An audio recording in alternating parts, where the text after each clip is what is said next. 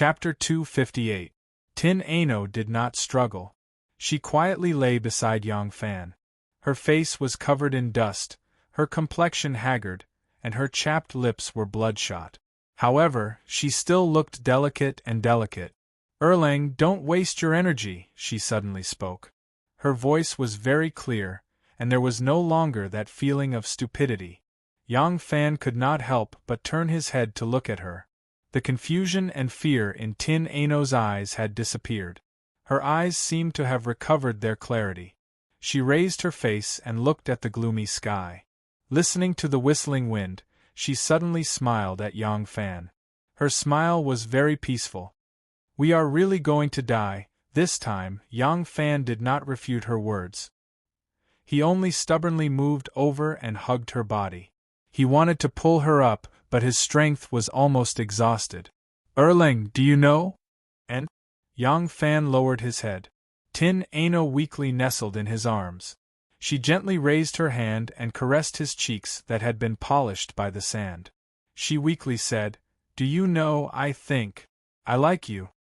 Yang Fan wanted to smile, but he could only grin. He felt a burst of pain from his chapped lips. His cheeks were so numb that he could no longer smile. "It's true." Tin Ano leaned into his arms and closed her eyes. She softly said, "I have never cared about someone so much. I worry about him, miss him, like to know about him, like to inquire about him, like to look at him, like to think about him," Tin Ano said to this point. She gently opened her eyes and gazed at Yang Fan. She softly said, "This is probably what it means to like someone.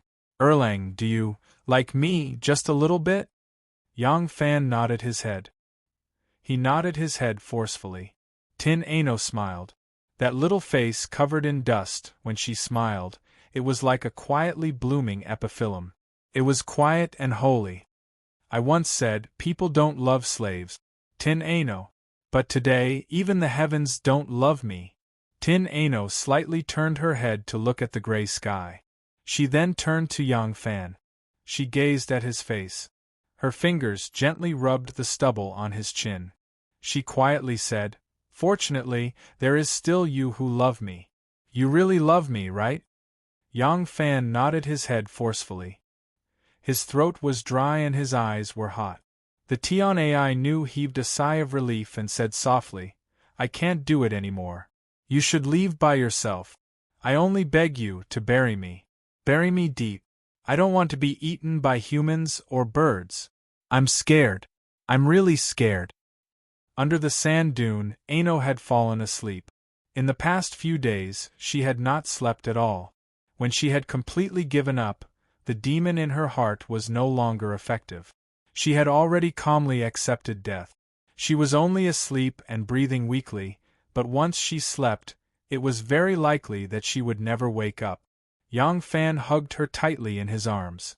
He wanted to cry but had no tears. Yang Fan gently put Tin Ano down. He took out the knife from his waist. He wanted to dig a deep hole while he still had some strength. He wanted to bury both him and Tin Ano inside. Many years ago, when he was still a child, he had dug a grave for Nyonyo's mother. The sorrow he felt then was completely different. Now, he was digging a grave for himself. Many years ago, when he was still a child, he had once dug the grave for Nyonyo's mother. The sorrow at that time was completely different from his current mood. Now, he was digging his own grave. Cha, cha, cha. In the moaning wind, there was only the sound of the cold blades stabbing into the sand. It was dry, monotonous, and cold. The wind seemed to soften. It blew on his face. It was slightly cold. It was not cold. It was really a kind of chill. Yang Fan gently wiped his cheeks with the back of his palm. He felt a touch of wetness. "Did I cry?" Yang Fan stopped the knife and raised his face. Another piece of something stuck to his cheeks. It quickly turned into a wet mark. Yang Fan was stunned. After a while, he suddenly dropped the knife and climbed up the sand dune with his hands and feet. Yang Fan climbed up the sand dune, gasping for breath. The wind blew against his face, making him feel cold. It was really cold, damp and moist. A snowflake hit his face again. Yang Fan touched his cheeks and suddenly laughed. He laughed and rolled down the sand dune. He rushed to Tin Ano's side. He picked her up and shouted, "Anu! It's snowing! It's snowing! We are at the edge! Let's go out! Anu?" Anu's body seemed to be frozen stiff. No matter how loudly Yang Fan shouted, she still didn't speak or move. Her consciousness had already fallen asleep. Apart from an undetectable wisp of breath, she was now no different from a corpse. Yang Fan patted her frozen face and shouted, "Anu! Anu!" Tin Ano still did not respond. She was very hungry, thirsty, and sleepy. She no longer had to worry about the fear of not having food. She wanted to sleep in a world without hunger. The snow was really coming. It was getting heavier and heavier. Some snowflakes were blown by the wind and rolled into the sand valley. Although it was not much, it brought hope. But Tin Ano still did not wake up. Tin Ano fell asleep. She could no longer feel the cold, the hunger, the thirst, or the fear. In her dream, she vaguely returned to her carefree childhood. She happily chased the chickens in the yard, making them squeak as they ran around. Her mother chased after her with a bowl of hot porridge. She laughed and scolded her angrily, telling her to stop eating. She suddenly smelled a fragrant aroma and immediately felt hungry, so she obediently stopped eating. The porridge was very fragrant and sweet. She held the bowl and swallowed the porridge in big mouthfuls. Suddenly, a swarm of locusts flew over. The ground cracked and the trees were all eaten. There was not a single drop of porridge left in the bowl. The whole yard was ruined and empty. "No!" Tin Ano screamed and opened her eyes. Then, she found that she was still lying in the cold desert in Yang Fan's arms. Yang Fan was half squatting, holding her. His wrist was right next to her mouth. Tin Ano felt a fishy and sweet taste in her mouth. It was the taste of blood. You! Tin Ano suddenly understood. He is saving me. He cut his wrist and used his blood to save me. Yang Fan saw that she woke up and was pleasantly surprised. "Anu! We are saved. We are already at the edge. Look, it's snowing, there are really snowflakes." Tin Ano did not look at the sky at all, nor did she feel if there were snowflakes. She threw herself into Yang Fan's arms and burst into tears. She was not afraid of death. What she was afraid of was not hunger. What she was afraid of was the kind of family and humanity that had been completely wiped out by hunger.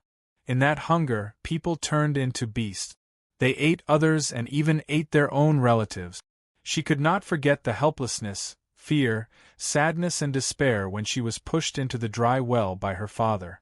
That scene became an unconquerable heart demon that had been buried deep in her heart. At this moment, that heart demon was finally completely destroyed by Yang Fan's blood. The ice in her heart finally melted. These were tears of joy, tears of the knot in her heart was finally untied. The heavy burden that had been pressing on her heart was finally relieved. She cried her heart out, as if all the years of suffering had been poured out at this moment. Exhausted, the two of them stood up again and supported each other as they walked towards the direction where the snowflakes were coming from. In fact, there were two things that Yang Fan did not understand.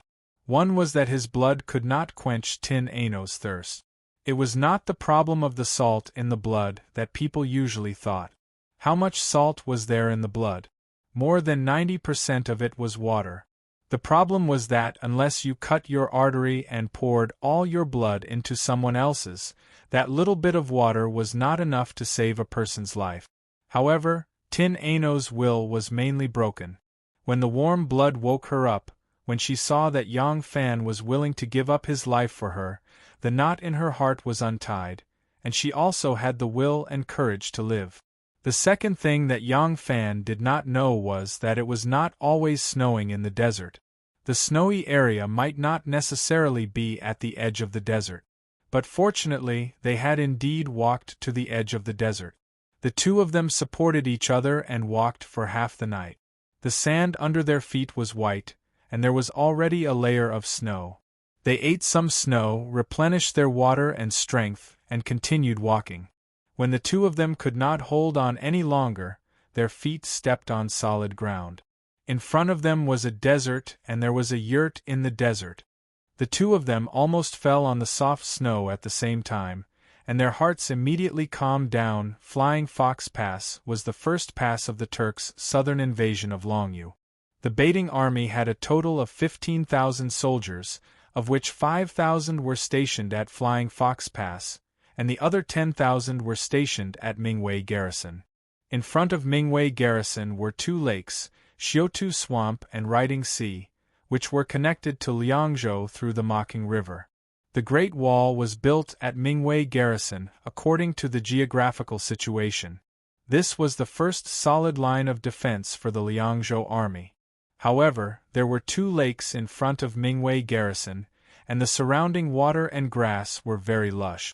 Some small tribes that belonged to the Tang dynasty lived here, so the Tang army extended the first line of defense to Flying Fox Pass. Unless a large Turkic army arrived, small troops or horse bandits would not be able to enter and raid the border residents. The Flying Fox Pass was a gap formed by the Helan mountain range. As the gap was relatively large, the terrain on both sides of the pass was relatively flat. If one wanted to build a castle here to connect the two mountains, it would require a huge amount of manpower and resources, as well as a lot of money. Therefore, no one had built a castle here. Otherwise, Liangzhou's first line of defense would have been established here long ago. The two mountains in Flying Fox Pass had a military camp with 5,000 soldiers, specially set up to deal with small raiding Turkic tribes and horse bandits. The commander in charge was a Yingyang lieutenant general named Su Yisheng. Lieutenant General Su Yisheng was in his early 30s, with handsome features and 3 strands of mustache on his chin. He looked elegant and had the demeanor of a scholarly general. At this moment, Su Yisheng had his hands behind his back, suspiciously walking around a few Turkic men who were tied up in front of him. These men dressed in Turkic attire were Gao Sheiji, Big Bear, Yanjiha and the others. Chapter 259. Gao Shichiken's hands were tied behind his back and he anxiously said, "Commander Su, everything we said is true. Didn't you check our waist tags?" Commander Su waved his hand and said, "Whether you are really our scouts or not, we will know when the people from Shanzhou come to verify it.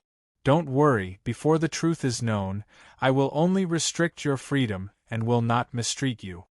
Gao Shichiken anxiously said, "The Turkic army is traveling day and night and will arrive in no time. They are all cavalry and are not much slower than us. There is no place to defend here. The garrison must quickly retreat to Mingwei Garrison." Commander Su chuckled coldly and said, "Your waist tokens are real, but how do I know that you didn't capture our scouts and impersonate them to lure this general away so that you can plunder the local shepherds? I have the responsibility to defend the land. How can I abandon my duty just because of a few words from you?" Big Bear stamped his feet and said, "If Commander Su is worried about this, you can immediately inform all the big and small tribes to move back to Mingwei Garrison. These tribes have all left. If we are thieves, what can we rob?" Commander Su rolled his eyes and said, "Do you think it is so easy to migrate the tribes? If the news is not true, who will appease the tribes and compensate them? Who will answer to the superior's questions? Who will bear the responsibility of leaving without permission?" Yanjiha was not a soldier, but he did not care how high his rank was. He angrily said, "Bulsh *t. We took such a big risk to deliver the news to you, and you, a dog official, still have doubts. Aren't you afraid that the news is true and when the Turkic army arrives, they will swallow all of you in one bite?" Commander Su angrily pointed at his nose and said, "Bastard, you dare to speak to a superior like this?" Yanjiha puffed out his chest and said, "I am not your subordinate, why should I be afraid of you? Who are you?" "I am a horse bandit." Commander Su's eyes suddenly revealed a fierce light.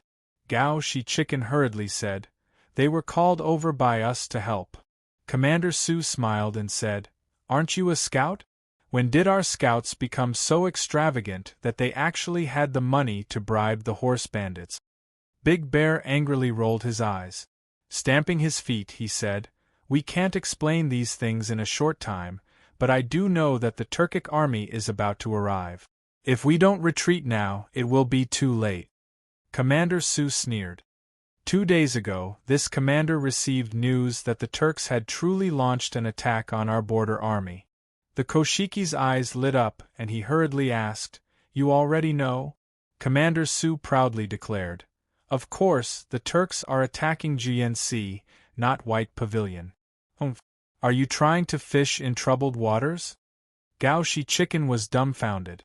After a while, he said, "Didn't I tell you just now that they were pretending to attack GNC? Why did you still fall for it?" Su Langjiang sneered and pointed at them, saying, "You are telling me not to believe in the fire beacon signal, but to believe in the words of the few of you who are unknown highwaymen, scouts or spies of the Turks?" Commander Su did not wait for him to reply. With a stern face, he waved his hand and said, "Arrest them and send them to the Liang prefecture to be dealt with." The soldiers waiting in the tent immediately dragged Gao Shi Chicken and the others away. Gao Shi Chicken anxiously jumped and shouted, "Commander Su! Commander Su, no matter what, you should send someone to investigate the situation." Commander Su. The tent was empty. Commander Su paced around with his hands behind his back and called, "Guards!" A personal guard entered the tent and cupped his fists. "Commander Su," Su Yixing said, "send a few brothers to the mountain pass to investigate." Deputy General Xiaoningfeng asked, "Commander Su believes their words?" Commander Su said in a deep voice, "This is a serious matter. It is better to believe than not. Send a few men to the mountain to take a look." Tin Ano slowly woke up and felt a strong warmth hitting her face. She opened her eyes and saw a bonfire not far in front of her. Yang Fan sat beside the bonfire and was putting 2 pieces of dried cow dung into the fire. The flickering light from the fire reflected on his face, sometimes bright and sometimes dark, as if it was shining on the blade of a knife. After more than 2 months of being tempered by the wind and sand in the snowy plains and desert, after so long of wandering, Yang Fan had lost a lot of weight. However, because of this, his entire person was refined and his aura was somewhat sharp. His hair was unkempt. The messy beard under his chin and sideburns that had not been shaved for a long time added a hint of wildness to his handsomeness. Quietly looking at him, Tin Ano's eyes suddenly flashed with a trace of shyness. She remembered the confession she made to Yang Fan before she died. She really wanted to close her eyes and not open them again to avoid the awkwardness when facing him. However, when her gaze swept past Yang Fan's wrist and saw the bandages wrapped around it, she suddenly remembered his injury and couldn't help but let out a soft cry. Yang Fan suddenly turned his head and happily said, "You're awake!" "Yes."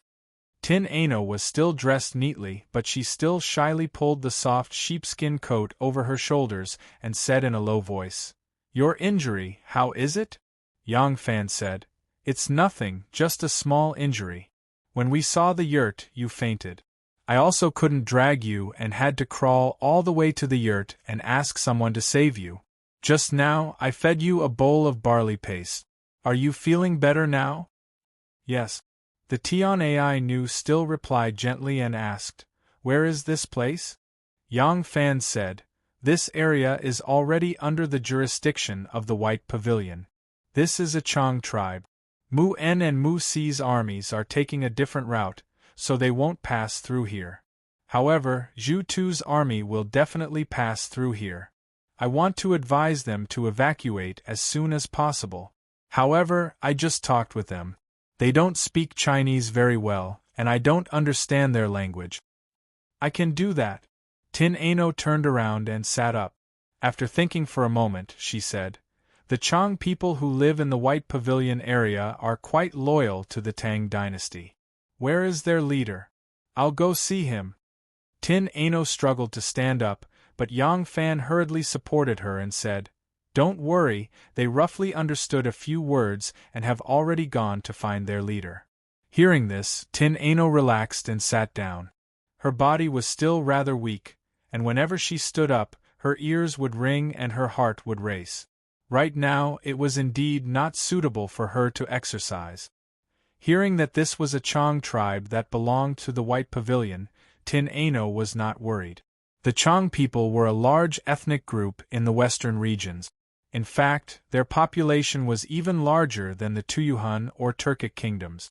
However, the Chang people did not have a unified government and were very loosely organized. In order to fight for control of the plains, the various Chang tribes constantly fought against each other. As a result, they were later ruled by the Tuyuhun and Turkic tribes. The Chang people and Turkic tribes had always been at odds, and the Tuyuhun people and Chang people had also been at odds. However, the Tuyuhun kings gradually tried to integrate and win over the Chang people. Later on, when the Tang people fought with the Tuyuhun people, many of the Chang tribes killed the Tang officials and defected to the Tuyuhun people. The Tang people could not be considered harmonious here. However, the Tuyuhun people had already been annexed by the Tuyuhun people, and even the Tuyuhun royal family had been reduced to second-class citizens. The Tuyuhun people were no longer attractive to the Chang people. At present, the Chang people were the closest to the Han people among the various ethnic groups that remained in the Tang territory. At present, there were many nomadic tribes like the Sogdians, Turks, Tuyuans, and Chang people in the Tang territory. The government was trying to change their nomadic habits and get them to try farming. As a result, there were new conflicts between the tribes. It wasn't just the traditional shepherds who couldn't accept it. Even their leaders couldn't accept it, because once farming became their main mode of production, their ruling power over the entire tribe would be shaken, and they would be easily taken over by the government. However, this conflict was mainly between the Sogdians and the Turks. The Chang people had been familiar with farming for a long time, and they did not have a strong ruling class like the Turks and the Sogdians. Therefore, among all the ethnic groups in the western regions, the Chang people had the best relationship with the Tang people. Tin Ano sat down again, speechless.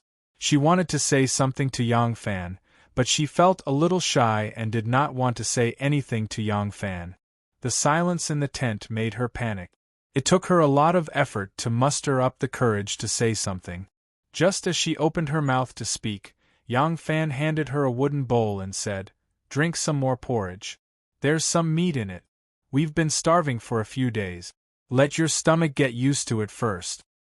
Oh, Tin Ano's words were interrupted. She obediently took the wooden bowl and sipped the porridge. She always felt that she should say something to Yang Fan. At least, she had confessed her feelings to Yang Fan. In fact, this feeling had always been hazy in her heart. It was not until the moment of death that it suddenly became clear. And now, she had already told Yang Fan about it, and Yang Fan had nodded his head vigorously. She remembered this scene very clearly. She always felt that the relationship between the two of them was a little different from before. But she didn't know why. She felt that she and Yang Fan seemed to have become more distant. In the past, when she saw Yang Fan would always find an opportunity to flirt with her.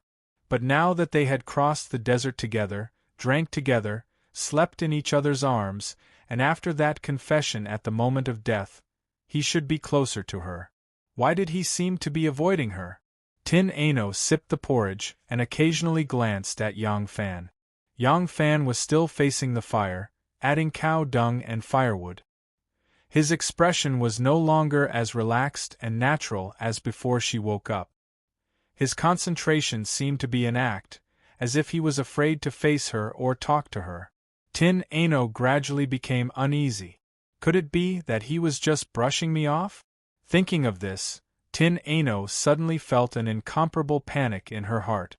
The nightmare of being abandoned and hurt by her loved ones when she was young had always affected her. She did not dare to completely trust anyone, nor did she dare to fall in love with anyone.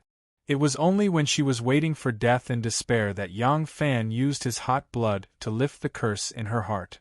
So, Tin Ano poured all the emotions that she had suppressed for more than 10 years into one person. That love was different from anyone else. It was a kind of fanaticism, a power that she could no longer control. But Yang Fan's attitude made her inexplicably panic. Could it be that he actually doesn't like me? Chapter 260. Tin Ano was very hungry. The porridge in the bowl was very fragrant, but she suddenly didn't have the appetite to eat. She put down the bowl and stared at the side of Yang Fan's face. She nervously asked, "Erlang, right, you still haven't told me. Did you appear in Mo Bay under young Master Jiang's orders?"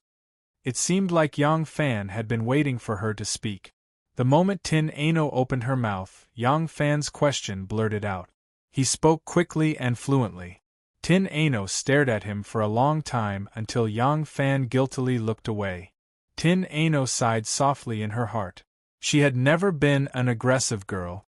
She knew that Yang Fan was intentionally changing the topic, but she didn't want to ask and didn't dare to. If she didn't ask clearly, she could have a glimmer of hope in her heart. She was worried that if she asked, it would shatter this hope. This girl was never as strong as her appearance showed. In fact, ever since she had cracked open the hard shell that was both hurting and protecting her from new harm, she had become more sensitive and vulnerable than ever before. After a long silence, Tin Ano softly said, "I told you before, young Master and Shin Mu belong to a very, very large family. In reality, it is formed by the alliance of several very, very large families. Their goal is to protect the safety of the entire family from the outside and in the dark. Just like if there is a sun, there is a moon. If there is day, there is night. This power is also divided into the light and the dark. Actually, compared to the large families themselves, the light side is also hidden in the dark. It is just that it is not as mysterious and unpredictable as the dark side." Yang Fan quietly listened, and a trace of guilt rose in his heart. Of course he knew that Tin Ano had seen through his intentions, but he really didn't know how to face Tin Ano. Accept her love? Then what about Wanner? Yang Fan knew that Tin Ano was a cute girl. Even before he fell in love with Wanner, he had fantasized about her being his woman more than once. But now that he was asked to accept it, he did not know how to arrange these two women, so he could only escape. Tin Ano was still explaining. This faction, the one in the light, is called the obvious faction, and the sect master is young Master Jiang. Of course, young Master Jiang was just an alias, and so was Shin Mu. This hidden faction was called the Hidden Sect, and the patriarch of the Hidden Sect was Shin Mu. According to the rules, the Hidden Sect had to obey and assist the Obvious Sect. They would only be asked to do things that the Obvious Sect couldn't do. But Tin Ano took a light breath and said, "To do things, one must have money, authority, and manpower. If there are some things that even the Obvious Sect couldn't do, then the difficulty of it is imaginable. If the Hidden Sect wants to do these things, they must give them a lot of money, a lot of authority, and a lot of manpower. The Hidden Sect has to maintain its secrecy in order to have an advantage that the aristocratic clans and the Obvious Sect don't have.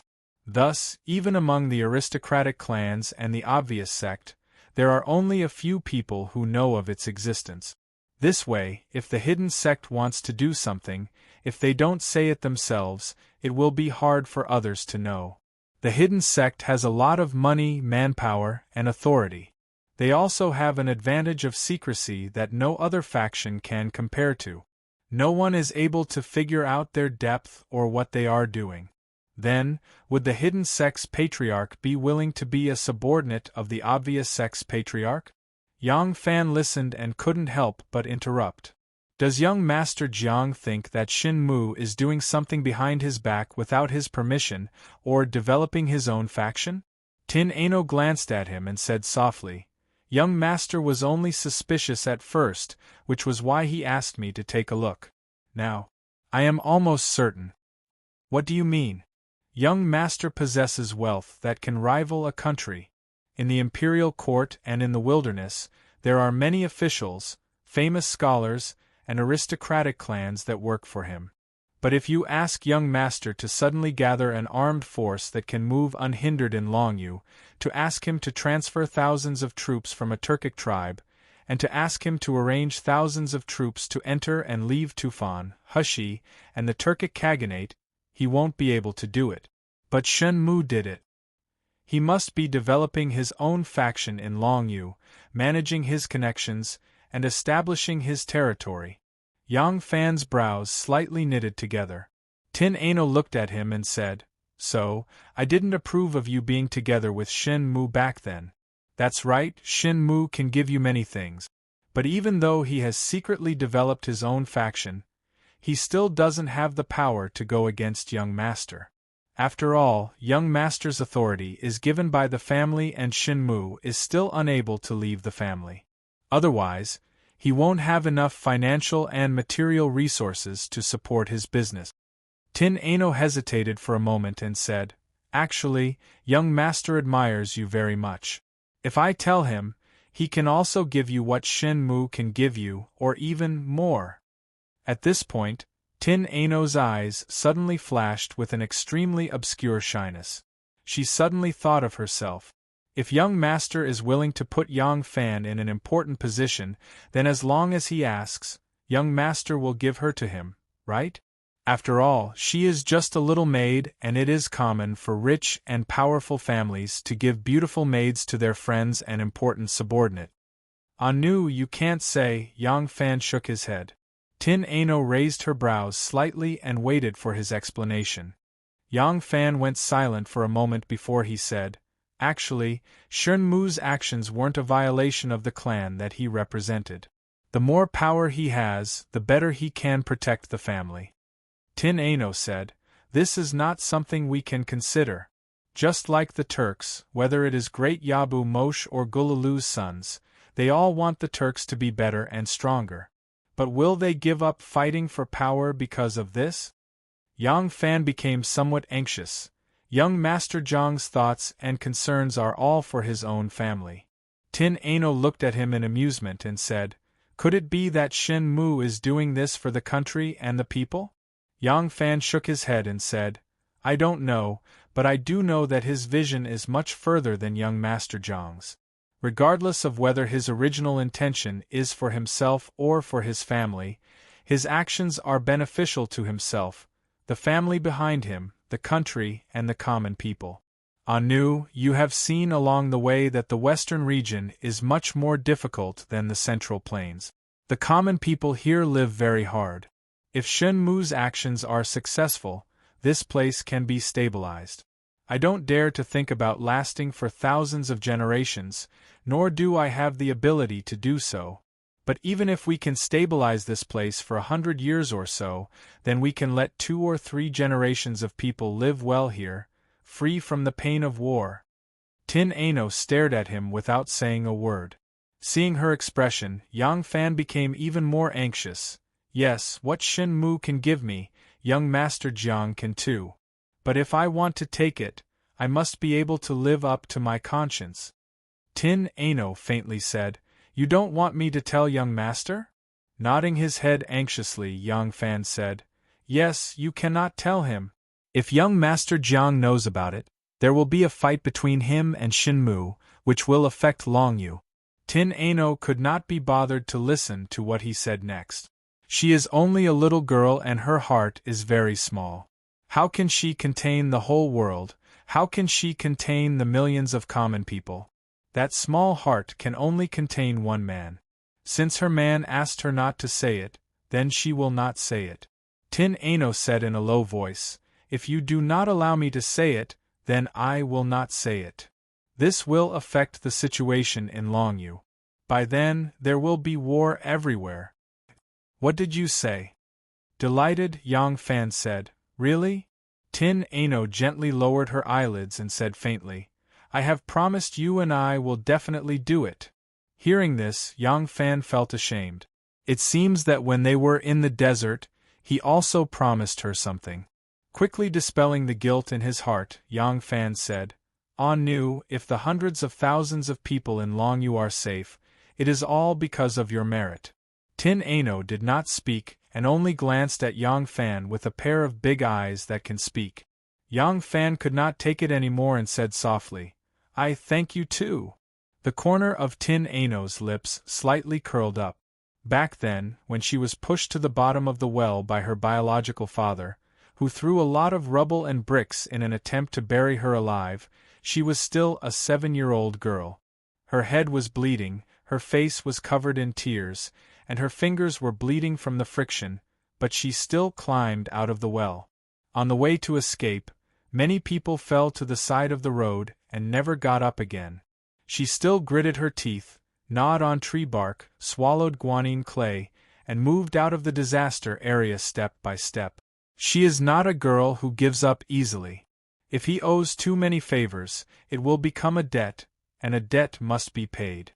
At this moment, the curtain of the tent was lifted and a few men in leather robes walked in, accompanied by a snowstorm. "You are a Tang scout? You said that the Turks are going to attack White Pavilion through this?" In the middle of the group, a middle-aged man with snow-white eyebrows and a red face stared at Yang Fan with a pair of sharp eyes and asked in a very standard Han language, "Today is a rare day of good weather. The sky that has been cloudy for many days has cleared up." In the snowy plains in the distance, a group of faint black dots suddenly appeared. The black dots gradually became clearer. It turned out to be a group of neatly dressed border soldiers of the Tang dynasty. They wore light leather armor with red halves on the outside, and their helmets were bright red tassels.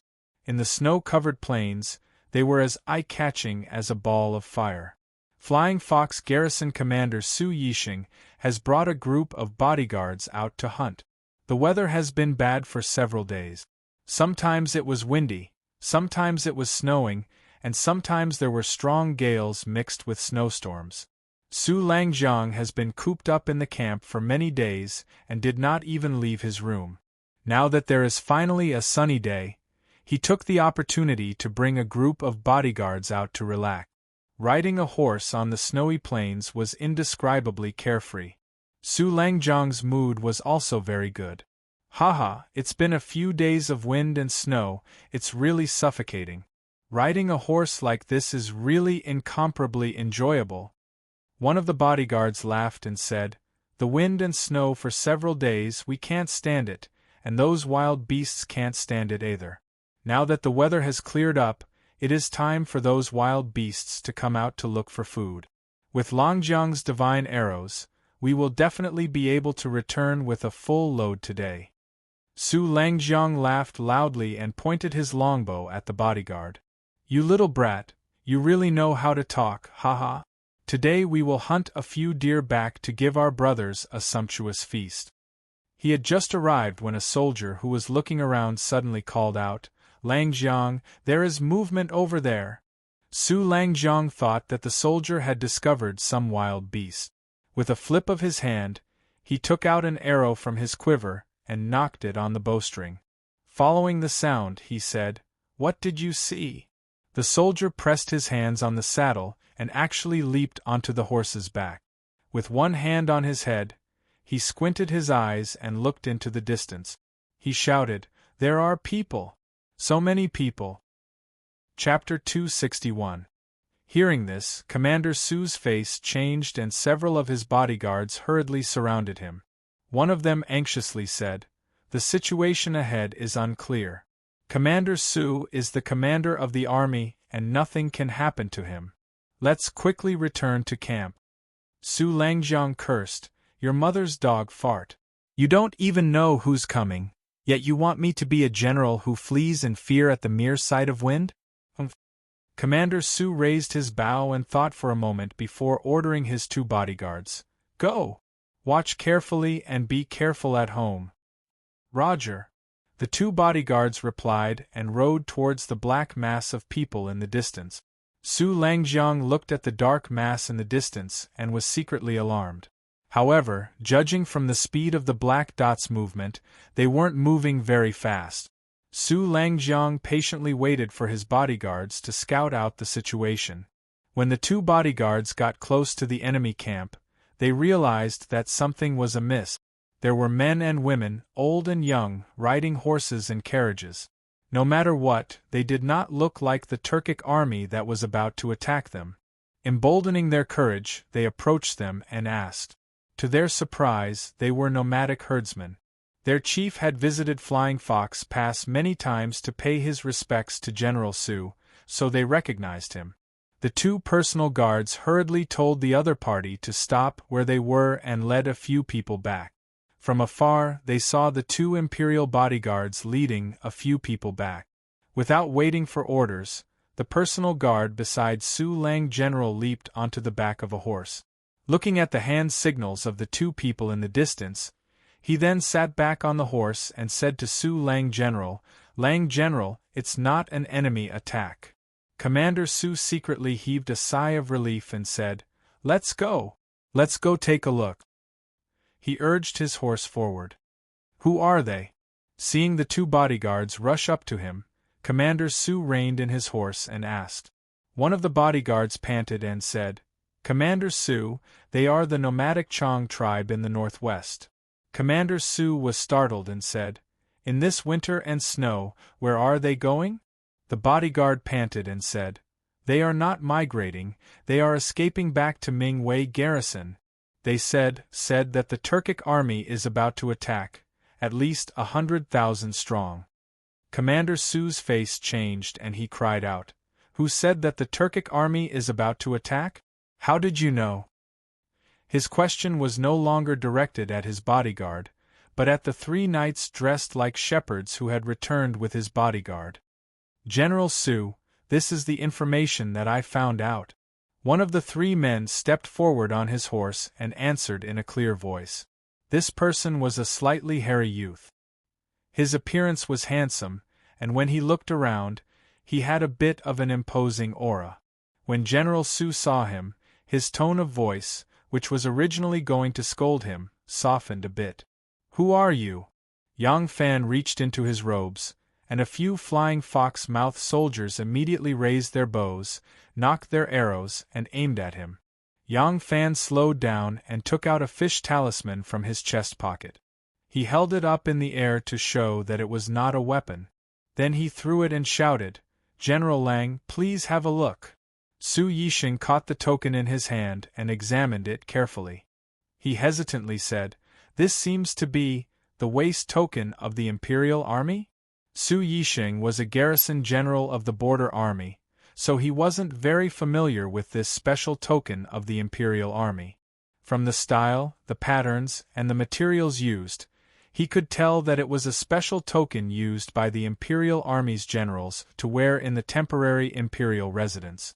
However, not every border commander knew the existence of the 100 cavalry like the back of their hand. Yang Fan said, Yes, I am Yang Fan of the 100 cavalry of the Yulin Guards. I was ordered by the Emperor to go to the western regions on official business, and I happened to find out the secrets of the Turkic army. I have already sent someone to Flying Fox Mouth to warn you. Did General Lang receive the warning? Su Longjiang's expression turned grave as he asked, You sent someone here? Who? Yang Fan said, I had sent the scouts from Shanzhou, Gaoshiji Big Bear, and the others to warn you first. Has General Lang met them? The corner of Commander Su's eye twitched a few times, saying, There were a few of them, but I did not believe their words. I have already escorted them to Liangzhou to confirm their identities. Yang Fan anxiously said, General Su, do you know how much risk we took to obtain accurate information on the Turkic army? You did not believe their words. The Turkic army can appear at any time. Do you know how many civilians will be harmed if the military plan is delayed? Even the 5,000 soldiers you have stationed at Flying Fox Mouth may not be able to safely return to Mingwei. Commander Su said, The information is true? A few days ago, I just received a signal from GNC that a large group of Turkic army is attacking GNC. Could it be that they are attacking my white pavilion? Yang Fan loudly said, Did Gao Shiji not report to General that the Turkic army's attack on Juyansi is a feint? Su Yixing's expression was uncertain for a long time. The scouts he sent to the mountains to investigate have not returned yet, so he really could not determine whether Yang Fan's words were true or false. But Yang Fan once again confirmed to him that the Turkic army is coming, and he is a member of the Imperial Army. Commander Su did not dare to ignore him. Commander Su thought for a while and suddenly turned his horse's head, shouting, "Return to camp immediately." Yang Fan called out, "General, wait!" Su Yixing reined his horse back and coldly said, "What now?" Yang Fan said, "If we calmly return to Mingwei now, I am afraid it will be too late. General can send people to the various tribes to warn them, and at the same time send people back to Flying Fox Mouth to light the beacon to call for reinforcements." Su Yixing's countenance changed. "The enemy has not appeared yet, and you want me to listen to your side of the story? Then I will send all the nomadic tribes back to Mingwei, and then light the beacon to report to the border town. If the information is not accurate, who will bear the crime of misinforming the military and mobilizing the troops? Do you want me to use the beacon to play with the feudal vassals?" Yang Fan was also angry. He had risked his life to break into White Pavilion, and did not expect this Flying Fox Mouth general to be so cowardly. Although it is inappropriate to believe in military intelligence, but the consequences of believing or not believing, can he not distinguish which is more important?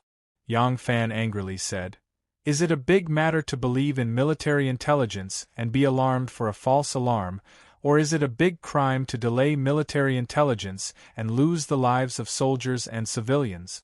Commander Su, you are so muddle-headed." Su Yixing was furious. He circled his horse, his hand on the hilt of his sword, and sternly said, "I have been guarding the border for more than 10 years, my service is great. Since when is it up to you, a young man, to lecture me?" Tin Ano, who was accompanying Yang Fan, saw him pressing down on his sword, and could not help but reach out to hold the sword at his waist. As soon as she moved, the dozens of Flying Fox Mouth soldiers immediately grabbed their swords, drew their bows, and both sides were in a state of mutual hostility. When the Yen air herdsman who accompanied Yang Fan and Tin Ano saw the stance of both sides, he did not know why both sides were fighting since they were both from the imperial court. He was so frightened that he repeatedly waved his hands and tried to mediate. At this moment, a person suddenly ran out from the side of the mountain pass. This person was wearing a sheepskin jacket, which was so big that it hung down to his buttock. Because it was worn inside out, the wool was exposed. If he lay in the snow without moving, it would be very difficult to see his existence. Both his legs were wrapped in leather greaves, which extended all the way up to his thighs.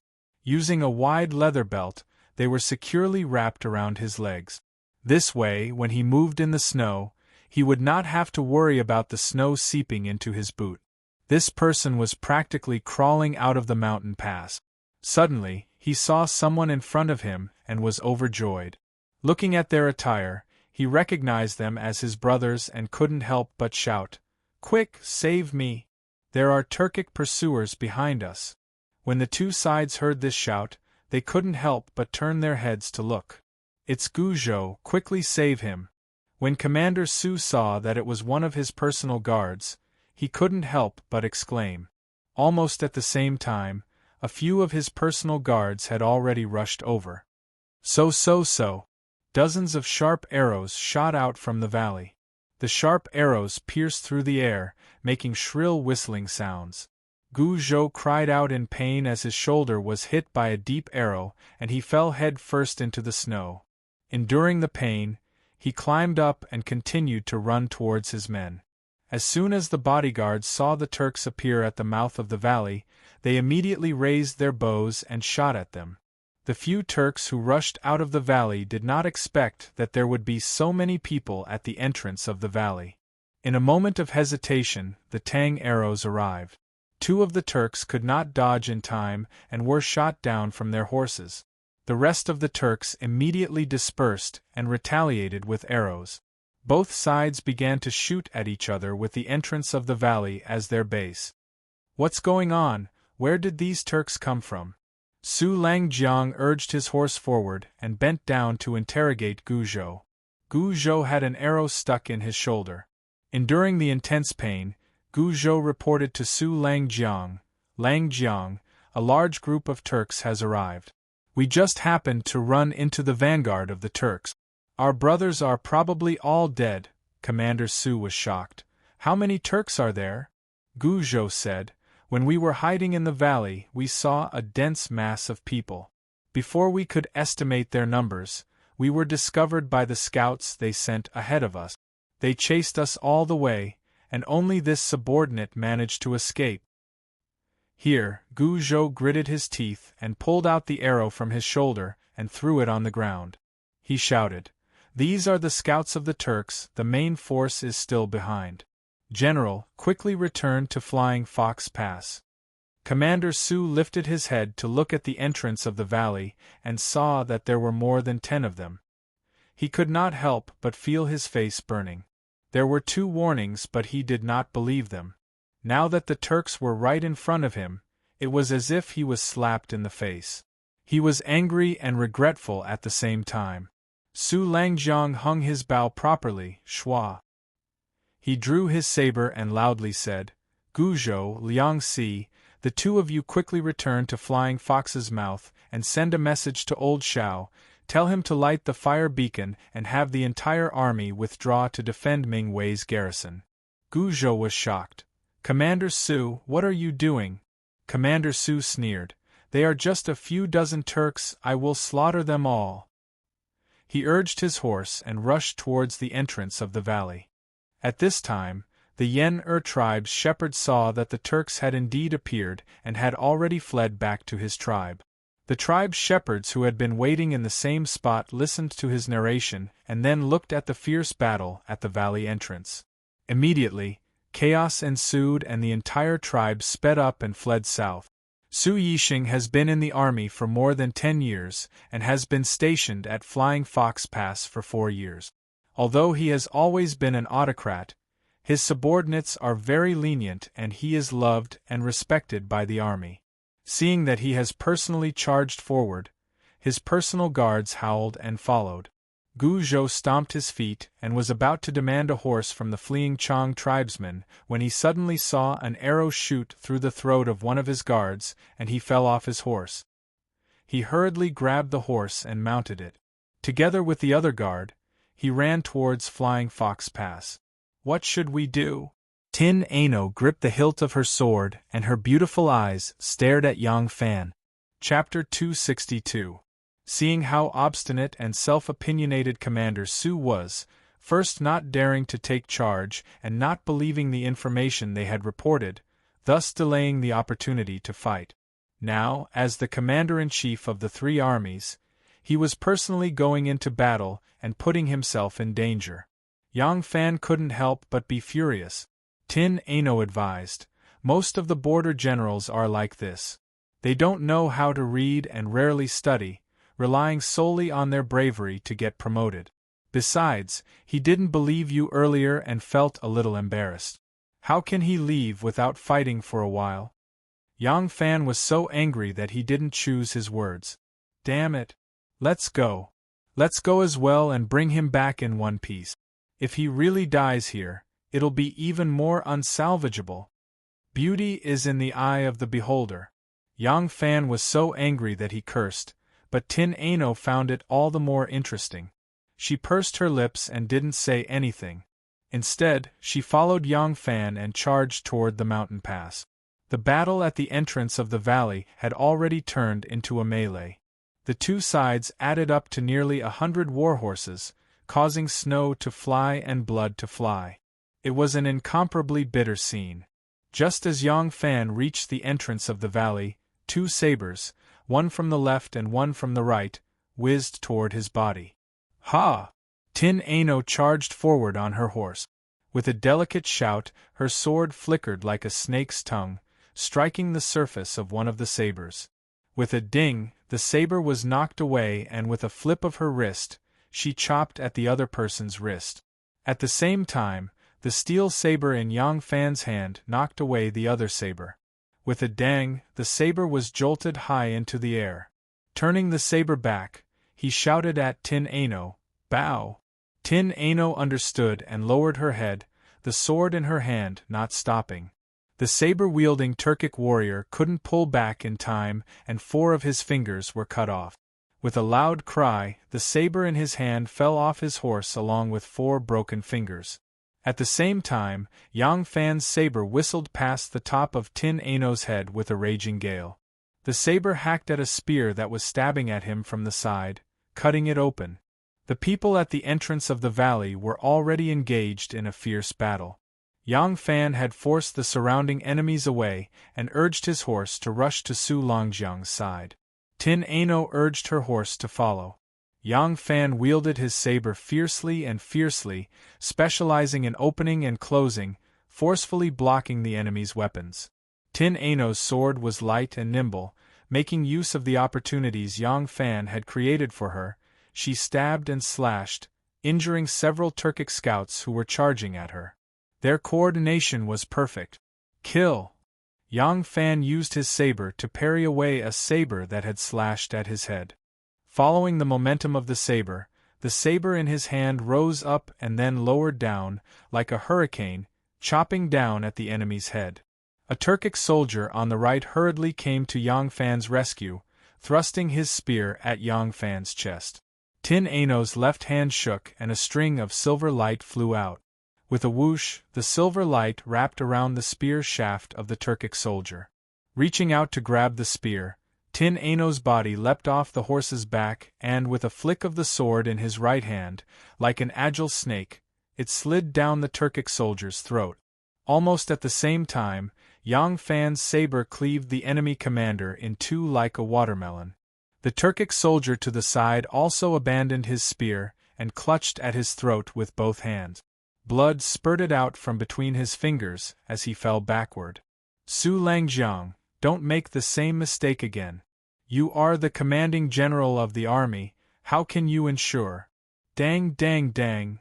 As Yang Fan spoke, the saber in his hand slashed like lightning, knocking away several weapons that were aimed at him and Su Longjiang. He then continued, safely withdraw the 5,000 soldiers from Flying Fox Pass to Mingwei Garrison is your responsibility. Su Longjiang's eyes were bloodshot. He waved the blood-stained saber in his hand and shouted, "Kill! Kill them all before leaving."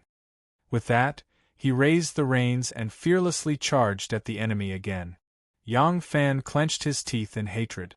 Helpless, he could only follow this boorish man and continue charging forward. Whoa! The wind and snow at the entrance of the valley surged and the arrows pierced through the air, creating a whistling sound. At this moment, the whistling sound of the arrows was several times louder. The sound was strange and sharp. Hearing this, Su Longjiang suddenly pulled on the reins of his horse and said in surprise, "The whistling sound?" The whistling sound began at the end of the Qin dynasty and the beginning of the Han dynasty. At that time, Maodun was the Xiongnu crown prince, but his father had a son with the woman he loved, so he wanted to depose him and send him to the Yuezhi kingdom as a hostage. As soon as Maodun arrived at the Yuezhi kingdom, his father launched an attack on the Yuezhi kingdom and tried to use the Yuezhi kingdom to kill his son. Fortunately, Maodun was alert and managed to escape by stealing a fast horse. After that, Maodun developed the whistling sound. This kind of arrow was made up of a spear blade and a spear collar. There was a ridge in the middle to prevent the arc from being dented. The cross-section of the spear collar was circular, and when it was shot, it would make a shrill sound. After that, Maodun trained his soldiers. Wherever the whistling sound pointed, his men had to shoot, and those who disobeyed would be killed. Maodun first shot his beloved horse, then shot his beloved wife, and trained his guards to shoot whenever they heard the whistling sound. They had no time to consider who the other party was. The last person he shot the whistling sound at was his father, and in the end, he became the Xiongnu Chanyu. After that, the whistling sound became a special kind of arrow in the army. It could be used as a warning, and also to intimidate the enemy. It could also be used to point out targets and give military orders in an army of thousands. General Su was out hunting with his bodyguards, and they were already dozens of miles away from the flying fox mouth. It could not be his men who shot the whistling sound. So where did this whistling sound come from? In just a moment, he realized that something was wrong. From the mouth of the valley, dozens of Turkic cavalry rushed out, all of them with bows and arrows. The arrows fell like rain as they galloped and shot. Even though there were only dozens of them, but because of the continuous firing of arrows, it was as if hundreds of people were shooting at the same time. The rain of arrows instantly covered the Tang army's position in the valley. Especially the whistling sound just now, it was estimated that the bow used was at least 2 stones worth of strength. The arrow was strong and fast, and one flew right into the chest of a Tang soldier. The whistling sound stopped abruptly. The sharp arrow pierced through the Tang soldier's leather armor and robe, all the way to the feather, and the arrowhead was exposed from the back. Dang, dang, dang! Yang Fan knocked away 3 arrows in succession, and hid in the stirrup to avoid an arrow aimed at his chest.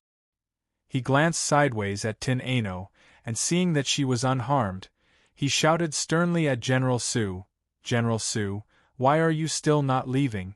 If the 5,000 soldiers of the Flying Fox Mouth lose their lives here, if the garrison of Mingwei is lost because the garrison is scattered, if Liangzhou is captured because of this, 100 deaths will not be enough to atone for your sins."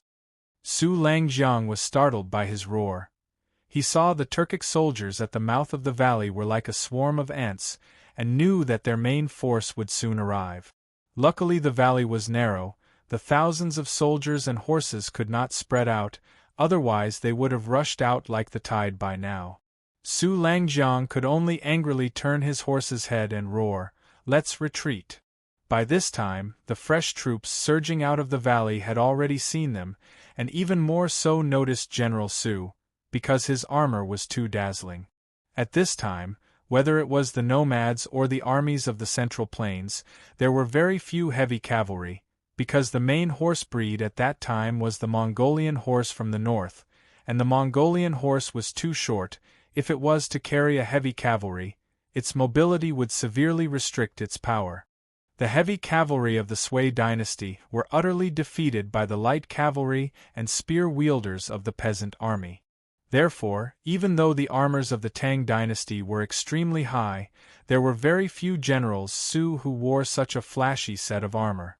Not only was the armor majestic, but it was also polished to the point where it shone brightly like a mirror. Under the bright sunshine today, it was practically a live target.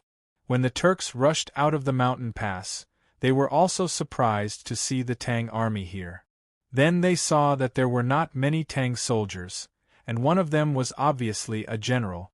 Although they did not understand why they would appear here with so few people, they knew that this was a rare opportunity.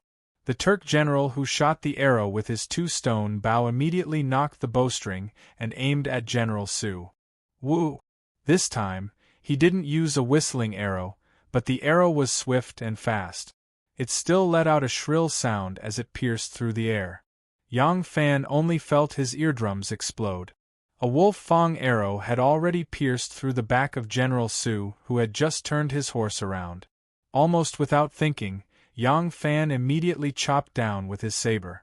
The arrow was too fast, the naked eye could only see a blur, and he slashed down based on his intuition. The saber was like lightning, meeting the shadow of the arrow.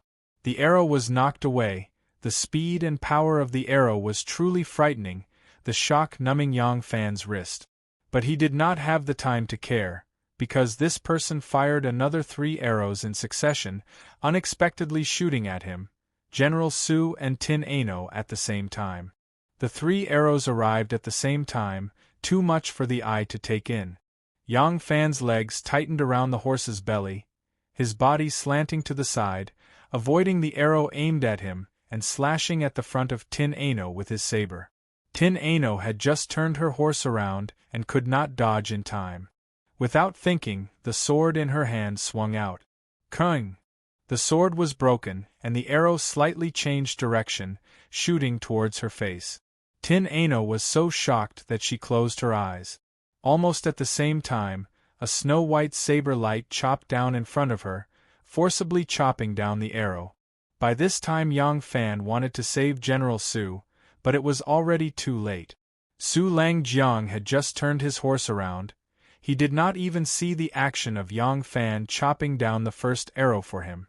Although General Su was a reckless and crude man, he was very caring towards his subordinates. He was not willing to escape alone. He turned his horse around and subconsciously straightened his back. He was just about to call his personal guards to retreat together when an arrow came from behind. Pooh! It pierced through the gap of the breastplate and into the middle of his back. Ah! Su Langjiang screamed. He was thrown forward by the arrow. Yang Fan was greatly shocked. He circled his horse around and grabbed Su Langjiang's reins. "I'll take you away," he shouted. Finished speaking, he fiercely slapped the horse's buttocks with the blade of his saber, urging the horse to leave. Tin Ano was only in charge of guarding his left and right. As soon as she saw him leaving, she did not hesitate, and the three of them and 3 horses ran away. Although General Su was not a smart and resourceful general, he dared to fight in the face of battle and sympathized with his soldiers. He was loved and respected by the garrison at Flying Fox Pass and had a very high prestige in the army. These personal guards were his most trusted aides. As soon as they saw their general being hit by an arrow, their eyes turned red and not one of them was willing to retreat. They all rushed forward, fighting for a chance for General Su to escape. The fight at the valley entrance had reached its climax, but the Turkic reinforcements were still coming.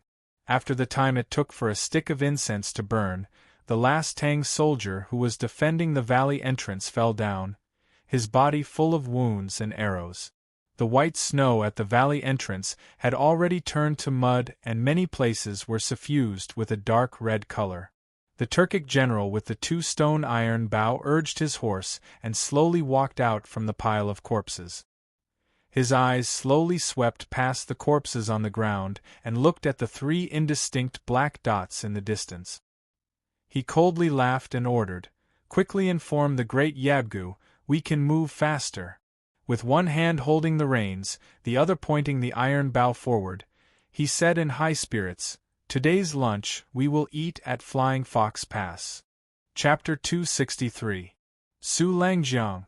Su Langjiang. Yang Fan pulled Su Langjiang's horse and galloped several arrows away. Seeing that there was no danger for the time being, he turned his head to look at Su Langjiang. He saw that Su Langjiang was leaning on the horse and was on the verge of collapsing. His face was deathly pale, and there was a faint trace of blood seeping out of his mouth. The arrow pierced through his heart and he is already heavily injured. How can he withstand such a jolt? Yang Fan may be in a hurry, but he knows that with some jolts, he may still have a chance to escape. If he stops now, he will be sending Su Langjiang to his death. The invading Turks are all cavalry and they will not delay him for long. But the thick arrow pierced through Su Langjiang's body, and as he galloped, his injuries are getting worse and worse. His internal organs are in a mess and it looks like he is about to collapse. Yang Fan saw this and became anxious. The pursuers will be here soon, and if something happens to this Flying Fox Commander-in-Chief, what should he do? At that time, it is true that the Commander-in-Chief is the soul of the army. If a Commander-in-Chief dies suddenly, the morale of the army will crumble and chaos will ensue. But although Yang Fan was anxious, there is nothing he can do. At this moment, Tin Ano suddenly pointed ahead and said excitedly, "Erlang, look, there is a carriage." Yang Fan looked up and saw a chariot moving strenuously on the snowy ground. Beside it was a horse with a shepherd on its back, guarding the chariot like an ant on a hot pan. Yang Fan urged the horse forward, and Tin Ano asked in the dialect of Longyu, "Why are you all so slow?" "There is a driver on the carriage, and there are 3 horses hitched to the shaft of the carriage. Beside the carriage is a middle-aged man. When Yang Fan and Tin Ano persuaded their tribe to move to Mingwei, they met these two men. The middle-aged man replied, "The carriage is slow and I am in a hurry." The Tian Ai Nu peeked into the carriage and saw that there was an old man, 2 women, and 2 children. The Tian Ai Nu asked, "Why aren't you riding horses?"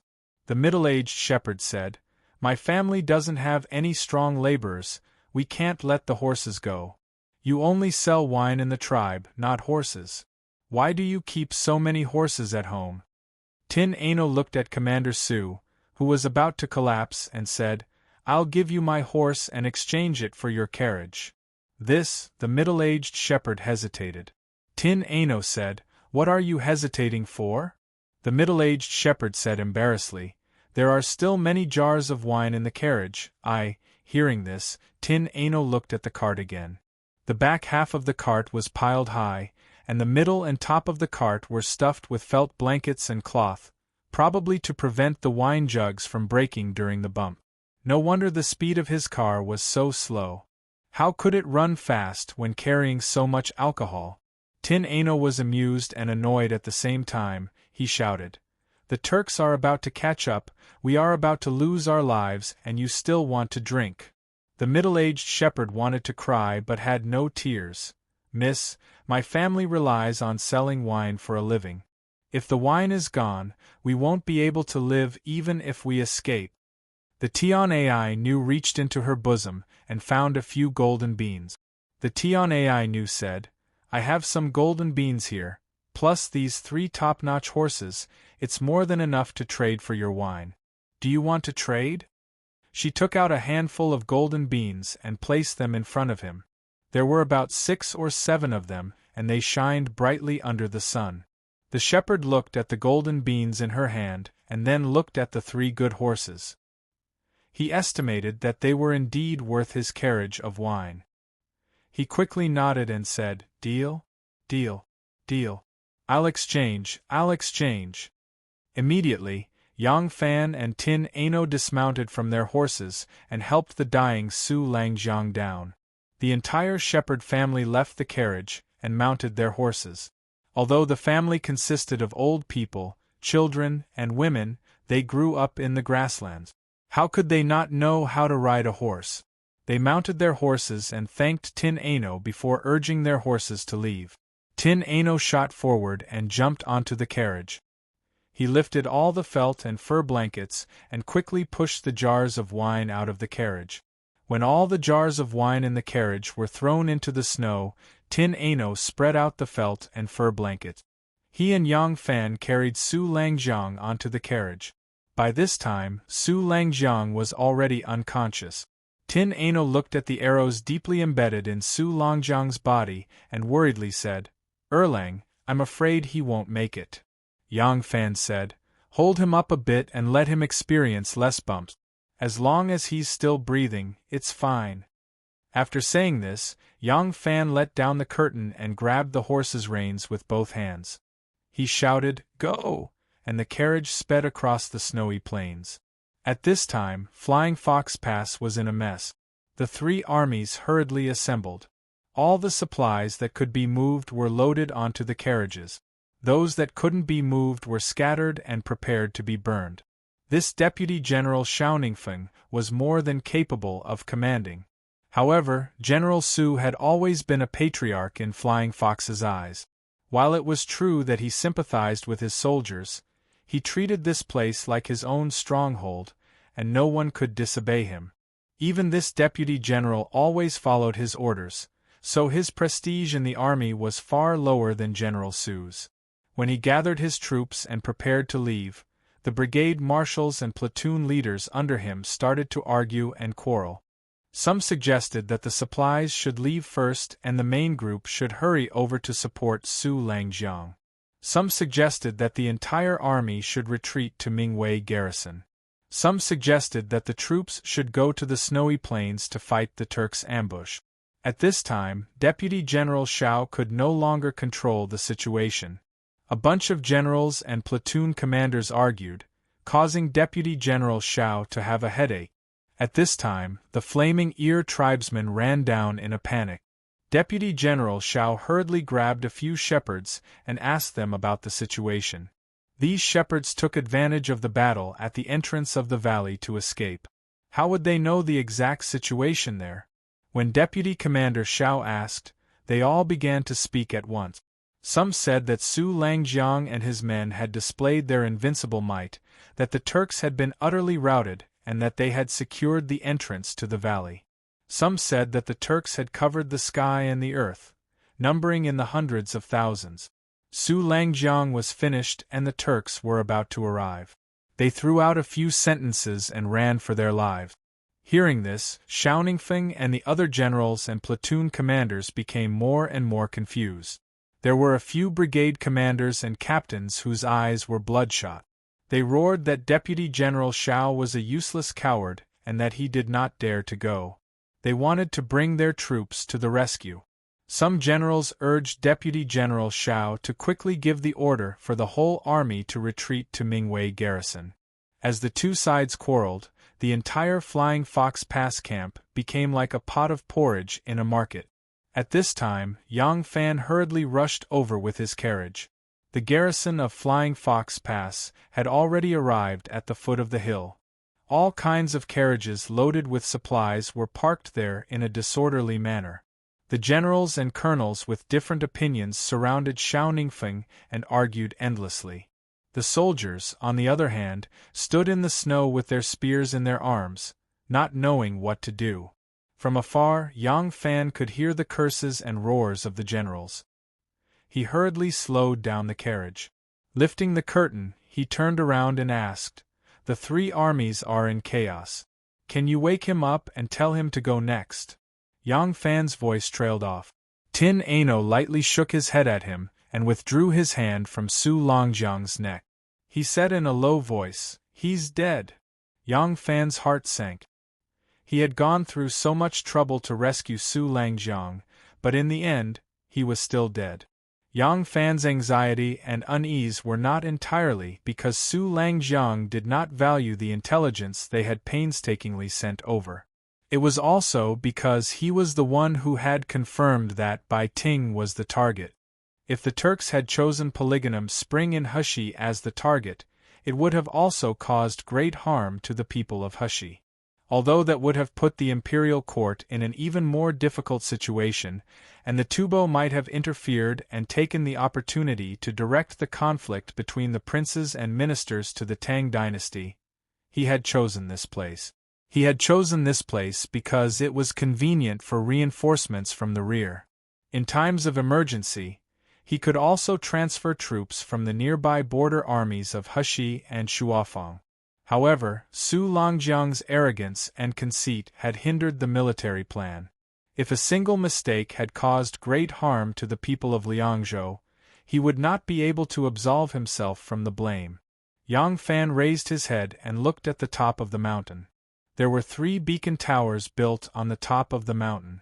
The weather today was very good, and the 3 beacon towers were burning with smoke. The smoke billowed into the sky, and although it was blown by the wind, it did not dissipate for a long time. With these beacons, at least the garrison in the direction of Mingwei could be prepared in advance. The nomadic tribes large and small outside of Mingwei were all familiar with this warning signal. As long as they weren't too stupid, they would immediately evacuate toward Mingwei. Of course, if they ran into someone who would rather sacrifice his life than his wealth, then there was really nothing they could do. The officers were still quarreling beside his ears when Yang Fan suddenly felt an inexplicable anger. He abruptly turned around and stood at the front of the carriage, shouting, "All of you, stop quarreling!" The officers who were in the middle of quarreling were all startled. Judging from his attire, he seemed to be a nomad from the grasslands, but his Han accent was perfect. Yang Fan shouted, "The Turks have 2 armies, one from the Gobi Desert and the other from Mi Machuan, are attacking Bai Ting. Right now, the right army from Mi Machuan has already reached the mountain pass, and you all are still quarreling here. Why aren't you withdrawing to Mingwei immediately? When the enemy arrives, won't all of your infantry be buried here?" Fei, who was a garrison stationed here, and most of them were infantry, In reality, because the main responsibility of the garrison at the border was to defend, most of the soldiers in the army were infantry. When there was a need to leave the fortress to fight in the wild, they would deploy another army consisting mainly of cavalry. These soldiers who guarded the border all year round rarely had the chance to use horses, so they wouldn't keep a large number of horses in the barracks and waste the military's resources. Xiao Ningfeng was currently full of anger from the quarreling of his disobedient subordinates. Seeing an outsider shouting at him, he couldn't help but angrily say, "Who are you?" Yang Fan flashed his waist token and said loudly, "Imperial Guard Yang Fan of the Imperial Guard of the Yulin Forest. I was ordered by the Emperor to go west on official business. I heard news of the Turks and specially came to warn you." Beside the ancient ship, Liang Si let out an "ah" and said, "It's him, he's the one talking to Lang General." A crowd of high-ranking military officers surrounded him and asked at the same time, "How is Lang Jiang? Is Su Lang Jiang doing well?" Lang General Su, Yang Fan hesitated for a moment.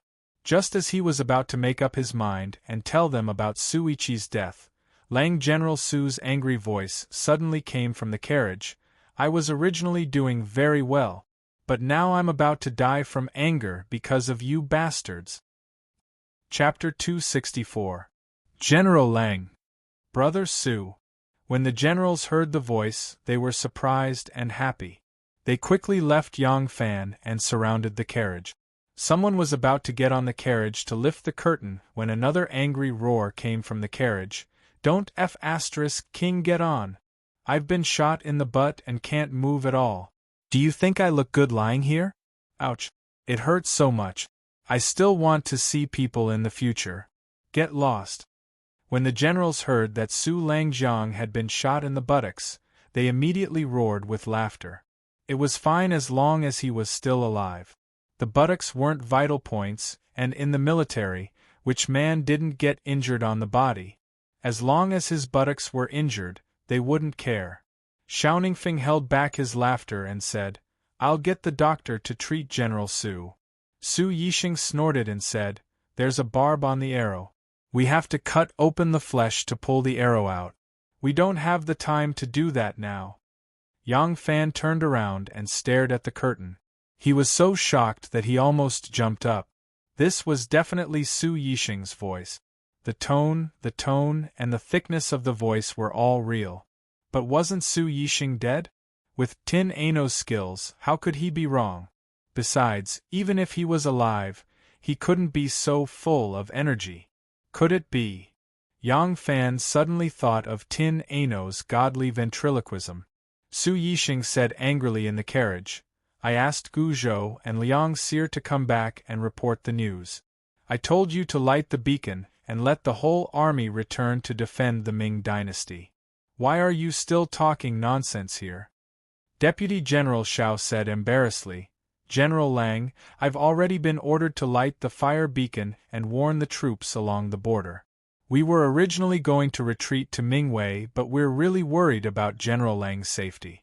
Some of our brothers want to bring people to rescue General Lang. Everyone is discussing here."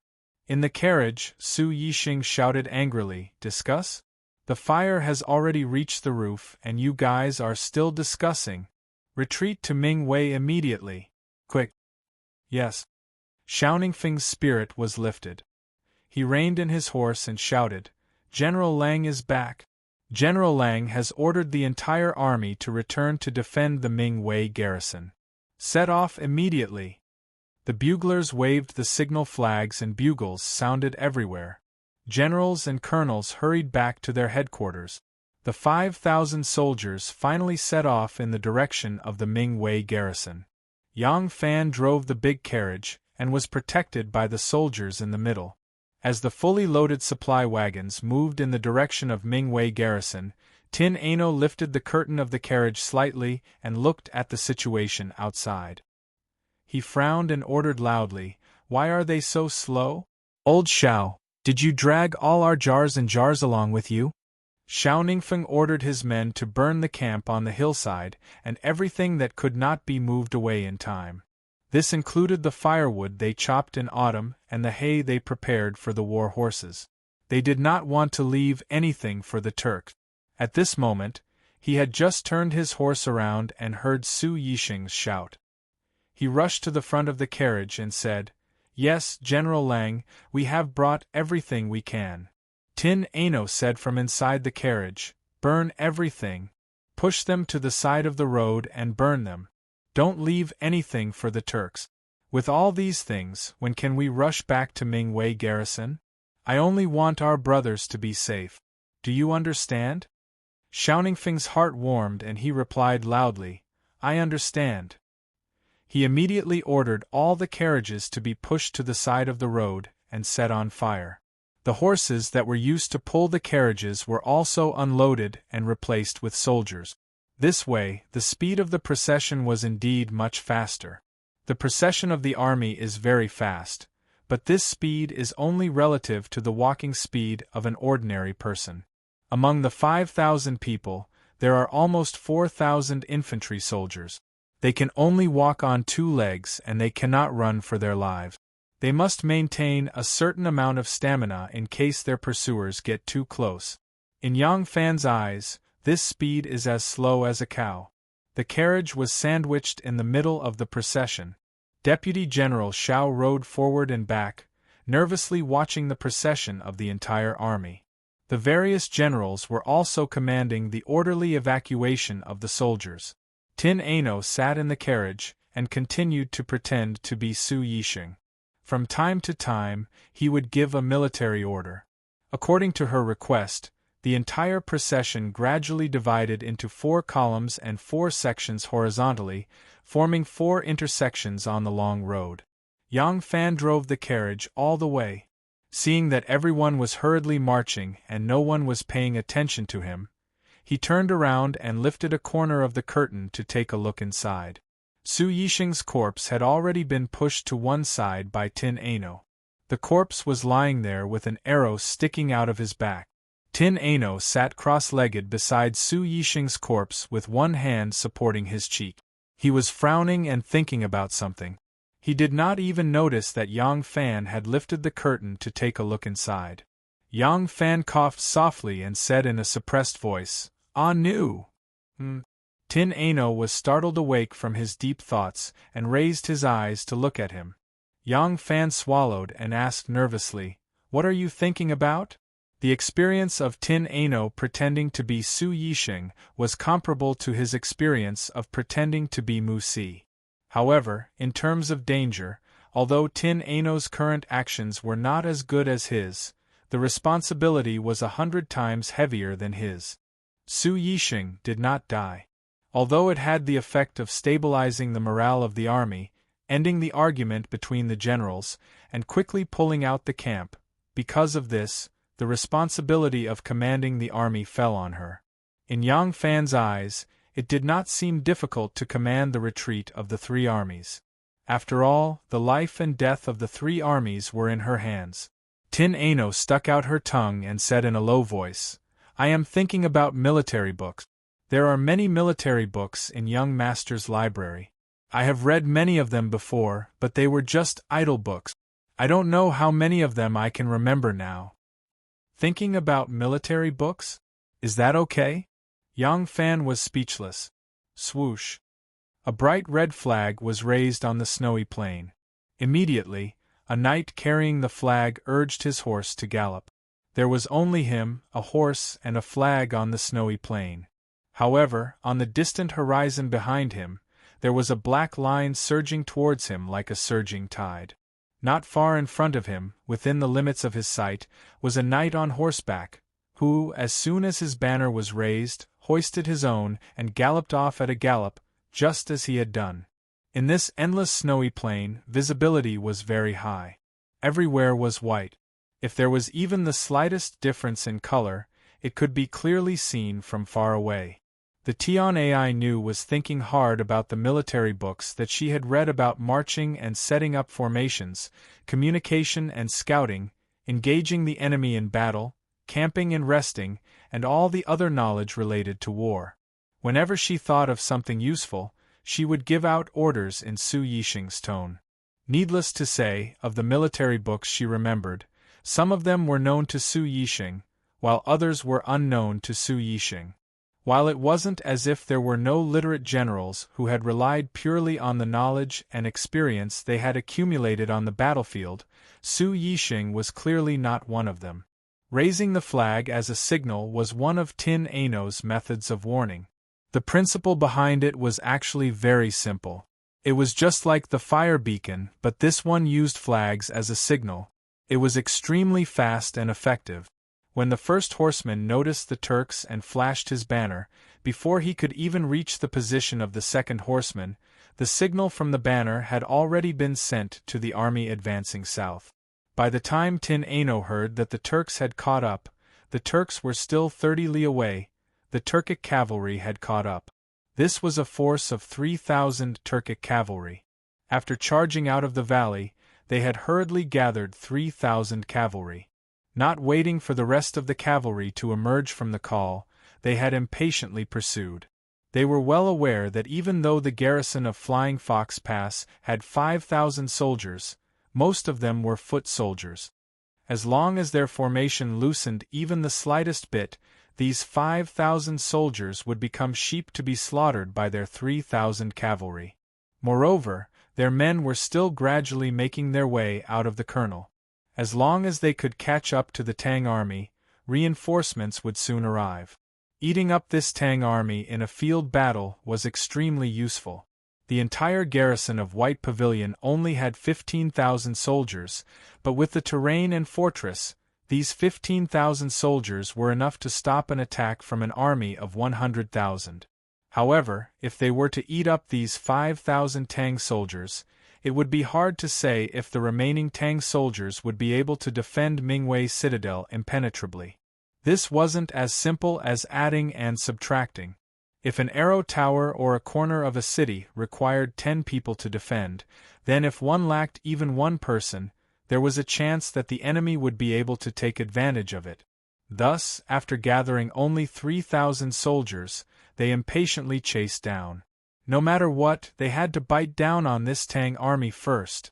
Lang General, the Turks have caught up.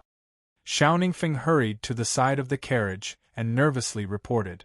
Tin Ano's heart skipped a beat. He tried to calm his breathing and asked in Su Yixing's gruff voice, "How much further?" Xiaoningfeng replied, "From the flag, it's about 30 miles away." Tin Ano thought for a moment and ordered, "Everyone, continue to advance. Don't panic. Archers and crossbowmen, gather at the rear and flanks, at the outermost perimeter. The vanguard team is next, the battle team is next. The horse army is on standby at the left and center. All cavalrymen, dismount and walk to maintain their horses. Old and weak soldiers, gather at the front and leave the main force to quickly retreat to Mingwei Citadel." Xiaoningfeng would respond to whatever Tin Ano said. When Tin Ano was done with his instructions, Xiaoningfeng hurriedly turned around to pass on the order. He thought to himself, Lang General's buttocks were shot today, and he actually became enlightened. In the past, when I saw him commanding his brothers in battle, he didn't seem to be so methodical. As the Tian Ai Nu sat in the carriage, he was thinking hard about the strategy that could be used in the military books based on the allocation, strength, and geographical situation of the army. At the same time, he had to be careful not to let his voice reveal the slightest bit of abnormality, in case Xiao Ningfeng noticed anything amiss. As soon as Xiaoningfeng left, Tian Ai Nu's shoulders slumped. She quietly crawled to the side of the sedan and called out pitifully, "Erlang, I'm so scared." Although Tin Ano was the one commanding the army on behalf of Su Yixing, Yang Fan was even more nervous than her. He was afraid that she wouldn't be able to answer and expose her identity. Listening to her conversation with Xiaoningfeng, Yang Fan's heart was in his throat. Hearing Tin Ano's words, Yang Fan quickly turned his head and comforted her. "Be good, don't be afraid. Do it boldly. I don't think that Su Langjiang will be any better at commanding than you." Tin Ano didn't hear anything except for the word good. This word good made Tin Ano's heart burst with joy. All the bones in her body turned soft. She sat back down dizzily and leaned against the wall of the carriage. She felt her heart beating extremely fast and her throat was a little choked. She felt like she was about to cry. What 100,000 Turkic soldiers? What returning to Mingwei Citadel? She didn't think about it anymore. The only thing that lingered in her mind was a happy sentence. He said, "I was very good." Chapter 265. General Lang, the pursuers are near. 20 li away. General Lang, the pursuers are near. 15 li away. General Lang, the pursuers are near. 10 li away. Stop. Rear formation to front formation, stay where you are. Under Tin Ano's order, the Tang army that was marching quickly stopped. The entire army turned around and rested on the spot. They had already sent cavalry back to Mingwei garrison to ask for reinforcements. However, Mingwei garrison only had 2,500 cavalry.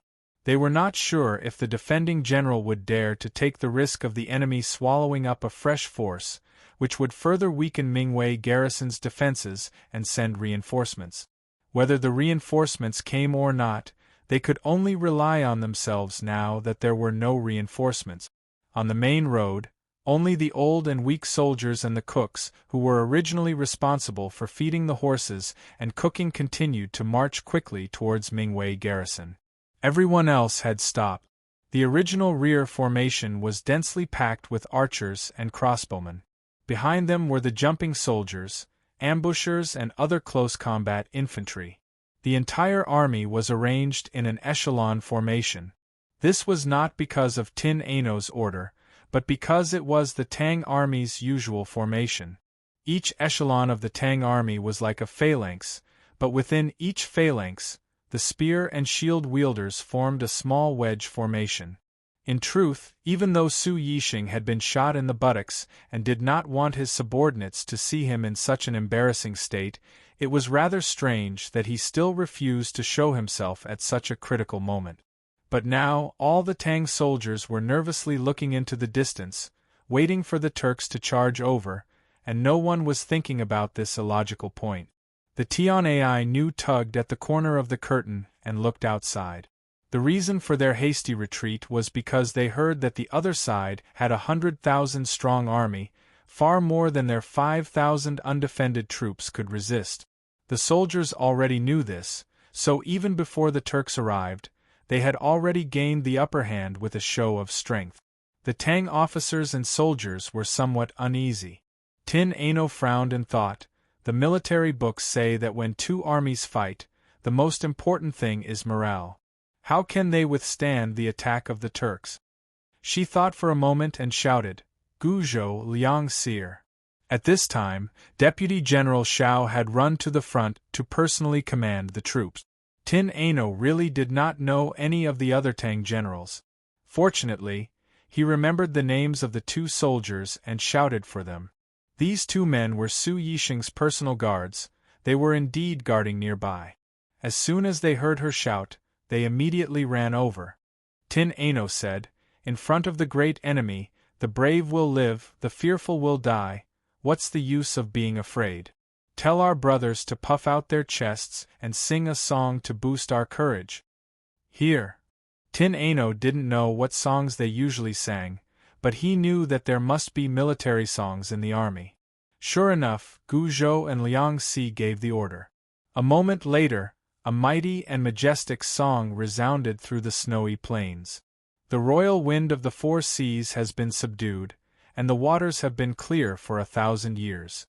The military uniform has not been worn, and today I have succeeded. Looking back at Chin Pass, which was as low as a horse, he could see the Yellow River flowing straight north. Heaven's might has swept through the Jade Gate fortress. The Hu people have sung for 10,000 li. The royal wind of the four seas has been subdued, and the waters have been clear for 1,000 years. The military uniform has not been worn, and today I have succeeded. The Lord has begun a new era of prosperity. The subjects have been loyal to the Lord. After the revolution, it will be a peaceful autumn. Groups of warriors raised their spears, bows, sabers, and even clashed their weapons and shields. Beating the rhythm, they used their rough and heroic voices to sing the mighty, great battle formation music. The song carried a heroic air and immediately boosted the morale of the soldiers. Amidst the song, a black line appeared on the distant snowy plains. Amidst the song, the black line turned into a surging torrent. Amidst the song, the horses were like dragons, the men like tigers, and the hoofbeats were like war drums.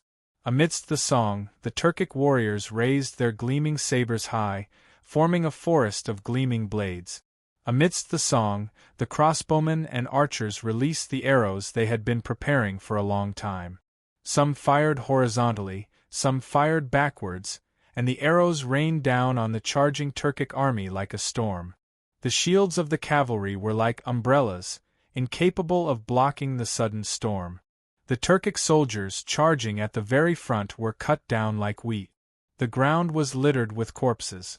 The horses that had lost their owners no longer ran forward with all their might, blocking the path of the knights behind them, causing their charge to slow down slightly.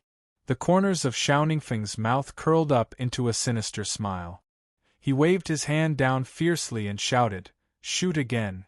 With a wave of his banner, a second volley of arrows was fired. Once again, the Turkic army closed the distance between them, and at the same time, a large number of them were killed.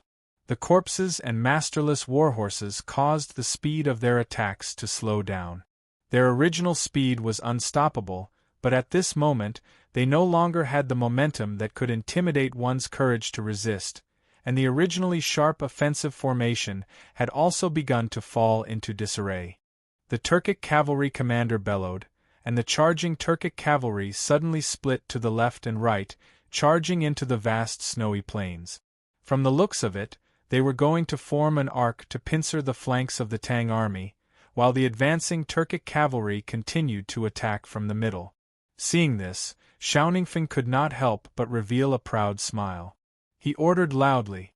With a wave of the war flag, the Tang army on the left and right flanks expanded into an arc shape, protecting the two flanks of the army.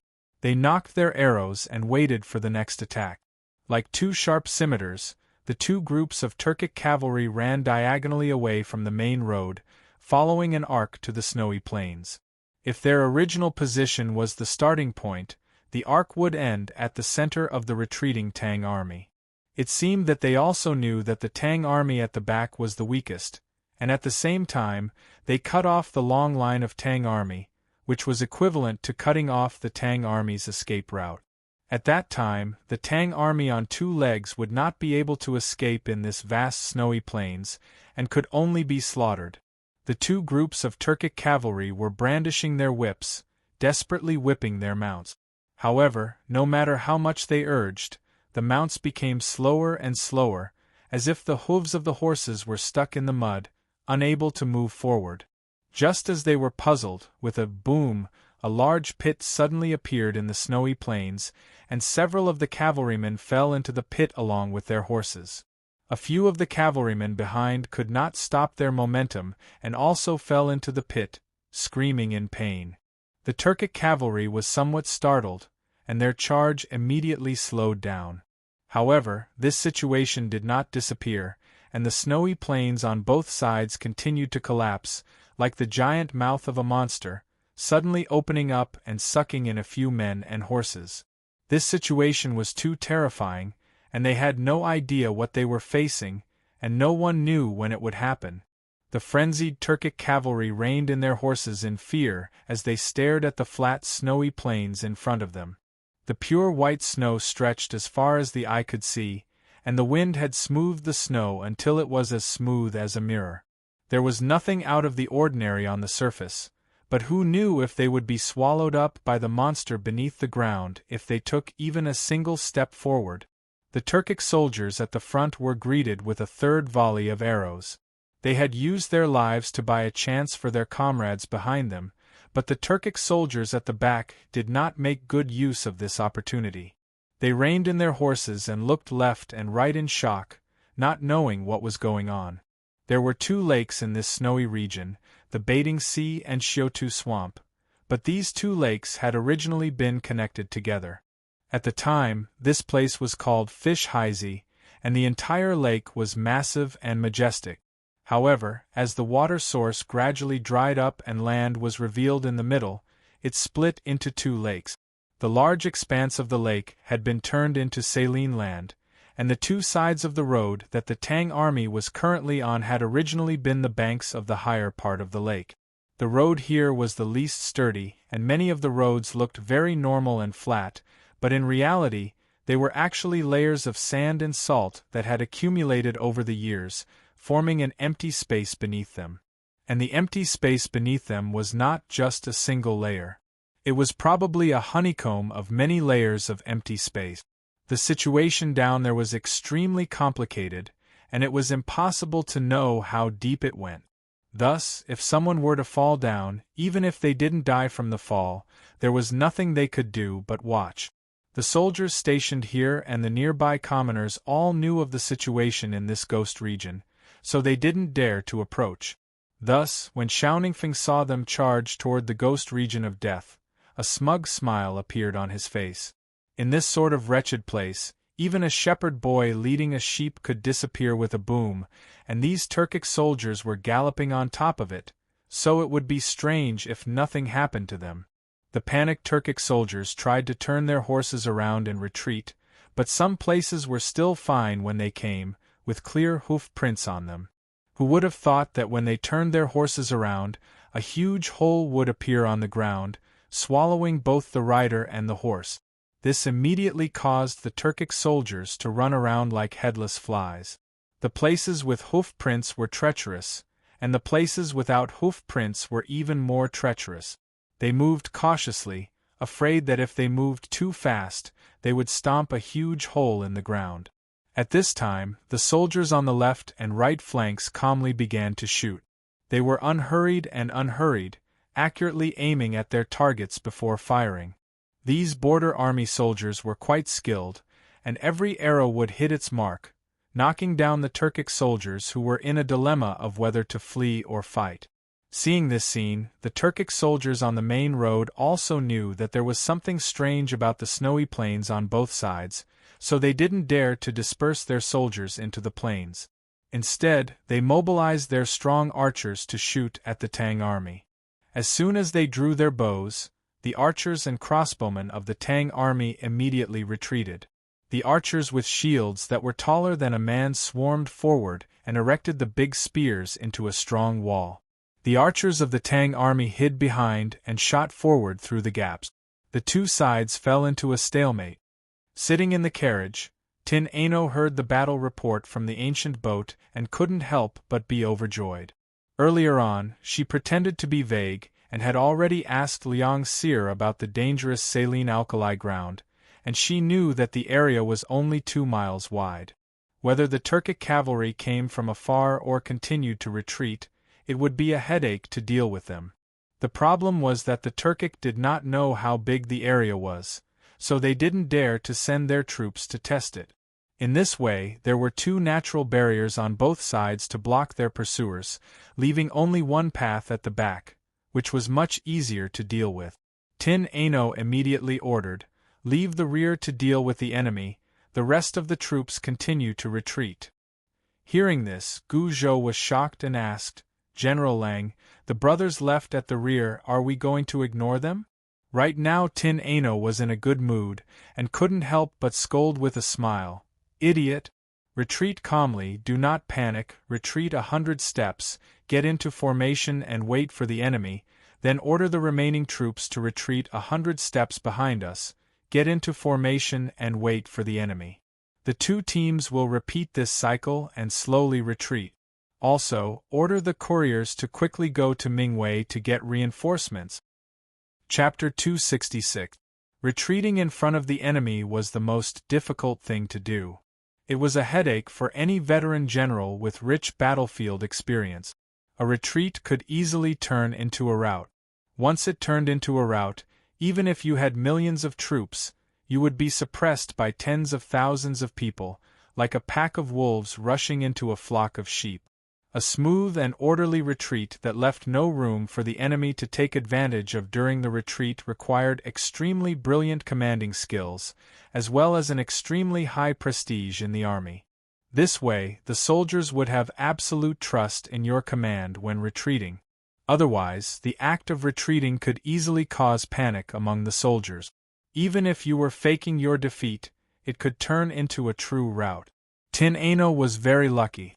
She was caught up by the enemy just when she retreated to 2 saline alkali swamp. After the enemy saw the impenetrable hole in the sand, they did not dare to attack from the left and right flank.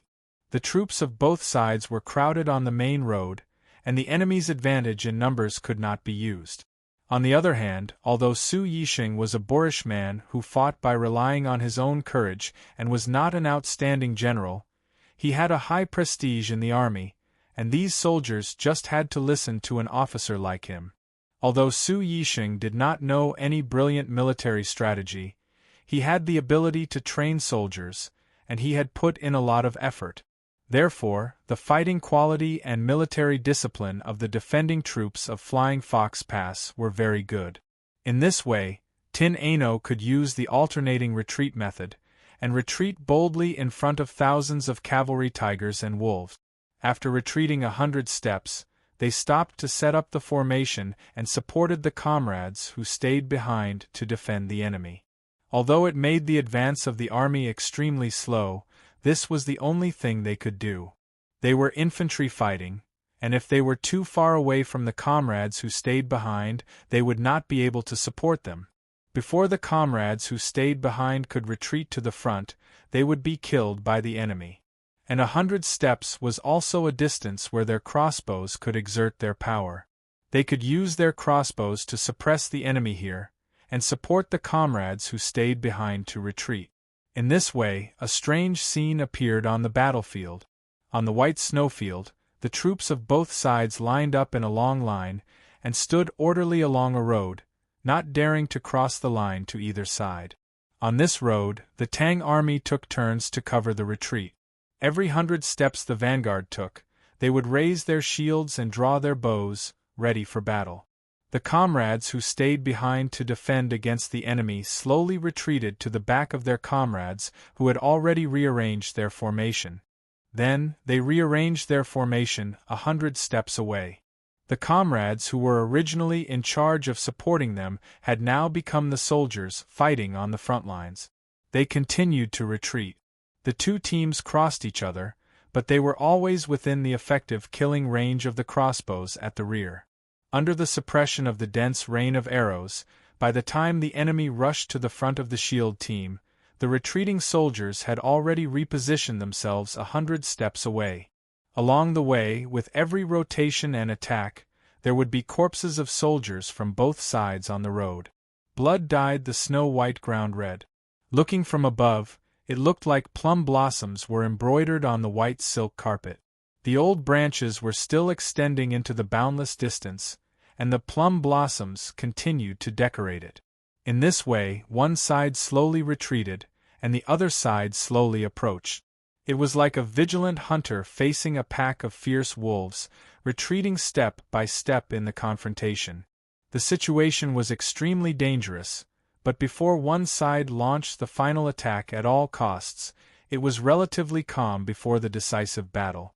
In the distance, a sentry troop galloped over.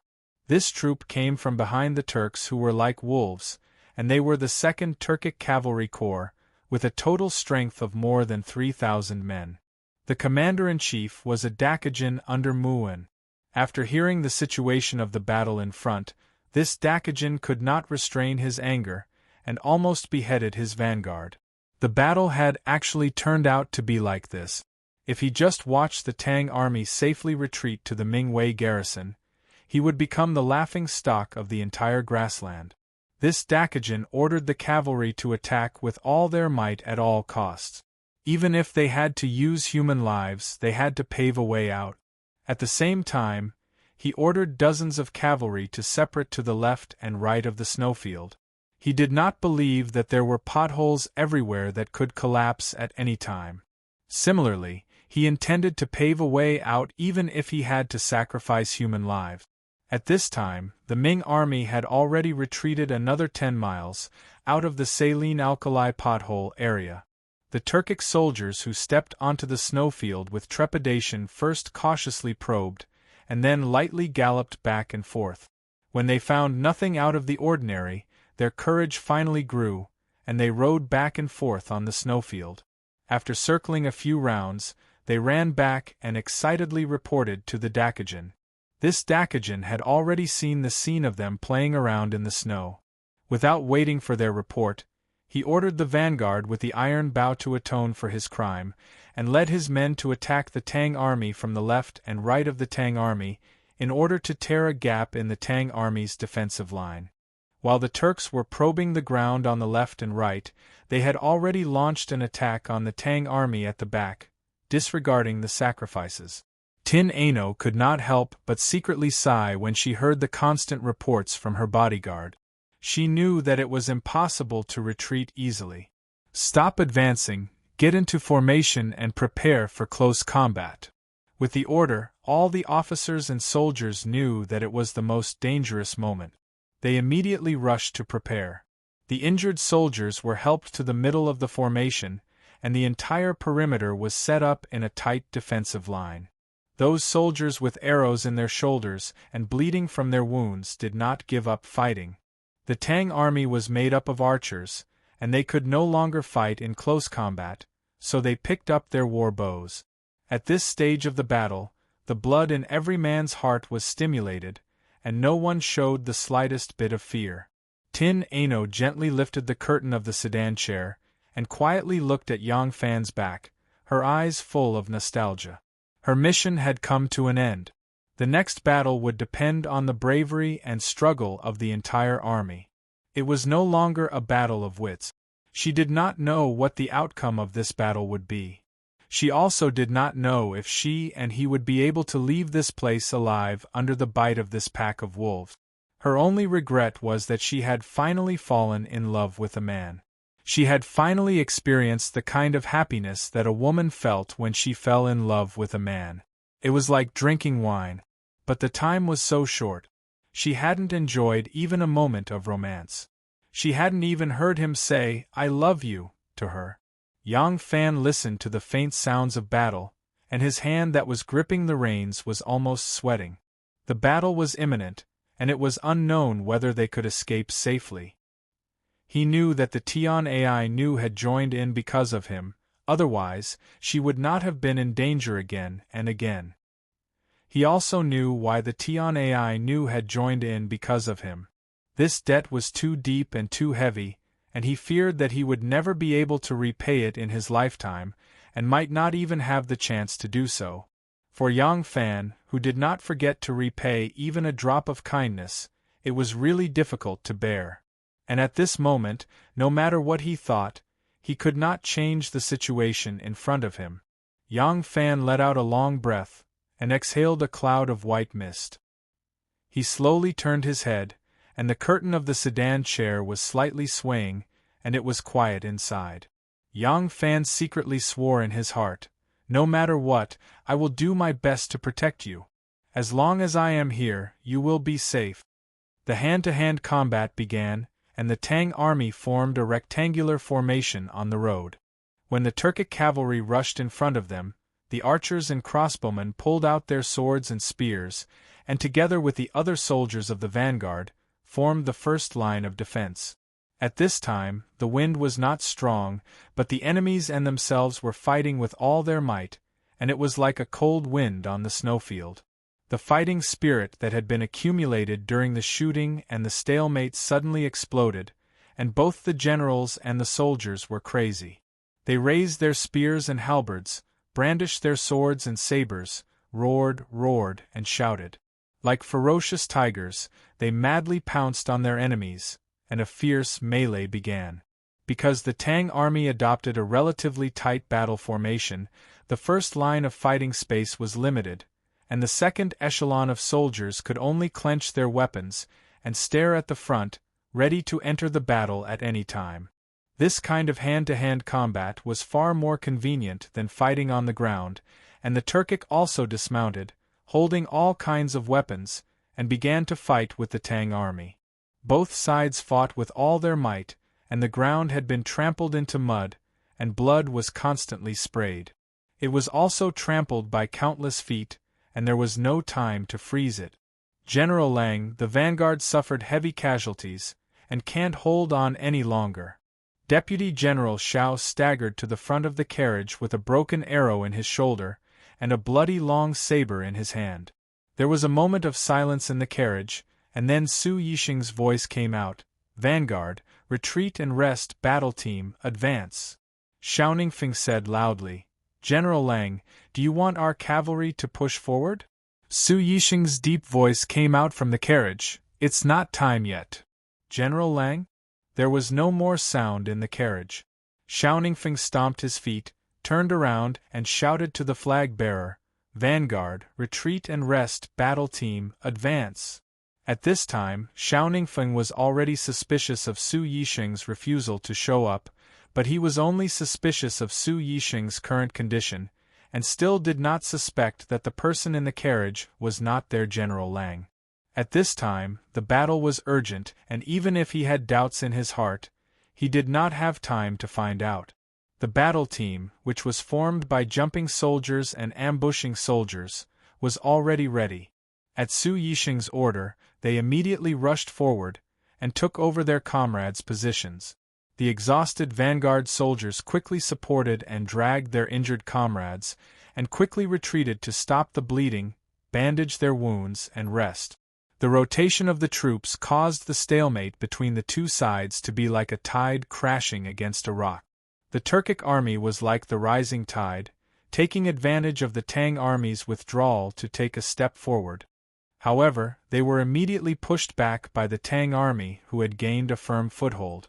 The Turkic great Qi Jin rode on his horse, looking at the situation from afar.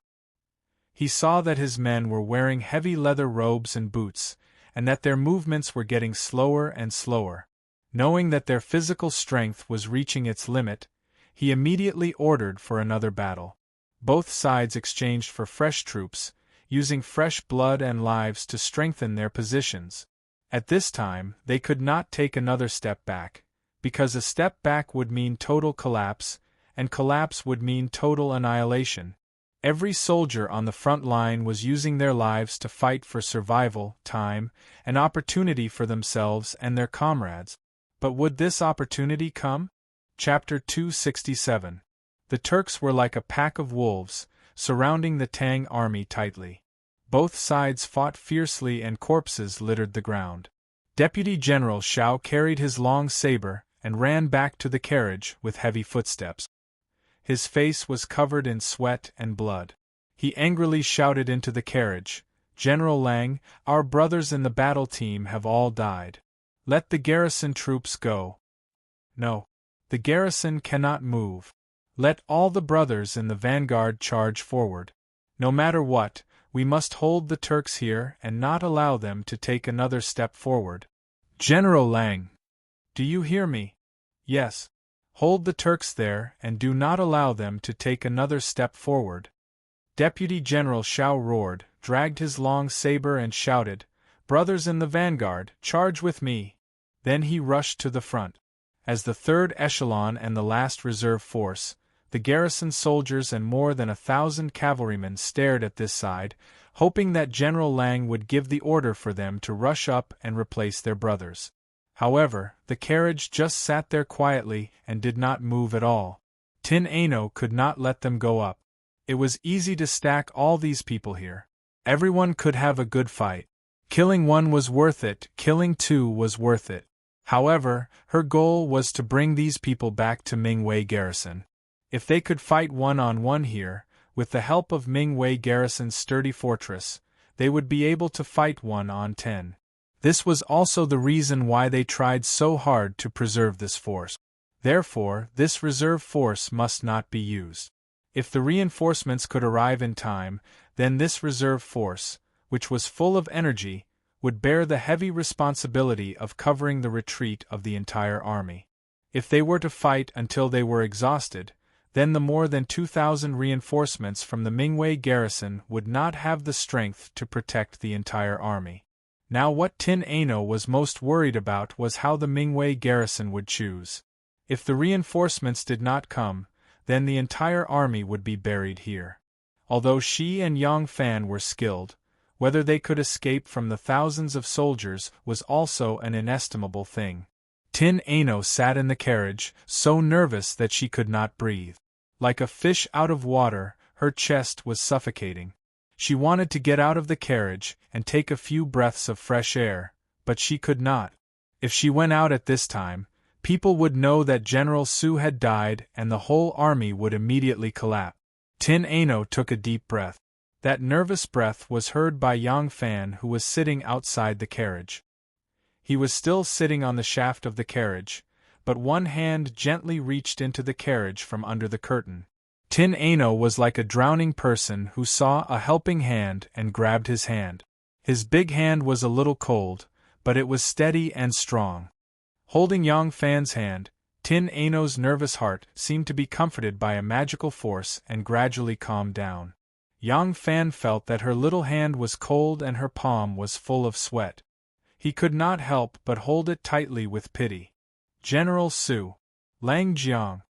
Gu Zhou rolled and crawled over. Yang Fan heard the shout and wanted to pull his hand back, but Tin Ano held it tightly and said to the window, "Speak." Gu Zhou said in a sobbing tone, "General Su, Deputy General Shao has died in battle. More than half of the brothers in the vanguard and battle squads are dead or injured. The remaining brothers are exhausted and cannot hold on any longer. General Su, please give the order for the garrison to go up, otherwise the brothers in front will all die." Tin Ano was silent for a moment and asked, "Is there still no news of reinforcements?" Gu Zhou said, "No. Not even a shadow can be seen. Go. Garrison, go. Vanguard and battle squads retreat to rest. Order the cavalry to prepare. After the time it takes for an incense to burn, the whole army will counterattack."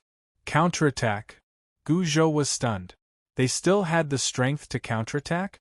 Tin Ano said in a powerful voice, "Yes. Counterattack. The whole army will press forward and counterattack. The brothers in the cavalry will charge towards Ming Wei's garrison. We will cover the rear." Gu Zhou understood. His lips moved a little, and he replied in a loud voice, "Yes." Gu Zhou puffed out his chest and strode away. Tin Ano suddenly lifted a corner of the sedan curtain and called out in a low voice, "Erlang." Yang Fan turned his head to look. Tin Ano frowned and said softly, "Erlang, we may lose our lives here today." Yang Fan subconsciously tightened his grip on the hilt of his saber and said word by word, "Nu, as long as I am still breathing, I will definitely protect you." Tin Ano slowly raised his eyes and stared at Yang Fan. He asked softly, "You said you like me too. Is that true?" Yang Fan pursed his lips and nodded heavily. Tin Ano said persistently, "I want to hear you say it." Yang Fan's nose turned sour. He nodded forcefully and said, "Yes, I like you. Yang Fan, I like Nu." Tin Ano smiled sweetly. Her tensed body suddenly softened and leaned against the carriage wall. She sighed softly and said softly, "That's enough. Death, what's so great about it? Death, what's so great about it? Sometimes life is the most important thing in life. Sometimes life becomes the most unimportant thing in life. Whether it's one's life or the lives of others, they are all worthless. Just like now. Everyone went crazy. They were like ants. Swords and sabers flashed. When one person fell, another person would immediately take his place. Their bodies were made of flesh and blood, but at this moment they were stronger than steel. Sometimes death is really nothing. When it's time to face it, you can only charge forward." On the shaft of the carriage, Yang Fan suddenly stood up. His voice was like spring thunder. He shouted loudly, "General Lang has ordered the whole army to counterattack." The messenger standing by the side of the carriage heard Tin Ano's order and immediately raised the flag. The cavalrymen who had been standing by the side of their horses with their fists tightly clenched, their blood pumping and their eyes bloodshot, quickly mounted their horses. The soldiers who had retreated to the inner perimeter to rest, regardless of whether they were injured or not, even if they had lost an arm or a leg, as long as they could still move, they all grabbed their weapons. The bugle horn to charge sounded with a woo-woo sound. Yang Fan turned around and slowly pulled out the long saber at his waist. The saber scraped against the scabbard, giving off a sha-sha sound. He intended to wait for the entire army to counterattack before cutting off the reins and using the horses that were driving the carriages as their mounts. No matter how ferocious the Turks were, he must slaughter a path of blood. He must bring Tin Ano out alive. He owed her. The saber was raised in the air, reflecting the dazzling light of the sun. Then, Yang Fan's eyes went wide as his entire body froze. There was a black dot in the distance, and in a flash, that black dot had transformed into a long dragon. Yang Fan's body trembled as he excitedly shouted, "The reinforcements are here! The reinforcements are here!" The reinforcements from Mingwei garrison had finally arrived. To the general of Mingwei garrison, this was a painful decision to make. He could not bear to abandon his comrades and watch as 5,000 of his brothers died on the way. But if he were to send out the 2,500 cavalry he had, not only would he fail to save the 5,000 soldiers of Flying Fox Pass, he would also have to pay the price of his men. The consequences were also not something he could bear. In the end, he chose to take a gamble. The reinforcements had arrived. Yang Fan's loud shout alarmed the soldiers around him. They all turned to look in the direction of Mingwei garrison. When they saw the war banners, the war horses, and the brightly armored riders, they couldn't help but cheer. With the sound of the bugles, the 1,500 cavalry who had been resting on the left flank pulled out their sabers. Their entire formation was like a sharp curved horse, charging in a sharp arc toward the enemy's right flank. Based on the speed of their horses, the moment they charged in that arc toward the Turkic camp was the moment when their speed and strength were pushed to the limit. The infantry's reaction was not slower than theirs, but their speed was incomparable. They had only taken a few steps when a tsunami of cheers came from behind them.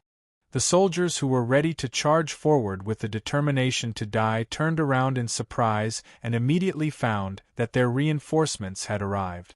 In the carriage, Tin Ano almost jumped out of the carriage when she heard that the reinforcements had arrived. She calmed herself and used Su Yixing's voice to call out, "Guzhou Liang Sir." Liang Sir replied, "General, please give your orders." Tin Ano said, "Raise the banner. Let the reinforcements attack the enemy's left flank from the right. All infantry, prepare to retreat." "Yes." Liang Sir acknowledged and waved the banner again. When the Mingwei garrison saw the banner, they were still 100 steps away from them when they charged into the wilderness, bypassing them and charging toward the left flank of the Turks. The sound of hooves thundered like thunder. The Mingwei garrison was like a sharp sickle, piercing into the enemy's formation with the regularity of death. The Turks suffered a loss because they did not have enough time and distance to speed up their horses. For a moment they were thrown into disarray by the Tang army. It was only when the Tang army's charge slowed that they managed to stabilize their formation. The horses neighed and the men shouted. An evenly matched cavalry battle had begun. When the third group of the Turks arrived at the battlefield, the ground was a mess with countless corpses lying on the ground. The wind blew snow across the plains and the ownerless warhorses wandered alone. Some of the wounded soldiers were still struggling on the ground. They were about to send someone to the front to gather information when they saw the vanguard leading his troops back. It turned out that the Tang cavalry stopped the enemy and protected the infantry as they retreated until they were near the Mingwei garrison. They did not know how many Tang cavalry were left in the fort and were afraid that they would be taken advantage of if they were careless. They could only retreat and the fat meat that was right in their mouths was lost. In the Mingwei garrison, Yi Yunbao, the commander of the White Pavilion Guards, personally welcomed him out of the city gate.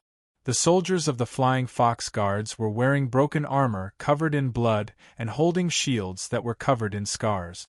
They supported each other as they walked toward the city gate. Even though they were exhausted and covered in wounds, all the soldiers were filled with joy after surviving a disaster. Yang Fan's carriage was protected by the soldiers as it walked toward the city gate. Yang Fan drove the carriage with a bitter expression. Tin Ano gave him a difficult problem. You can't say that she took over Su Yixing's command for this retreat. If he did not say it was her, how could he explain it? Could it be that the frozen Su Yixing had been shot in the back? But if he did not agree, how could he resist her coquettish tone? Chapter 268. Is Commander Su in the carriage? Yang Fan's carriage had just arrived at the city gates when the White Pavilion commander, Yi Yunbao, quickly came forward to welcome him. Yi Yunbao's official rank was one rank higher than Su Yixing's. Due to his temperament, Yi Yunbao had never gotten along with the seemingly refined but actually crude Su Yixing. However, this time, Su Yixing's nearly perfect retreat had saved the lives of so many soldiers. Yi Yunbao sincerely admired him. In the army, although seniority and background were important, ability was always the most important. Su Yixing had displayed his ability, so even though Yi Yunbao was a high-ranking official and a fourth-rank commander of the middle court, he did not hesitate to condescend and respectfully welcome him at the city gates. Yang Fan pulled on the reins of his horse and hesitantly stopped. All around, the soldiers who had returned with him all gazed fervently at the carriage, waiting for their commander to appear. Cheers had already rushed to their throat. Is Commander Su in the carriage? Yi Yunbao frowned slightly when he saw that there was no response from the carriage. He was somewhat displeased. Yang Fan took a deep breath and jumped off the carriage. He cupped his fists and said, "This lowly subordinate is Yang Fan of the Yulin Guard's 100 Cavalry Guard. Greetings to Commander Yi." Yi Yunbao knew of the 100 Cavalry Guards and a strange light flashed in his eyes. However, he was most concerned about Su Yixing and had no time for pleasantries. He only asked, "Is Commander Su in the carriage?" Yang Fan replied, "Yes, Commander Su is in the carriage. However, Commander Su happened to encounter the Turkic army while hunting and immediately led his bodyguards to meet the enemy. He was careless and was hit by an arrow. This subordinate did his best to rescue Commander Su, but Commander Su still died halfway." These words caused an uproar. Several of Commander Su's bodyguards rushed forward and said, "Nonsense. Our Commander Su was just ordering us to retreat, so how could he die? Commander Su! Commander Su!" As they spoke, they rushed toward the carriage. Su Yixing's voice suddenly rang out from within the carriage. "Everyone, don't make any noise. Don't be impatient." As soon as they heard this familiar voice, all the bodyguards stood up happily and called out in unison, "It's General Su." The curtain of the sedan was lifted and Tin Ano bent over and walked out of the carriage. The soldiers looked and saw that it was a pretty girl with willowy eyebrows and almond-shaped eyes. They could not help but stare blankly. Why is there a woman hiding in the carriage? Although they were suspicious, they did not think too much about it. Their gazes swept across Tin Ano's body, and then they looked toward the carriage again, thinking that this time Su Yixing would come out. But they heard Tin Ano said, "Yang Shiwei's words are absolutely true." Before Su Langjiang could rush back to the Flying Fox mouth, he passed away due to his heavy injuries. Her words were still spoken in Su Yixing's voice. Seeing this beautiful young lady, as soon as she opened her mouth, unexpectedly used a rough and bold man's voice. Moreover, it was exactly the same as Su Longjiang's voice. The surrounding officers and soldiers were shocked and dumbstruck. Su Yixing's bodyguards still did not believe it. They rushed into the carriage and in a short period of time, Su Yixing's body was carried out. Su Yixing's buttocks were not hit by an arrow.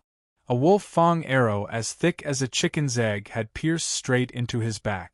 Only a small part of it was still exposed. How could he have survived such an injury? When he was carried out, his entire body was frozen stiff, but he still maintained his prone position. There was no need for anyone to support his waist. His entire body was stiff and did not bend. This was not the appearance of someone who had died not long ago. Everyone was silent, dumbstruck. Yi Yunbao was experienced and knowledgeable. He was the first to recover from the shock of Su Yixing's death.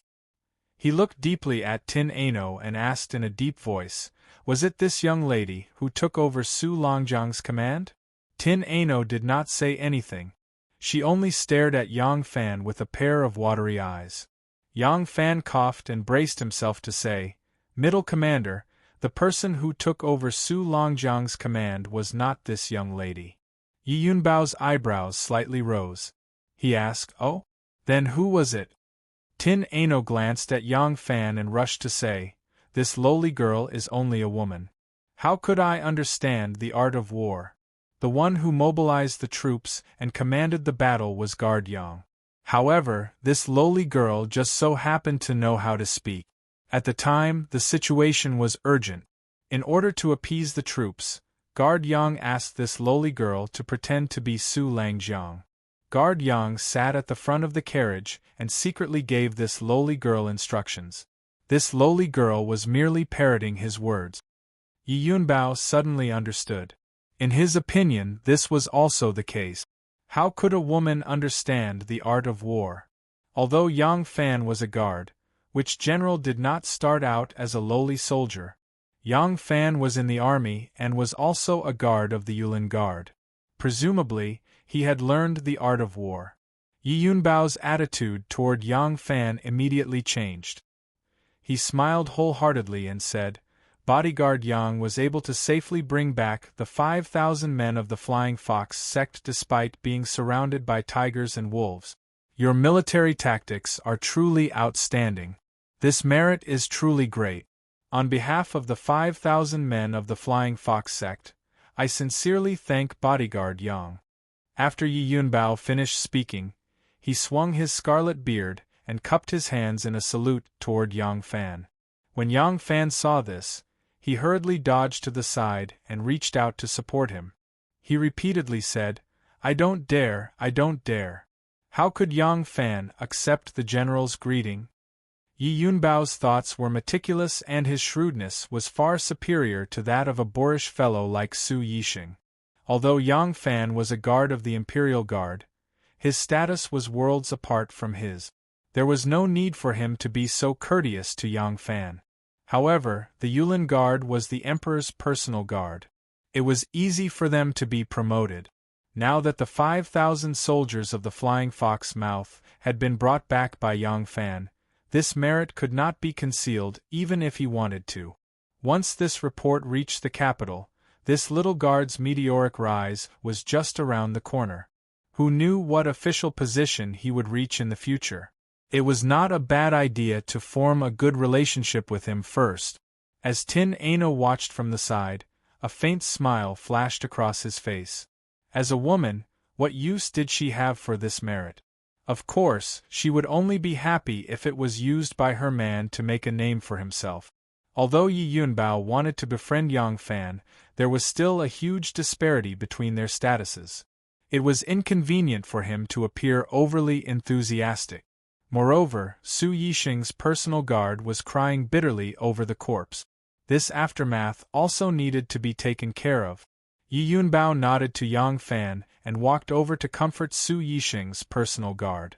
He led them into the city and ordered someone to go to the coffin shop to choose a good coffin to store Su Yixing's body. He then urgently summoned the brigade commanders of the Flying Fox mouth to listen to the details of the battle with the Turks and their retreat, as well as to assess the enemy's strength. At the same time, the beacons in the sky above Mingwei garrison continued to flutter.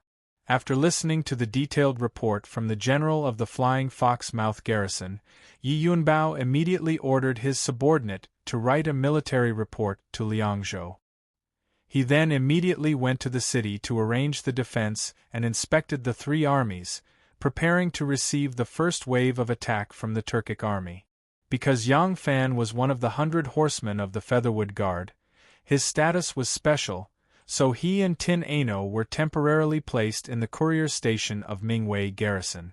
The courier station here rarely had the opportunity to receive the ministers of the court.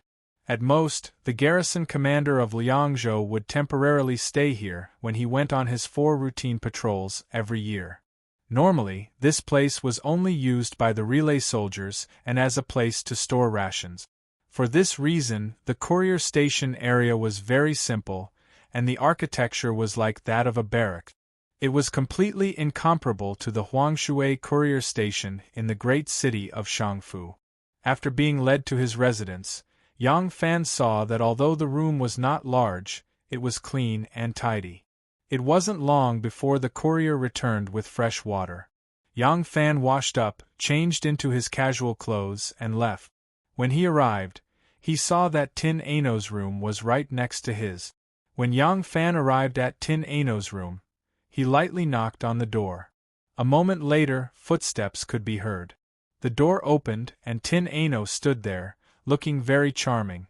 Tin Ano was still wearing the same female shepherd clothes that she had changed into when she was rescued by the Flaming Ear tribe, but it was much cleaner. Her hair and face were washed clean, and her jet-black hair was glossy and still slightly wet. Her clear and lustrous face was bright and moving. Erlang! As soon as he saw Yang Fan, Tin Ano's heart was filled with joy, and he hurriedly invited him into the room. Yang Fan sat down in the room and said with a wry smile, "Oh you, so what if you were the commander? Why did you deny it? You made me take credit for no reason, and my heart feels very uneasy." Tin Ano chuckled. "That little thief from back then, why is it that you don't even want to take advantage of something that was delivered to your doorstep? Why don't you think about it? I am a woman. Even if this credit is reported to the capital, do you think they will let me be a general leading the troops? If you don't take it, wouldn't it be a waste of this opportunity? Moreover, it is inconvenient for my identity to be publicized. What if they find out about young master's identity through me? What should I do then? So if you don't want this credit, I will definitely not admit it. Speaking of which, you have helped me solve a big problem, and I should thank you instead." Yang Fan touched his nose and laughed dryly. "I think everyone is willing to get involved in this kind of trouble.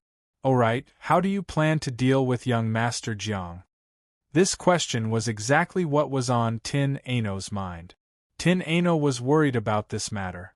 She was not worried about Shen Mu secretly developing his forces in Longyu. She followed Shen Mu alone, and as long as she said that she did not find anything, how would young master find out that she was lying? What she was worried about was how she could be together with Yang Fan. Originally, her identity was not up to her to decide, and she could not choose the man she liked. Moreover, Yang Fan was obviously tied to Shen Mu, and Shen Mu's actions were too big. Although she promised Yang Fan that she would cover up for them, young master would find out sooner or later. At that time, there would definitely be a fierce battle between young master and Shen Mu. Since Yang Fan was on Shen Mu's side, what should she do at that time? Today in the carriage, at the critical moment of life and death, she heard Yang Fan admit that he liked her. Tin Ano's heart was at ease, but when she thought of the obstruction from her young master, she couldn't help but worry. It would not be easy for her young master to deal with Shen Mu. If the two of them were to fight, it would be a battle of wits and schemes. The clan would not allow them to use their clan's power to kill each other. Shen Mu, the hidden sect patriarch, was not to be underestimated. Her young master would not dare to use assassination methods to deal with him, as it would violate the clan's taboo. However, it was different for Yang Fan. This time, she had given a great merit to Yang Fan, and after Yang Fan returned to the capital, he would definitely be promoted to a brigade marshal or even a higher official position. However, such a status was just like an ant in her young master's eyes. Her young master couldn't even be bothered to deal with him. As long as he gave the order, Yang Fan would die an inexplicable and untraceable death. A person who even dared to assassinate the current dynasty's Empress Wu, why would he care about a small character like Yang Fan? After washing up, Tin Ano sat down in her room and pondered for a moment. She made up her mind that before settling the matter with her young master, she must not tell Yang Fan about this matter. She must not invite a fatal disaster for Yang Fan. She had to settle this matter properly before getting together with Yang Fan. Chapter 269. Tin Ano hesitated for a moment before revealing a relaxed smile, saying, "Since I have already promised you, are you afraid that I will go back on my word?" Yang Fan replied, "Of course not. I am only worried that if you conceal anything from young Master Jiang, he will not harm you, right?" Tin Ano's heart warmed. Shaking his head, he said, "You can rest assured. Although young master has always been suspicious, he has always trusted me greatly. In this trip to the western regions to pursue Shenmue, I was the only one sent. In front of young master, I will not reveal anything." Yang Fan sighed in relief and said, "That is good. Anu, this is truly hard on you." Hearing this, Tin Ano glared at him reproachfully. Just as she was about to speak, there was a light knock on the door. Someone outside called out, "Miss, is Imperial Guard Yang here?" Yang Fan gestured to Tin Ano and stood up to open the door. A border soldier dressed in martial attire was standing outside the door, holding a spear in his hand. Beside him was the courier from the relay station.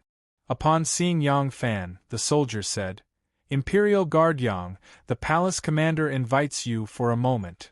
Yang Fan already knew that once this palace commander was free, he would definitely want to see him.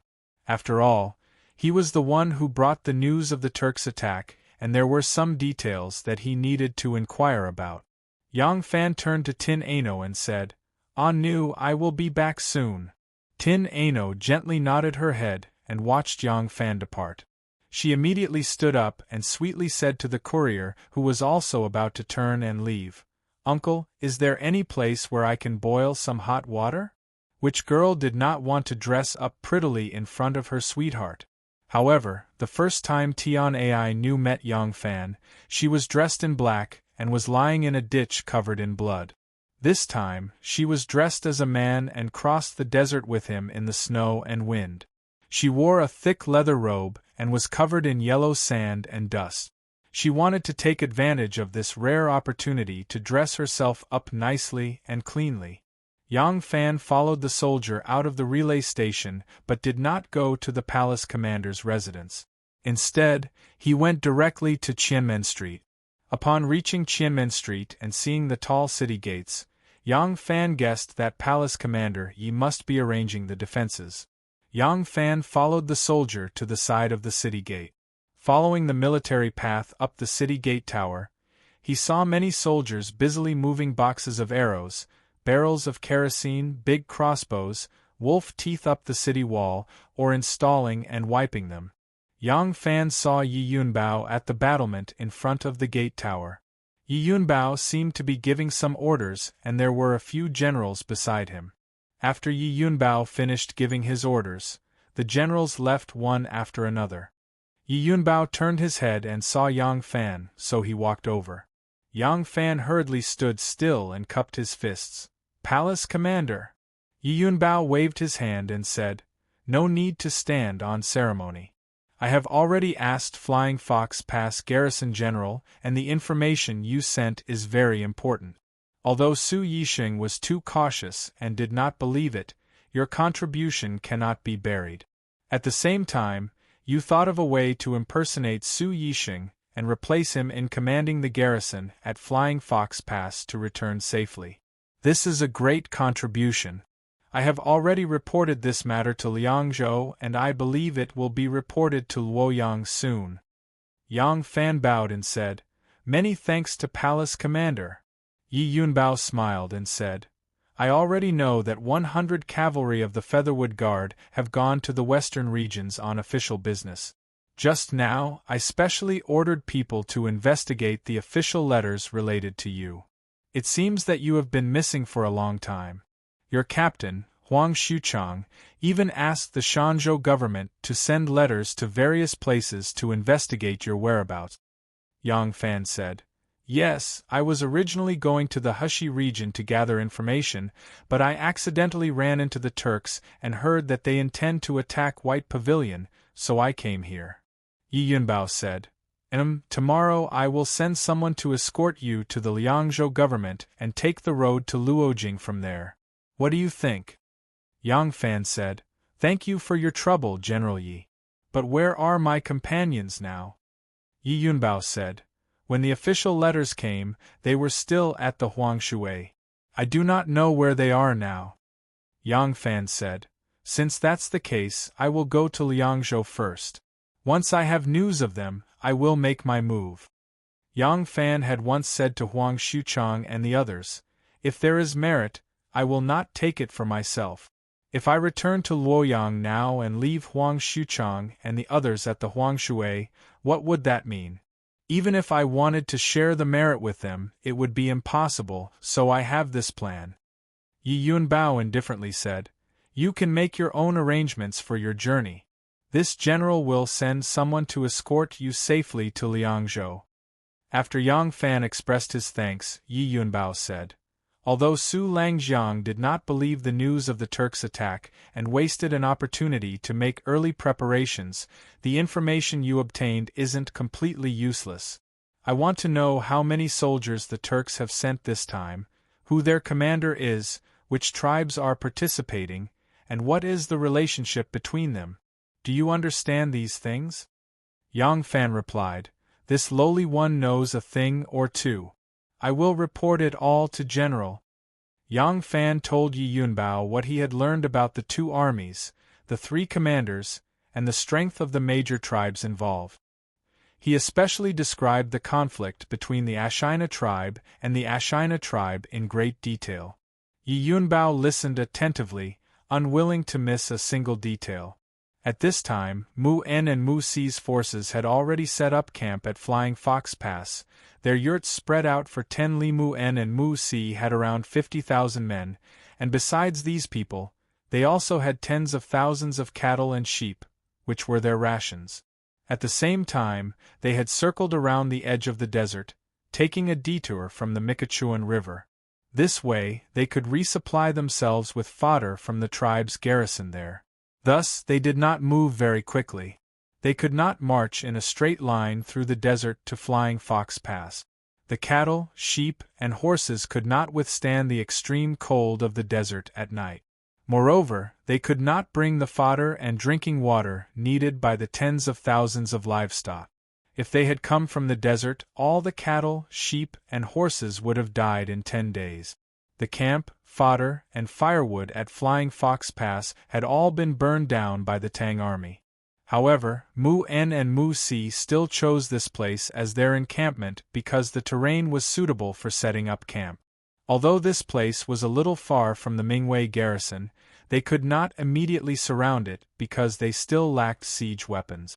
Flying Fox Pass was on 2 hillsides, and not far from it was a forest.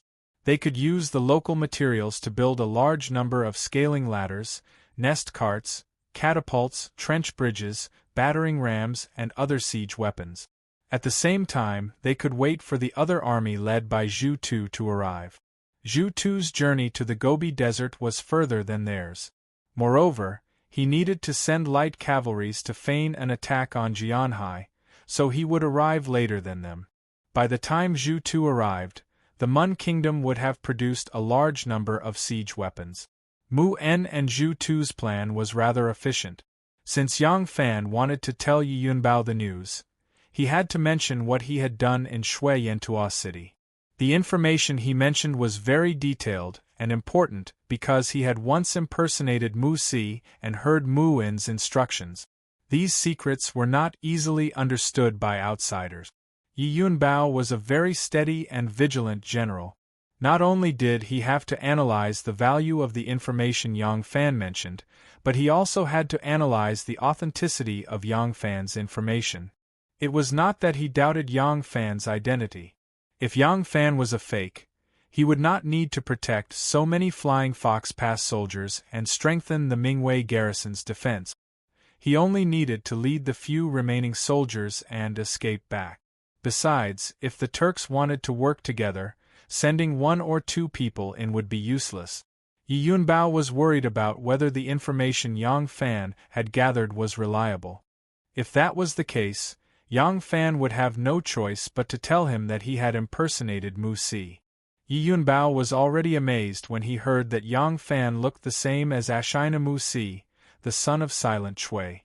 When he heard the thrilling story, he was even more amazed. This time, he believed Yang Fan's information without a doubt. Yi Yunbao praised, "Amazing! Truly amazing! You are young, brave, and intelligent.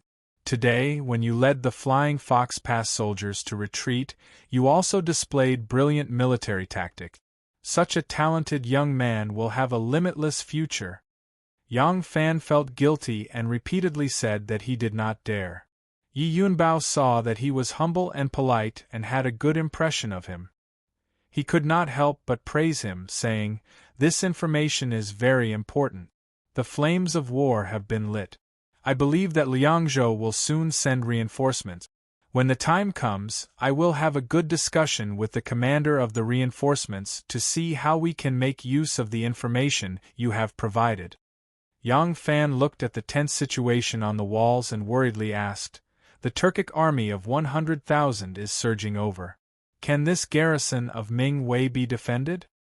Yi Yunbao calmly said, "In this world, there has never been an impregnable fortress that cannot be breached. Whether the garrison of Ming Wei can be defended or not depends on the strength of both sides, the strength of the commander, the use of tactics by the commander, whether reinforcements can arrive in time, and luck." He held on to the battlement and looked out at the vast snowy plains outside the city. There were many messy horse tracks and hoofprints on the snowy plains. Because the sun was setting in the west and twilight was deep, the originally bright and beautiful snow had become dim. The places that had been trampled on seemed to have withered into mud. Yi Yunbao pointed at the bottom of the city and said to Yang Fan, "Ever since this garrison was built during the reign of Emperor Taizong, it has been attacked 5 times and successfully defended 7 times. Whether it can be defended this time, we'll know in a few days." Yi Yunbao's manner of speaking had always been very calm, and his expression and demeanor were both dignified and gentle. Only these 2 cold chuckles at this moment had some of the coldness and sternness of a great general of the border. Yang Fan frowned. "Have they never counterattacked?" Yi Yunbao took a deep breath and then exhaled a cloud of white mist. Shaking his head, he said, "The Turks are vicious, but they are not reckless. There is no lack of intelligent and scheming people among their leaders. Moreover, their soldiers are all cavalry. They come like arrows and leave like a broken bowstring. They can fight and leave as they please. Chase? That's too difficult." Yang Fan frowned and looked out at the vast plains. "Are we really going to have to passively take a beating?" Chapter 270. When Yang Fan left the gate tower, he did not ask Yi Zhonglong to send him off. He had already memorized the route he had taken. Yi Yunbao busied himself on the walls. From the looks of it, he would be spending the night there. Who knew when the Turks would arrive? No one had swept the snow on the streets, but there was a lot of ash and dirt on it, so even though the snow was very firm, it did not feel slippery. Yang Fan slowly walked down the street. He had arrived in a hurry and did not pay attention to his surroundings. Only now did he realize that the new year seemed to have just ended in this small city. There were still fireworks on the streets, but they had been crushed by the hooves of horses and carriages and were now stuck to the snow. The residences and shops on both sides of the street still had peach talismans and other auspicious objects hanging on them. There were many people on the streets, all of them in a hurry. The commoners already knew that the Turks would soon launch an attack. Many of them closed their businesses and packed up their belongings, preparing to flee to Liangzhou the next day. If the Ming Wei garrison was really breached, the next target would be Liangzhou. They could not possibly flee to the ends of the earth, and these commoners did not have the ability to do so. Some of them were unwilling to leave. They had lived here for generations, so where could they go? They did not have the ability to make a living elsewhere, nor did they have the ability to take care of the old and young. These people placed their hopes on the garrison. Even though they were uneasy, they continued to live their lives. There were many people on the street. Regardless of whether they were Han, Uyghurs, Khitans, Chongs, or Tibetans, most of them were busy preparing to evacuate the next day. This included the Turks who lived in the area. When the Turks charged into the city, they would not show mercy just because they were Turk. For the sake of the grasslands, the Turks fought with the various tribes, killing each other to the death.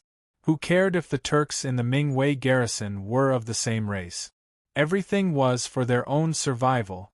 They had no concept of race in their hearts.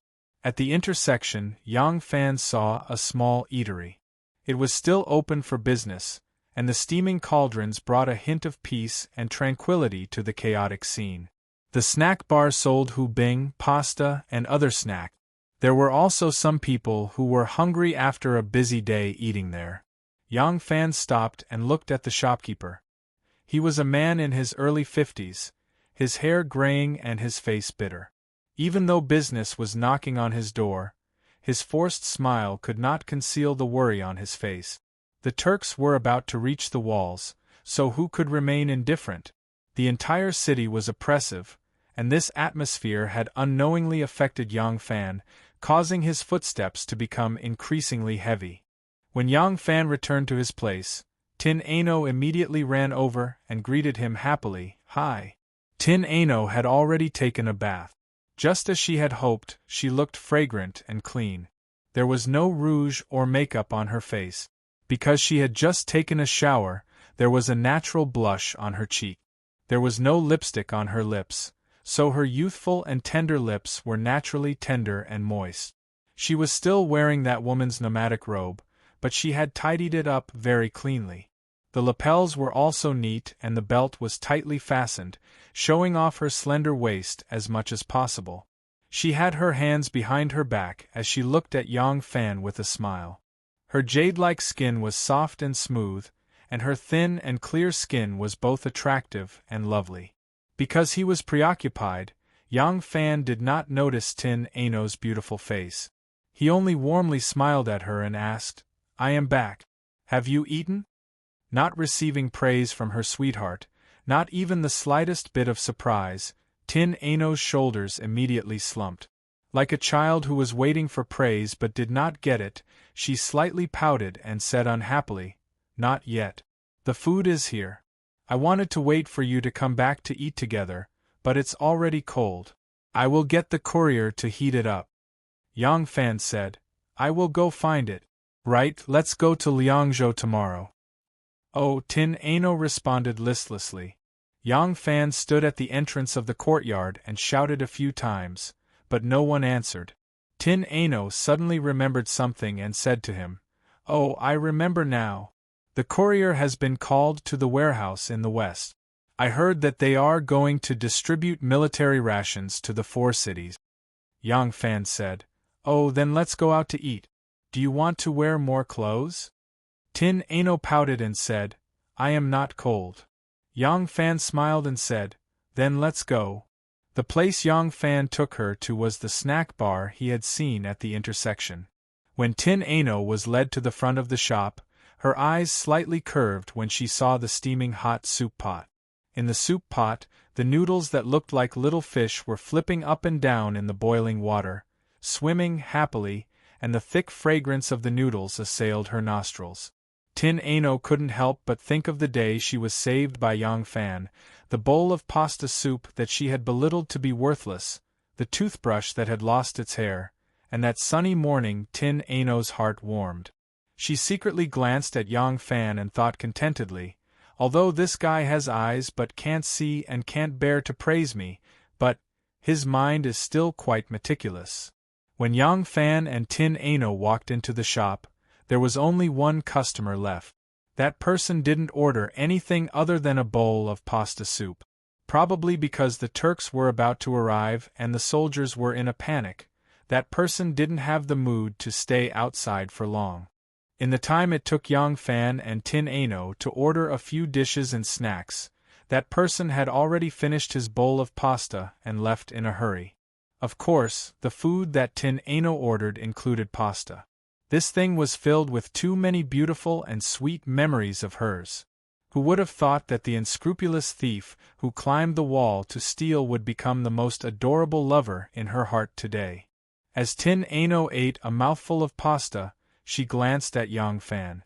Thinking back to the memories of the two of them together, that bowl of pasta was even sweeter than honey. Yang Fan picked up a mouthful of braised lamb face and looked at Tin Ano, saying, "Why are you only eating noodles? There are so many dishes, you should eat some as well. Is your stomach still not recovered?" Not at all, with a smile. Tin Ano automatically took Yang Fan's words as her sweetheart's thoughtfulness towards her. She sweetly said, "This soup is clear and fresh, the texture is chewy and fragrant, I like it." As she spoke, her smiling eyes glanced at Yang Fan. It was unknown if she also felt that this pretty gentleman in front of her. The soup is clear and fresh, the texture is chewy and fragrant, the texture is chewy and fragrant. Seeing that there were no more customers, the shopkeeper also returned to the shop. Just as he sat down at an empty table, a smile appeared on his tired face when he heard Tin Ano's words. He happily said, "Miss, you really know your stuff. This old man is not good at anything else, but when it comes to making noodles, not to mention in the Ming dynasty, no one in Liang province can compare." Tin Ano pursed her lips into a smile and said to him, "Yes, shopkeeper's words are not an exaggeration. This little girl is also good at cooking, but it is very difficult for me to make noodles with such a good texture. It's just that your seasoning is a bit lacking, and the taste of the side dishes is also average." The shopkeeper awkwardly laughed and said, "Who said it wasn't so? This old man is indeed not good at cooking. If not for this, I would not be reduced to this state." Hearing this, Yang Fan couldn't help but ask, "Old man, the Turkic army is approaching and everyone is busy preparing to escape to Liang province. Since old man is from Liang province, it should be easier for you to settle down there. But why do I see that you don't seem to have any intention of leaving?" The shopkeeper sighed, "My old wife is ill and this old man's legs are weak. I only have one daughter at home and she has long been married off. What are we going to do? Let's just hope that the imperial army can defend the Ming dynasty.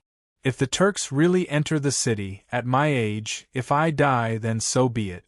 This old man does not have the face to return to Liang province." Yang Fan and Tin Ano looked at each other. They knew that this old man must have a sad story on his mind, so the two obediently did not ask any more questions. The old man seemed to be very talkative, or perhaps he did not have much hope for the imperial army to defend the Ming dynasty and felt that his death was imminent, so he wanted to pour his heart out to someone. Without waiting for the two to ask, he continued, "Back then, my brother and I opened a restaurant in Liang province. I was good at making noodles and he was good at grilling. Our business was very prosperous. My brother was not my biological brother, but our two families had been friends since our ancestors. This old man doesn't know when it started, but since my grandfather's generation, our two families have been as close as one family. Our restaurant's business was very good. Few people in Liang province could compete with us. Whenever it was time to eat, customers would line up in front of our restaurant, but the restaurants next to it would be empty."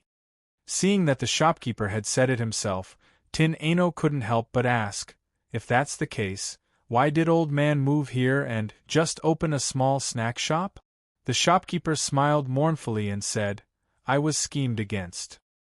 He was silent for a moment, then faintly said, "The food of the other restaurants couldn't compare to mine, no matter how well they cooked.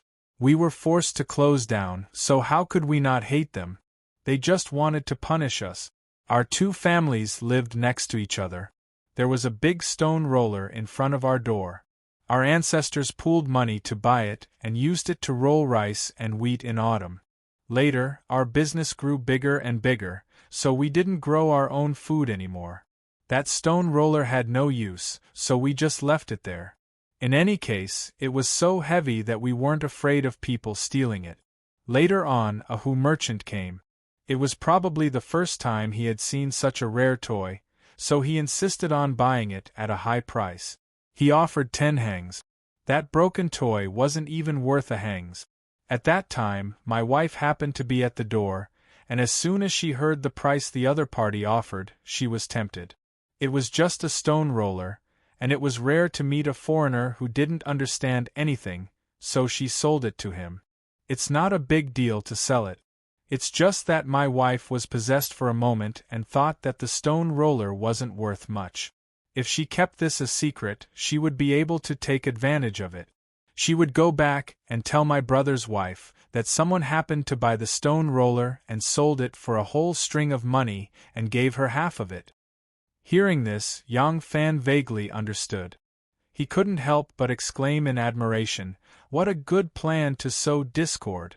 This was done by your enemy, wasn't it?" The shopkeeper slapped his thigh and said, "Who said it wasn't?" My wife wanted to conceal this matter, but that merchant insisted on going to our restaurant to eat, and even had people roll that stone roller there, and loudly showed off to the others. In the end, they told him that the object was not worth 2 chien. He turned pale with fright, and said that he had spent no less than 1,000 chien to buy it. At first, my brother and I thought it was a joke, but when he told us which family he bought it from, we were glad that we met a dumb foreigner. In the end, when we returned home, my brother naturally heard from his family that he only got half a hangs. My wife had no choice but to tell the truth, saying that he only received 10 hangs, but that guy didn't believe her. There is no good way to fight and no good words to scold. In the end, my brother's wife was so angry that she scolded, "If you tell a lie, you will die without descendants." And coincidentally, my family only has one daughter, and she doesn't have a head. At this point, the old shopkeeper's eyes were filled with remorseful tears. This hit me where it hurts. I was also really angry, so I rushed up and hit her. In the end, us 2 brothers also fought. Naturally, our business split up. We each only specialized in one thing, so once we split up, it wouldn't be good for the customers to buy half of the food, and the other half, right? Our business became worse and worse, but we still couldn't accept it and continued to put up a front. We wanted to compete with our former brothers, but in the end, we also squandered the family business that our ancestors had saved up. Later, after the shopkeeper of the restaurant got drunk, he told others about this matter. When the news spread, we realized that we had been tricked. Tin Ano listened attentively, and couldn't help but ask, "Since you already know the truth, why don't you work together again and open a restaurant together?" The old shopkeeper glanced at her and lightly shook his head, saying, "Little girl, you are too naive. There are some things that you can't make up for just knowing that you have fallen into someone else's trap. Can you forget the harm you have suffered in the past? If it wasn't because of remorse, how could my wife have fallen so ill? What has already happened, how can it be so easy to go back to the past?" At this point, the old shopkeeper laughed self-mockingly and sighed deeply, saying, "People all have weaknesses. It doesn't matter if they are father, son, brothers, or friends. As long as they have the intention, even a broken stone can destroy the relationship between you two." Yang Fan and Tin Ano fell silent. When they paid the bill and bid farewell to the old man, they looked at this stooped old man with a face full of wrinkles and a head full of white hair. When they thought of his past glory in Liangzhou and the harmonious relationship he had with his friends, they couldn't help but sigh. By the time the 2 returned to the post house, the sky was already dark. Tin Ano stood by the door and turned to look at Yang Fan. There were lanterns hanging in the corridor, and Yang Fan looked at Tin Ano's charming face under the light. He couldn't help but say, "You are so beautiful today." Tin Ano couldn't help but burst into laughter. She rolled her eyes at him and said, "You are only willing to say it now?" Although Yang Fan said it a little late, the praise from her sweetheart still filled her heart with joy. When she closed the door and slowly walked to the bed, she was beaming with joy and her footsteps were as light as a happy swallow. Tin Ano lit the stove and took off her outer robe, leaving only her undergarments. Just as she stretched, she suddenly realized that she was so happy that she forgot to bolt the door. She couldn't help but stick out her tongue and quickly walked back to bolt the door. Just as she walked to the door, it was pushed open. Yang Fan suddenly poked his head in and excitedly said, "Ah nu, maybe I have a solution." Chapter 271. Tin Ano looked at Yang Fan blankly and asked, "What is it? What idea did you come up with?" Yang Fan slapped his forehead and said, "You see, I got too carried away. Yang Fan just said this when his eyes slid down and he suddenly got a little carried away. Tin Ano was only wearing a small dress, a moon-white dress. There were 2 perfectly round bulges on her chest. The shape was beautiful and moderate, just like a pair of jade melons. Her collar was loose, and Yang Fan was a head taller than her as he stood at the door, looking down at her. His gaze was filled with a gentle ravine. Tin Ano stood with her back to the light, so she couldn't see it very clearly. But the faint curves and ravines between the light and darkness revealed a different kind of amorous feeling in the immaturity. Yang Fan couldn't help but be moved. Tin Ano didn't notice that her appearance was exposed at the moment. She still asked in a daze, "What is it?" Yang Fan's throat made a swallowing motion and he stuttered, Tin Ano suddenly reacted. When she looked down and saw her appearance, she quickly turned around in embarrassment and tightened her collar. Yang Fan held the door and still stood there in a daze. Tin Ano's cheeks were hot. She stamped her feet in embarrassment and said, "Get out!" Oh. Yang Fan hurriedly retreated and closed the door with a bang. When the door was closed, he saw the beautiful figure of a young girl standing with her back to him. Her loose pants accentuated her round figure that was like the bright moon. When Tin Ano heard the door close, she couldn't help but sigh in relief and feel proud. She hurriedly put on her robe and walked to the door again.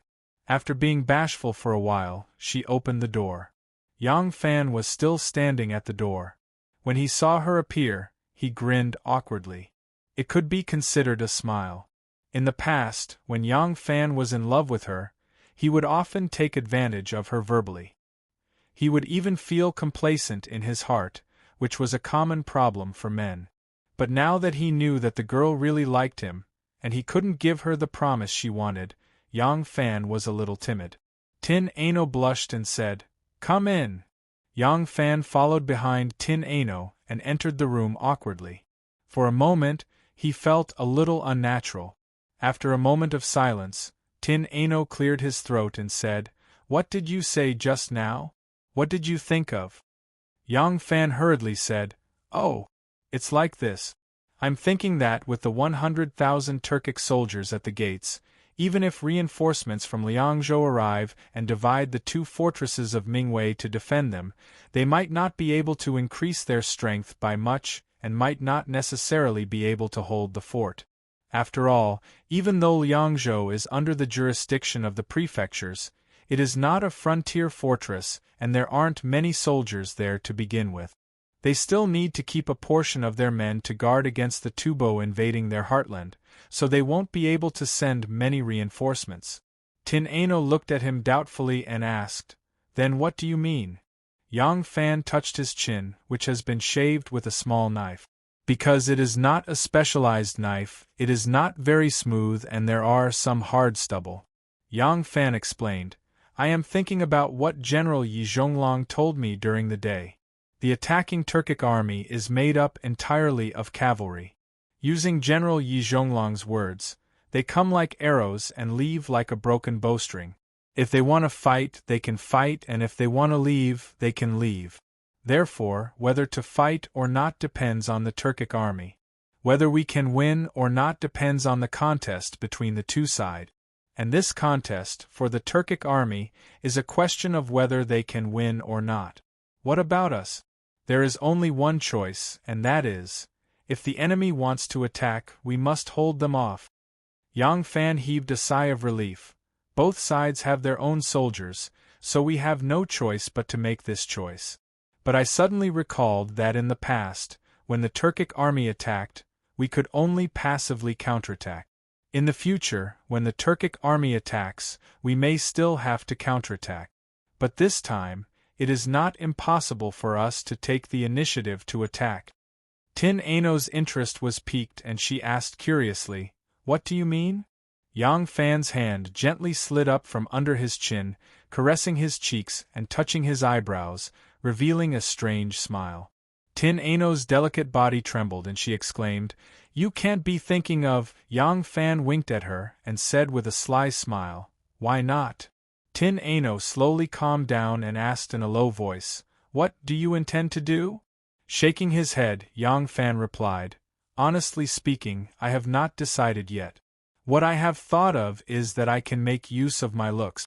Musi became the commander-in-chief of the Turkic army, and I happen to look exactly like him, so I can make use of this. As for how to make use of this, it is not something that I can decide after thinking about it.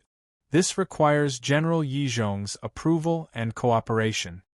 Tin Ano softly said, "An army of 100,000 is at the gates, and you want to pretend to be Musi? This is too risky." Yang Fan replied, "When I was at Xianchuo City, I was in their lair, and it was 100 times more dangerous than now." Tin Ano softly sighed, rebuking, "Oh, must you really take such a risk?" Yang Fan solemnly replied, "I am a soldier, not a commoner on the streets preparing to flee for their lives. Many of my comrades have already died on the road to the west. Since I have the ability, shouldn't I avenge them? I am a man, and a man should make contributions. There is clearly such a good opportunity, so why should I give it up? Could it be that charging on the battlefield is not dangerous? I am a subject of the Tang dynasty, and I still have to live in the Tang dynasty. Not only do I have to live here, my children and grandchildren also have to live here. Today, I have a chance to strike at the wolves of the steppe, but if I only play it safe, won't the retribution of the butcher's knife be inflicted on my children and grandchildren in the future?" The world was now called the Great Zhou, but whether it was the subjects who did not recognize Grandmali as the ruler or the commoners in the remote areas who did not have strict discipline, they still habitually referred to their country as the Tang dynasty. As a palace guard, Yang Fan should have paid attention to this point, but he had no such misgivings in front of Tin Ano. When Tin Ano heard him mention children and grandchildren, he very sensitively thought of himself. Could his children and grandchildren also be his children and grandchildren? To marry with him, to have children with him, to grow old together with him, when he thought of these things, Tin Ano's heart became intoxicated. She shyly retracted her brows and softly replied, "Okay, since you want to do it, I will listen to you."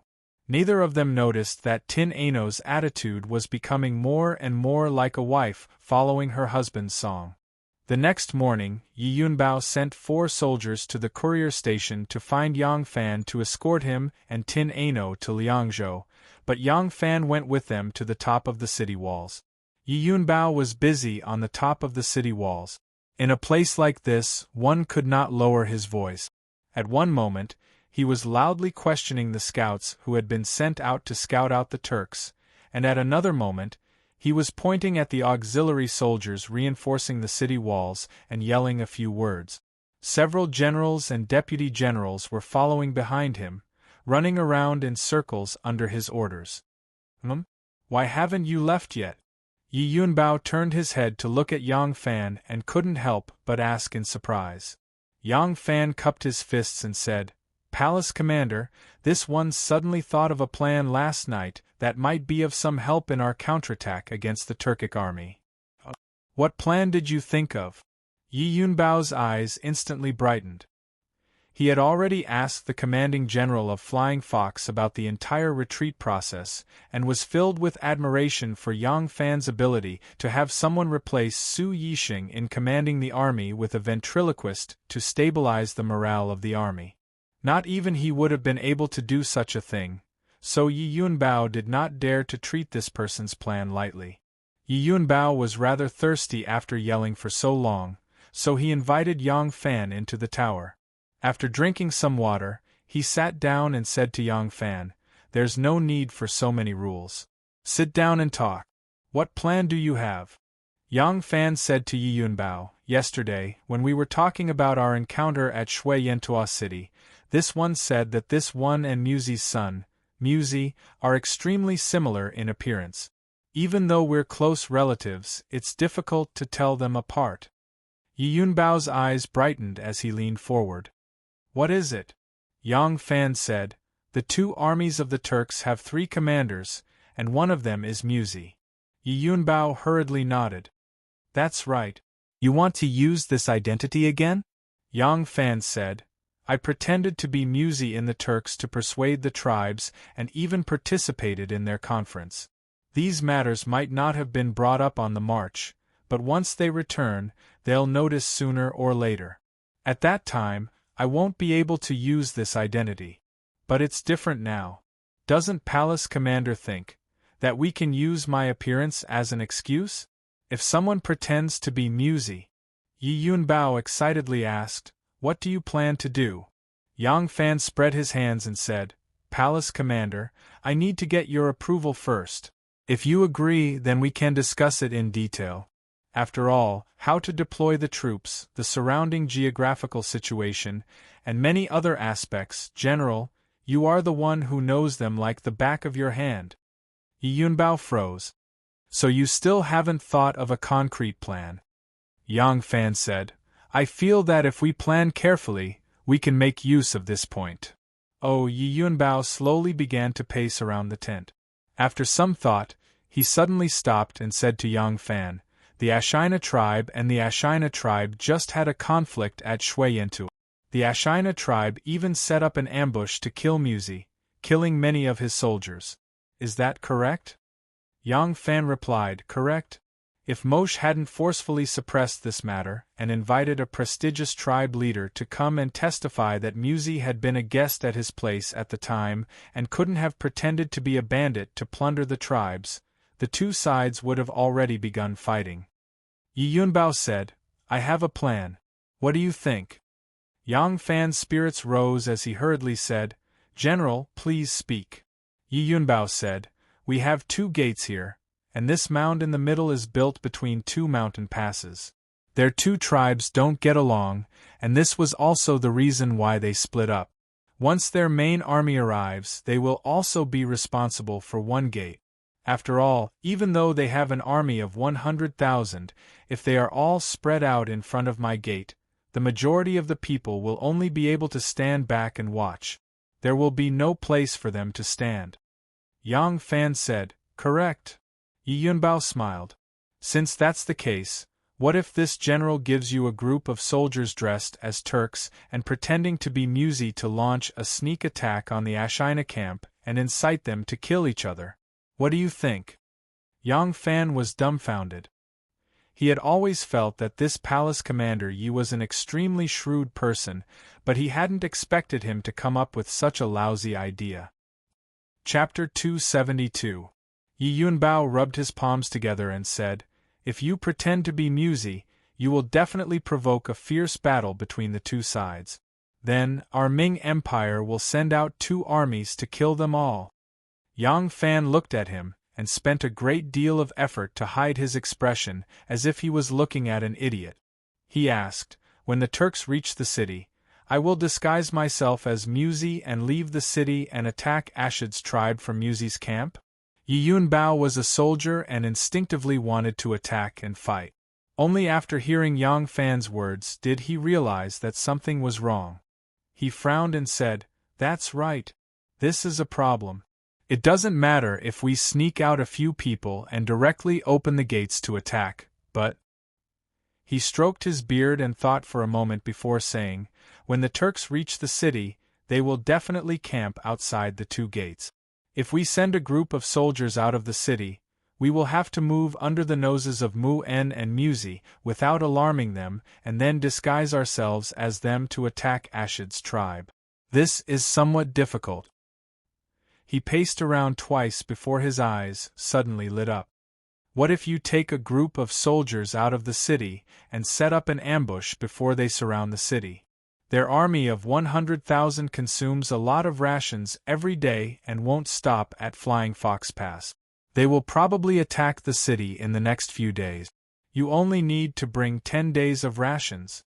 Yang Fan saw that Yi Yunbao's thoughts were still stuck on the idea of using his appearance to attack. He tactfully said, "It is not impossible for me to bring a group of soldiers out of the city and hide in the wilderness. But that way, I will only be able to attack the enemy's rear. An army of 100,000 is pressing down on the city, and setting up camp is 10 li away. Our soldiers are limited to begin with, and we still have to defend the city. I can't bring too many people out. If we engage the rear of the Turks, we will be separated by more than 10 li. Will our side be able to respond in time? Moreover, our army is right in front of us. Will Ashid's tribe attack Ashid's tribe at this time? Their leader is not an idiot. This method won't work." Yi Yunbao frowned. "That's right. This method is indeed full of flaws. But your appearance is similar to Mu Si's. Now that you've reminded me, I think I can make use of it. Since that's the case, don't leave for now. Stay in the courier hostel for now. Let me think of a way." Yi Yunbao thought for 3 days. 3 days later, the Turks attacked the city. Zhu Tu led his army and finally arrived. Meanwhile, the Mun kingdom had also manufactured some siege weapons. When they arrived, they had brought along the crucial components of the siege weapons. At this moment, they were only cutting wood to make some thick supports and levers. Therefore, the craftsmen produced a batch of them quickly. Both sides didn't stop for a second and immediately launched their attacks. Ming Wei garrison was actually 2 fortresses. To be specific, one was called Ming Wei, and the other was called Wu, and together, they were called White Pavilion. Between the 2 garrisons was a steep, rocky mountain with a city wall built on it. Putting aside the fact that it was winter, they only needed to pour some water down from the mountain to make the walls as slippery as ice, making them impossible to climb. Even in the heat of summer, it was impossible to climb up such a steep mountain. A small garrison was more than enough to deal with them, so the Turks would not attack from here. Their attack route could only be through the 2 frontier fortresses, Ming Wei and Wuan. These 2 fortresses were connected to the rocky mountain in the middle. On their left and right sides were the desert and some mountain ridges of the Helan Mountains. If they wanted to enter Longyu and directly take Liangzhou, they had to pass through these 2 fortresses. The 2 small cities of the Tang army relied on the fortifications of the fortresses and mountains to fortify their defenses. They relied on the danger to defend themselves and acted as horns to each other. Huge stones were used to block the city gate. Many backup weapons were piled up on the side of the horse track. Rolling logs and stones were scattered all over the city wall. The disc fort, the arrow tower, and the city gate were all heavily guarded. It looked impregnable. Below the city walls, the Turkic army stretched for 10 miles. Looking down from the city walls, they were so densely packed that one could not see the end of them. Yurts, groups of cavalry galloping back and forth, fluttering flags, and a forest of spears and halberds emitted a vast killing aura towards the top of the city walls. What was especially frightening were the huge stone catapults, moving arrow towers and battering rams. This type of catapult was purely pulled by manpower. It required more than 200 people to use it, but the Turks used warhorses to replace manpower. A few dozen warhorses were enough to make one catapult work. When the Tang army fought against Goguryeo, they also used this type of catapult and caused great damage to the simple and crude Goguryeo stronghold. This type of catapult first appeared in the Warring States period. Therefore, the Turks learned how to build and use it very early on. It could launch more than 300 caddies of stones at once. These 2 fortresses were built on the mountains. Even though there were no stones to be used in the desert and grasslands, there were plenty at the foot of the mountains. Even though it was not easy to gather large stones, but if more than 300 caddies of stones were to be thrown up, even though it would not cause much damage to the city walls, the damage to the defending troops would be multiplied. There were also catapults and ballistae installed in the city walls. But compared to the Turkic army, one was a fixed target while the other was a moving target. Obviously, the killing effect of the catapults was not as effective. The war drums above the city walls thundered and bugles sounded below the city walls. At the same time, a war broke out in Wuhan and Mingwei. Stones flew in the air. On the top of the city walls, golden kerosene, rolling logs and stones fought against the dense rain of arrows. Flowing flames, rolling stones, arrows piercing through the air and corpses littered the ground. Fresh blood stained the top of the city walls and the ground.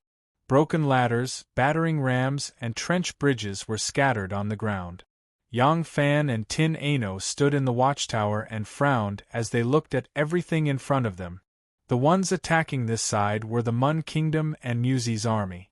As Ashad's great Yabgu's army had just arrived after a long journey and was exhausted, the main focus of the attack was on the Mun Kingdom. They fought fiercely and one part of the city wall was breached by a few ladders and flying ladders. Under the cover of the rain of arrows, the Turkic army climbed up the city wall and charged in with all their might. As long as they could occupy one point, they would soon be able to occupy the entire city.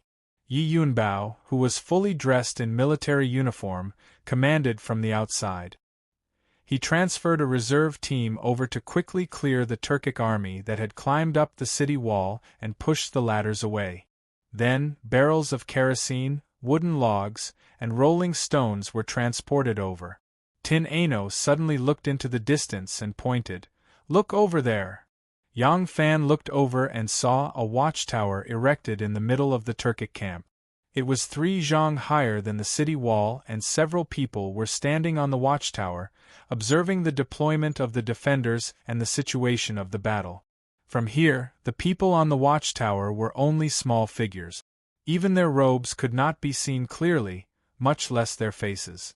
Yang Fan said, "Those standing on the watchtower should be Mu'en, Muzi, and the Turkic commanders."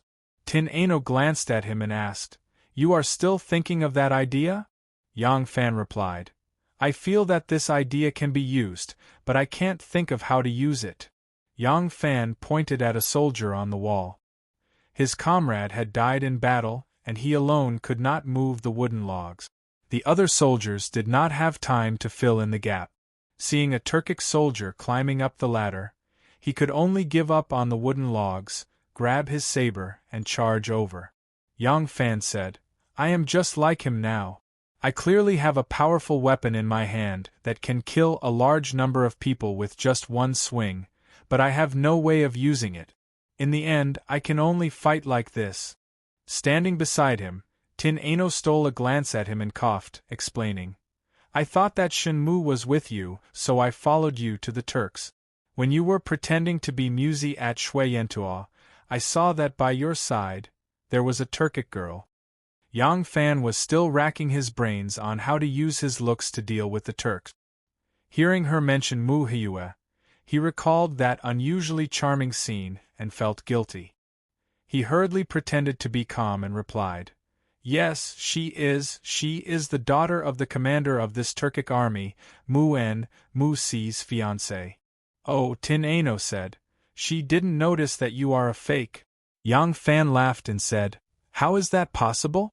I don't have much contact with her." Tin Ano said, "Isn't she and Muzi already engaged? The grasslands do not have as many rules as the Central Plains. She did not have any intimate actions with you, Muzi?" Yang Fan's mind suddenly flashed with the many erotic images of the galloping ox cart. He hurriedly said, "Of course not. Miss Hiyue is different from other grassland girls. Her father is the chief of the Mwaha tribe. She married Muzi clearly so that her father Mu'en and Muzi's father Moshe could form an alliance. It was for this reason that they were engaged." Tin Ano waited for a moment, but he did not continue. She could not help but ask, "Is it because of this reason?" After she finished asking, she still did not receive an answer from Yang Fan. She could not help but turn her head to look at him. She saw that Yang Fan was staring at the battlefield in front of him without saying a word. She could not help but ask worriedly, "What is it?" Yang Fan slowly said, "Don't say anything. Let me think. I think I have an idea." Yang Fan quietly thought for a while, then said, "I think I have a way to make them retreat." Tin Ano asked in surprise, "What way?" Yang Fan said, "The queen of the Ashina tribe of the Turks has always been chosen from the Ashina tribe. This is because the Ashina tribe is the strongest Turkic tribe besides the Ashina tribe. Their marriage is to form an alliance." Tin Ano said, "That's right." Yang Fan said, "The Turkic Khagan Gudulu is seriously ill. This time, it is very likely that he will not be able to hold on. His younger brother Moshe wants to obtain the position of Khagan, and the Ashina tribe will definitely stand on the side of Gudulu's son because they are related by marriage. In this way, Moshe has no choice but to seek outside help. He has chosen the third strongest tribe, second only to the Ashina and Ashina tribes, the Mu-En tribe, to form an alliance with him. And then? I think I know the purpose of his army this time. First, he wants to win a great battle and strengthen his reputation for the position of Khagan. Second, he wants to find an excuse to mobilize the main forces of the Ashina tribe to prevent them from interfering in his bid for the position of Khagan. And then? Several stray arrows flew over and nailed into the window frame beside the two of them. However, the two of them stood there quietly, neither of them moving. Yang Fan turned to face Tin Ano and said with a smile, "There is no need to send anyone out of the city. I only need to pretend to be Musi and spread the news that Gudulu is dead, Moshe has seized the throne, and the Ashina tribe is squeezing out Gudulu's tribe. Then, their army of 100,000 will immediately retreat." Chapter 273. Yang Fan smiled at Tin Ano and asked, "What do you think of my idea? What if Musi can't speak?" Tin Ano pulled out her sword, and with a flash of cold light, an arrow that was about to run out of strength was slashed away by her sword. Her sword returned to its sheath with a cha sound. Her movements were clean and elegant. Deliberately revealing military secrets to others? With this sentence, the actions of pulling out the sword, slashing the arrow, and returning the sword were done in one go. Her speed and tone of voice were completely normal. Yang Fan said, "He only needs to show his face. The specific words can be done by the people around him. Just like when I pretended to be him and plundered the Turkic tribes." Tin Ano said, "Then how can you be sure that he still can't speak?" Yang Fan said, "Wouldn't it be better if he could speak? I only want to learn a few simple sentences of Turkic language. What's so difficult about that?" Tin Ano said, "Have you heard his voice before? Are you sure that the people who heard you have not heard Musi speak before?" Yang Fan was startled and said, "This, of course not. But when I left the Turkic tribes, he still couldn't speak." "He shouldn't be able to speak now, right?" As Yang Fan said this, he couldn't help but look into the distance. There was a tall watchtower there, and there were a few figures on it. The watchtower was very tall, even taller than the top of the city wall. This was the wilderness, and standing on the watchtower, the north wind whistled, biting cold. The people on the second floor were all wearing wolf-skin jackets, wolf-skin pants, cowhide boots, dog-skin hoods to cover their ears, and large woolen cloak. They were all wrapped up tightly. Mu-En and Musi were on the watchtower. Of course, they could afford to wear expensive fur coats, but expensive fur coats had long lost their purpose of keeping warm and had become a symbol of status. Therefore, the leather was tailored to be elegant and luxurious, completely ignoring the function of blocking the wind and keeping out the cold. Wearing such a fur coat here, as long as there was a small gap in the neck, the cold wind would rush in, even if wrapped in a sea dragon fur coat. On the other hand, the wolf skin was not any worse than the sea dragon skin. It was just that it wasn't as durable. If we were able to take down the 5,000 Tang soldiers in the Flying Fox Mouth, they would have a hard time using their military power if we were to attack the Ming Wei garrison. Unfortunately, I think the reinforcements from Liangzhou will arrive soon. In this way, we still have to exhaust their forces before we can break through the city." The one who spoke was Mu'en. His voice came from under the thick scarf, and it was still loud and powerful. His face was also covered with a scarf, revealing only a pair of eyes. The upper edge of the scarf was covered with a layer of frost because of the heat dissipating. His eyebrows were also covered with a layer of frost, and his pair of cold eyes revealed an awe-inspiring murderous aura. Next to him, a man in the same attire, with a scarf covering his face, said something in a hoarse voice. His voice was not only hoarse, but also rough and unpleasant, like the sound of gravel rubbing against each other. It was very uncomfortable to hear, but no one heard what he said. His voice was too low and hoarse, and once it left his mouth, it was blown away by the wind. Mu'en frowned, turned his head and asked, "What did you say?" That person turned around and pulled off the scarf with his back to the wind. It was actually Muzi. It was unknown whether Yanjiha's deceptive herbal fragrant ash could really cure diseases, or if Muzi's voice was not completely destroyed. After his injuries gradually healed, he could really speak. However, his voice had become low and unpleasant, like an old ghost whispering into your ear at midnight. Mu'en was very worried whether his precious daughter would still like him. Back then, it was his beautiful love song that moved her heart. Otherwise, even though the marriage was for the benefit of the tribe, Muzi had a few sons, and Muzi was not the most valued one. Why would he choose Muzi as his son-in-law? Muzi said in a low and hoarse voice, "We have enough troops to not give them time to breathe. Everyone take turns to fight day and night. We must attack as soon as possible." The wind was very strong, and Muzi's ghostly voice was really too low and hoarse. Even though Mu'en listened carefully, some of his words were still muffled. However, he had already understood Muzi's meaning. Gudulu's illness was too serious. It was completely unpredictable whether or not he could last through this winter. If Gudulu had already passed away, and they had not returned with a full load from the Han people's territory, then this operation would not only be unable to play the role of strengthening Muzi's prestige, it would not even be able to play the role of icing on the cake. It would completely lose the meaning of sending troops. Mu'en nodded in understanding. "Tonight your troops will be the first to attack the city." Muzi nodded forcefully. He looked at the top of Mingwei's city wall with a fiery gaze. He could speak, but it was even more uncomfortable than when he could not speak. This ghostly voice, if not necessary, he did not want to speak at all. He hated the Ashid tribe, hated Zhu Tu and Xiao Mumu to death. He was even more worried that he would lose his originally unfavored position among the brothers because of this. Therefore, he desired a great victory more than ever.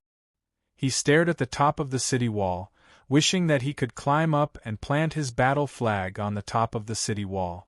However, he did not expect that there was a person standing on top of the city wall, plotting against him. The fierce battle on the city wall had entered a white-hot state. On some of the crevasses, the soldiers were already engaged in a melee with the enemy.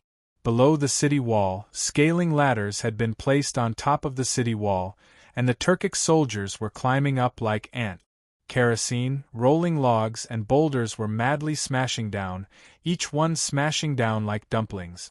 Those scaling ladders had also been knocked down by the battering poles or ignited by the burning oil. Only a tenth of them remained standing firmly at the edge of the city wall. But even if there was only one person climbing the city wall, it was still a very tense matter. They had to be suppressed immediately. A dam of 1,000 li could collapse with an ant's nest. A small gap could be fatal. The grassland warriors were skilled in riding and archery, and they excelled at fighting on horseback. Galloping on horseback, that kind of fighting style suited the taste of the fierce and untamed Turkic people the most. Sieging a city was not their forte, but the valiance and bravery in their bones made up for it. Even though it was extremely strenuous for them to attack the city from the back, They howled and charged up the city wall, as if they were completely indifferent to their own lives. This was a pack of wolves roaming the grassland. However, the Tang soldiers who had gone through professional training were no longer farmers carrying hoes. Especially these professional soldiers who were stationed at the border and dealt with the enemy all year round, their valiance and bravery were not inferior to their enemies. Fierce attacks, fierce battles, heads were cut off, blood was splattered, and the soldiers on both sides were fighting with their lives on the line. "Commander, the reinforcements have arrived." Yi Yunbao was commanding at the top of the city wall when a bodyguard suddenly ran over excitedly to report. Yi Yunbao roared, "Tell them to send reinforcements immediately when they're here." "Damn it, the house is on fire. Do I still have to go and greet them personally?" The bodyguard mumbled, "Supervisor Liu has come personally." Yi Yunbao did not even turn his head. He pointed to a platoon and said, "Where's the gold juice? Go and collect some more from each household. That stuff can't be easily healed if it burns on the body." "What, who's here?" The bodyguard said, "Commander, the governor of the Huyuan Road, General Liu Shirda, has personally arrived with his troops." Yi Yunbao turned his head. His movement was too violent and his neck cracked. He exclaimed in shock, "General Liu is here? Lin Zhongbao, come here!" Lin Zhongbao, the left commander of the Ming Wei garrison, ran over with a bloody saber in hand. He was the left commander of the Ming Wei garrison and Yi Yunbao's deputy. The two had always been close and were like brothers. Because their names had the word leopard in them, they were known as the two leopards of Ming Wei. Yi Yunbao said, "General Liu is here. I'll go and greet him. You take command here and don't make any mistakes. Otherwise, General Liu will think that we're useless." Lin Zhongbao loudly said, "Don't worry and go. Leave this place to me." Yi Yunbao spat a few times and cursed, "Where am I going? What a disheartening thing to say." Saying this, he hurriedly led a few of his bodyguards down the city wall. This time, Liu Shirda had personally led reinforcements to the Ming Wei garrison. As the commander-in-chief of Longyu, Liu Shirda had originally been stationed in Shanzhou. After the Turkic spies escaped, they had taken important military intelligence with them, so Liu Shirda was not worried that the Turks would seize the opportunity to attack the strategic pass on the border and might even succeed. The few fortresses are more than 1,000 miles away from each other. The entire Longyu and Hushi regions have been oppressed by the Turks and Tubo into a narrow strip of land. It is impossible for him to choose a perfect location to command and take care of all the fortresses. However, he is truly worried and he needs to make a decision. In truth, no matter where the Turks chose to attack, there would always be advantages and disadvantages. Liu Shirda had no way of knowing which place the Turks would choose, so he could only choose the most important place. In the end, he chose the White Pavilion. Liaochuan was too far away from Shanzhou, beyond Liu Shirda's reach. If the Turks could really break through the pass, by the time he arrived with his army, everything that could be looted would have been stolen and everyone that could be killed would have already been killed. Among the remaining forts, he was not too worried about Dunko. Dinko was relatively more dangerous, and it was close to the center of the Tang dynasty, making it convenient for reinforcements. Moreover, it was the territory of the Shuafang border army, and he did not have the authority to interfere even if he wanted to. The remaining two places were Juyanhai and Baiting. The Longyu region was a narrow strip sandwiched between the Turks and Tubo. It was shaped like a gourd, and Gan province and Liangzhou were the two concave parts of the gourd. Moreover, Liangzhou was the mouth of the gourd. If it was lost, the Turks could use it to attack the central plains from the east, and the entire Longyu region of Hushi would be in danger of falling. This was the most important place in the western regions, so he wanted to personally guard Liangzhou. After Liu Shirda sent off Qiushenji and Wang Xiaojie, who came from the west to investigate the military, he immediately set off for Liangzhou. He had just arrived at Liangzhou when the signal from Mingwei reached there. Thus, Lu Shirta decided to personally lead 10,000 reinforcements to Mingwei. Yang Fan saw the scene of Yi Yunbao hurriedly walking down the city gate tower. Lin Zhongbao stood at the top of the city wall and loudly cheered for the soldiers, saying that the reinforcements had arrived. He also heard that General Lu had personally come to Mingwei garrison.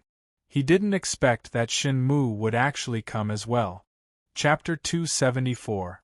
The battle came to an end in the evening, and the Turkic army retreated like flowing water. Very soon, smoke rose from the yurts in the distance. Below the city walls were corpses lying in a pool of blood. The smoke that drifted into the wilderness with the wind was for survival, and the corpses were also for survival. The soldiers on the city walls tiredly cleaned up the mess and replenished their defensive weapons. They carried the corpses of their fallen comrades down and helped their injured brothers down to bandage their wounds. It was a busy scene after a battle. Yang Fan said to the Tian Ai Nu, "Let's go back. General Yizhong is busy receiving the reinforcements. He won't have time to see me. I'll go back and think about the plan. I'll tell him tomorrow." The Tian Ai Nu gently nodded. As soon as the two of them walked out of the gate tower, a guard hurriedly walked toward them. As soon as the guard saw Yang Fan, he stood still and said, "Guard Yang, the commander of the palace guards invites you over." Yang Fan turned his head to look at Tin Ano. Tin Ano nodded and said gently, "I will wait for you at the post house." Yang Fan followed the guard and left, all the way to the palace of the commander of the Mingwei garrison. This was not a very spacious house, and the entrance was heavily guarded. Soldiers armed with swords and spears guarded the entrance and patrolled the surroundings. Under the guidance of the guard, Yang Fan stepped through the gate and walked along the straight path paved with square stones into the main hall. Under the screen with a tiger's might, there was a table and 2 chairs. On the right was a fat old man in his 60s. He was wearing a military uniform, but it was impossible to tell his rank. On the left was Lieutenant General Yi Yunbao, who was talking to him. Yang Fan gave his name and Yi Yunbao introduced. "Yang Fan, this is our Huyuan Road's Commissioner and Chief of Army, General Lu. After General Lu heard about you, he wanted to meet you." When Yang Fan heard this, he couldn't help but be secretly surprised. This fat old man was all smiles and had a kind face. He didn't have the temperament of a veteran at all.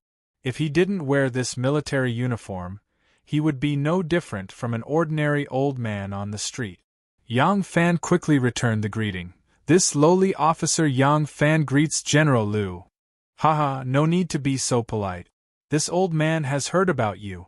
Amazing, amazing. The younger generation will surpass us in time." Lu Shirta stood up and grabbed Yang Fan's arm. He smiled. Come, come, come. You do not belong to me, so there is no need to stand on ceremony. Let's sit down and talk." As he walked, Yang Fan realized that there seemed to be something wrong with one of his legs. His feet had no strength when landing on the ground. He was completely dragged by the other leg, so his movements were slow. His left and right shoulders were also shaking. Yang Fan hurriedly supported him. Lu Shirta stroked his beard and said, "This old man has already heard from Cloud Leopard about your actions in the Turks. Cloud Leopard has already sent a letter to the Liangzhou government, which will then send it to the capital. The imperial court is certain to reward you."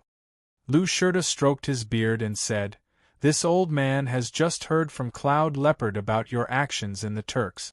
Cloud Leopard has already sent a letter to the Liangzhou government, which will then send it to the capital.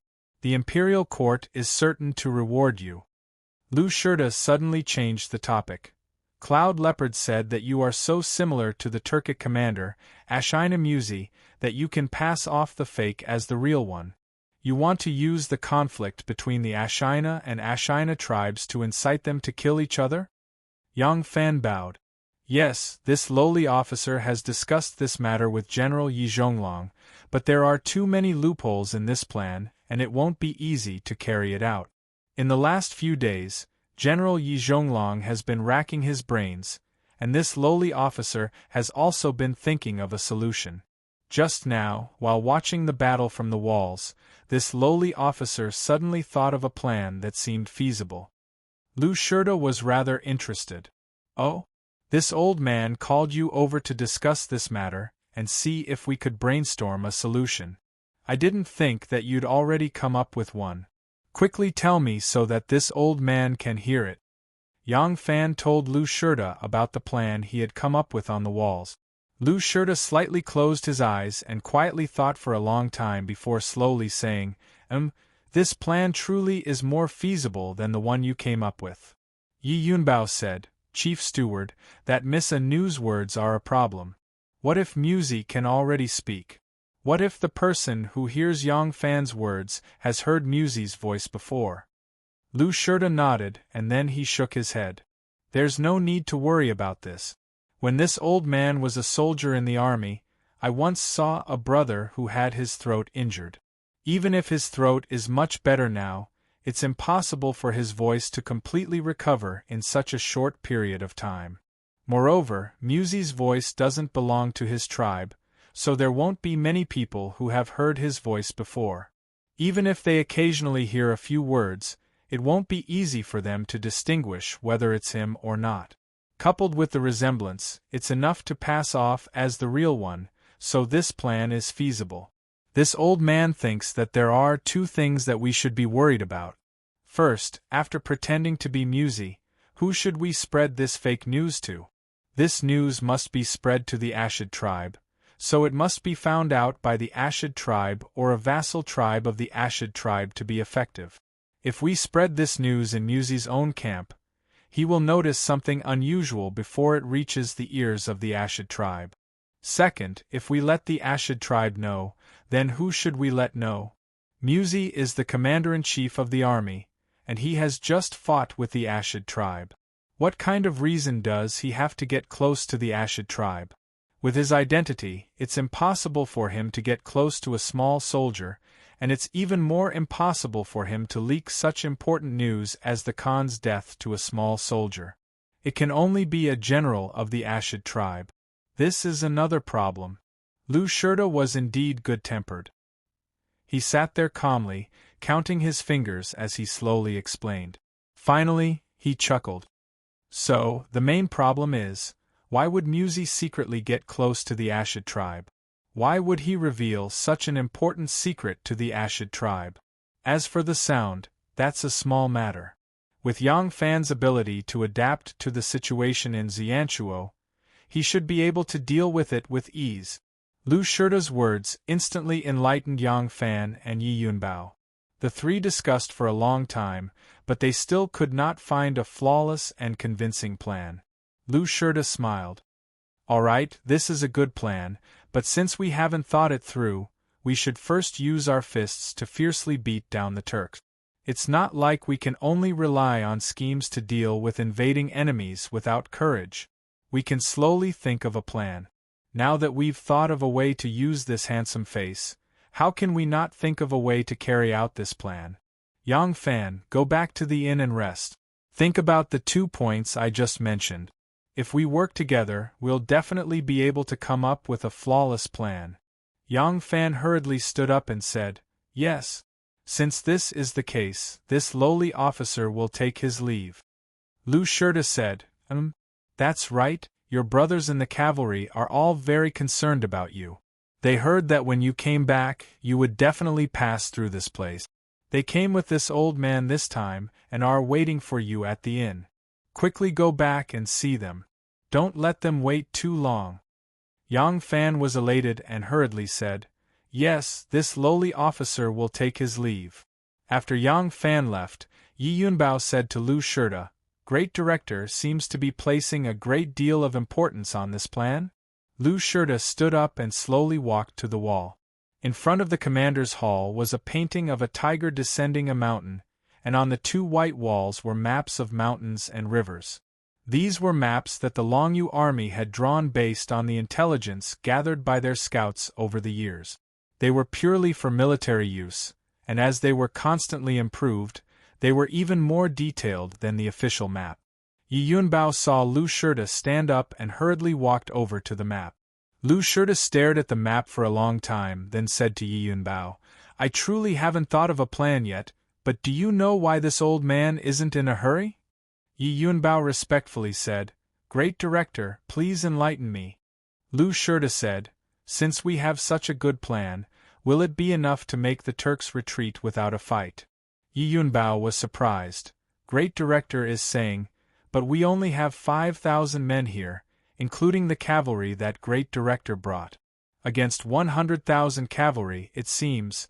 Lu Shurta laughed and shook his head. No, no, no, not here. As he spoke, he stretched out his thick and chubby finger and tapped on a spot on the map. With a snap, he fixed it on a spot. He was pointing at Jianxi. This old fellow, famed for his ability to wipe his face clean, had a harmless expression on his face as he said with a smile, The Turks wish to attack White Pavilion, so they first pretended to attack Jianhai. Why don't we send our soldiers from Jianhai, and while they are retreating, we can utterly defeat them? We can come and go as we please? It's not that easy. Yi Yunbao moved forward and carefully looked at the geography on the map, muttering, Jianxi, Jianxi. Lu Shurta explained, It's impossible for them to cross the desert. It doesn't matter if they come or go. There are only two ways. One is to go through the Gobi Desert in front of Jianxi, where they can replenish their water source and some fodder. The other way is to go through Mo River, where there are some small tribes that can also provide them with supplies. When they came, they split into two groups, but when they retreat, they will definitely choose the path in front of Jianxi. Yi Zhibao thought for a moment, then said, Because they retreated because Khan Gudulu is dead and Emoke has usurped the throne, Gudulu's son refuses to accept it, and the tribes of the steppe are fighting openly and covertly. It's very likely that a civil war has already broken out? Lu Shurta said, That's right. This is the fastest way to return to the Khagan's court. If they go through Mo River, they will have to make a big detour through the Turkic steppe.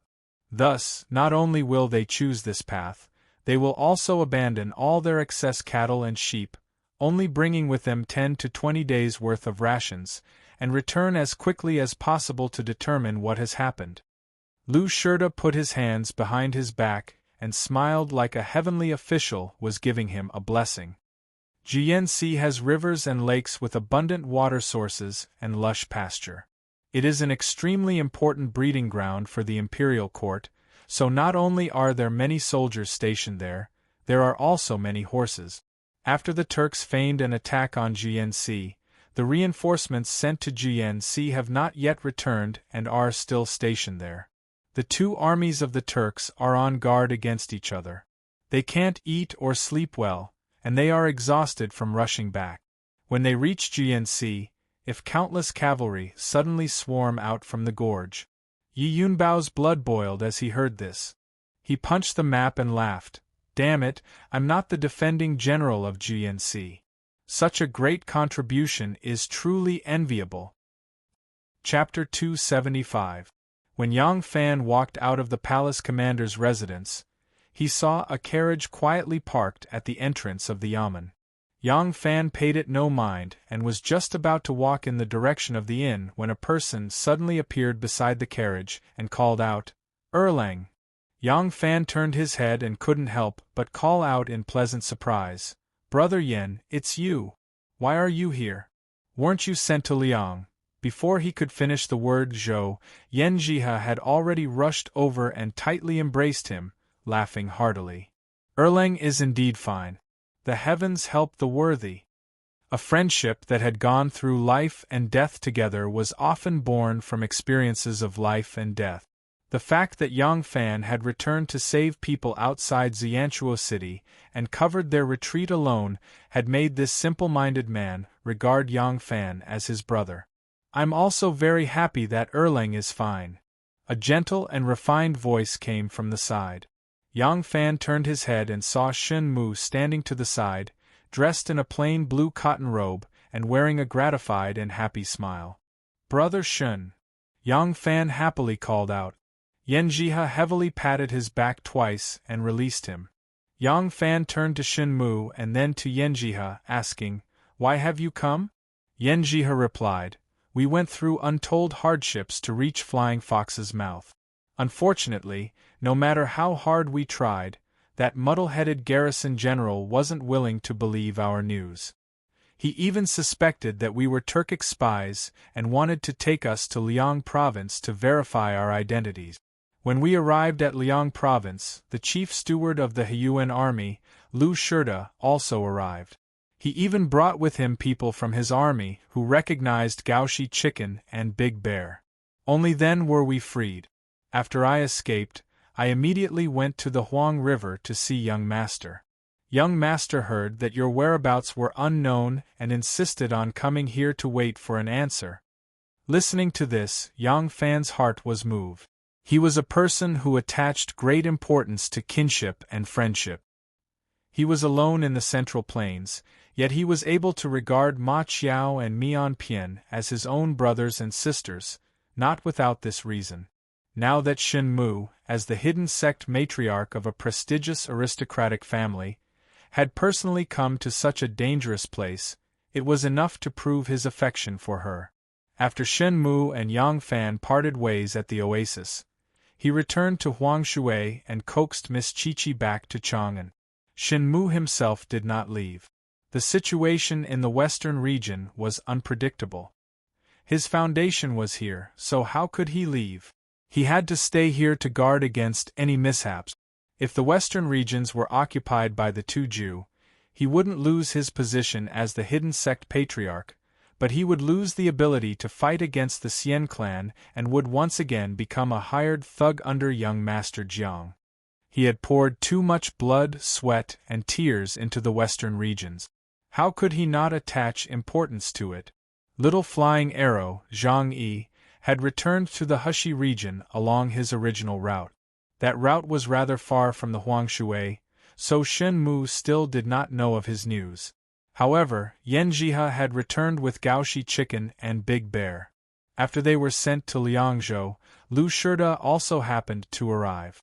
The generals accompanying Lu Shurda confirmed their identities, so they were naturally released. Gaoshi Chicken and Big Bear stayed with Lu Shurda, while Yanjiha quickly rode to Huang Shui to report to Shen Mu. After hearing his story, Shen Mu immediately set off for Liangzhou. This was Shen Mu's uniqueness. Why were so many people willing to be used by him? Was it just because he could provide everything one needed, help one achieve one's dreams, and pave the way for one's future? Although Yang Fan was one of his targets and did not have much value, Shen Mu still cared about his life and death. He wanted to know if Yang Fan was dead or alive. Although it was unknown if Yang Fan was dead or alive, as long as he was alive, Bai Ting should be his only choice. So Shen Mu also came.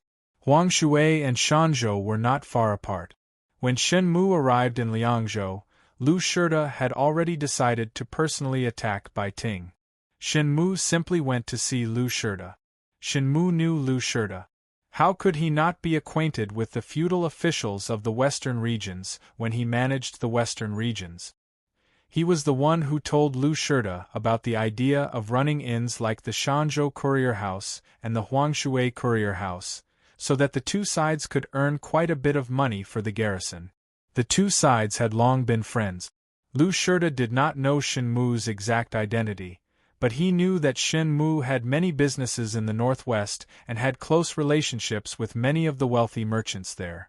He was a very powerful and mysterious merchant. The great clans and wealthy merchants of the northwest all had considerable hidden influence in the area, and they even had their own private armies. These great clans and wealthy merchants, including the tribal chiefs who had defected to the Tang dynasty and settled in the western regions, were all officials of the western regions with no official status. Not only were they extremely powerful, they even had the power to enforce the law in the areas under their jurisdiction. Whether it was a civil or criminal case, the common people would habitually ask them to preside over justice and have them maintain law and order rather than seek help from the authorities. The government could only restrain these prestigious and powerful local tyrants and not suppress them. Only by doing so would they be able to gain their cooperation and support. Naturally, Lu Shirta treated him with respect. The reason Shen Mu gave Lu Shirta was that he had many businesses in the Bai Ting area. If the Turks attacked, he would suffer massive losses. Thus, he needed to hurry over and see what was going on.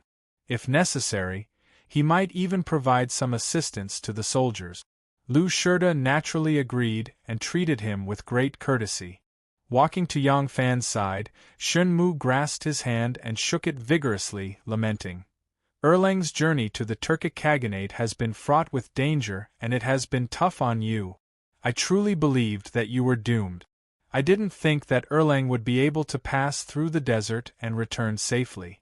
One who survives a great calamity is bound to have good fortune later on. Come, get on the carriage. Let's return to the inn first. Your brother has already prepared a banquet to help you calm your nerve. As Yang Fan followed him to the carriage, he asked, How did Brother Shen know how I returned? You're also staying at the inn. Could it be that you've already met Lady Anu? Shen Mu gave him a mysterious glance and smiled. I truly did meet Lady Anu. I truly didn't expect that the two of you would end up together. The affairs of the world are truly hard to predict.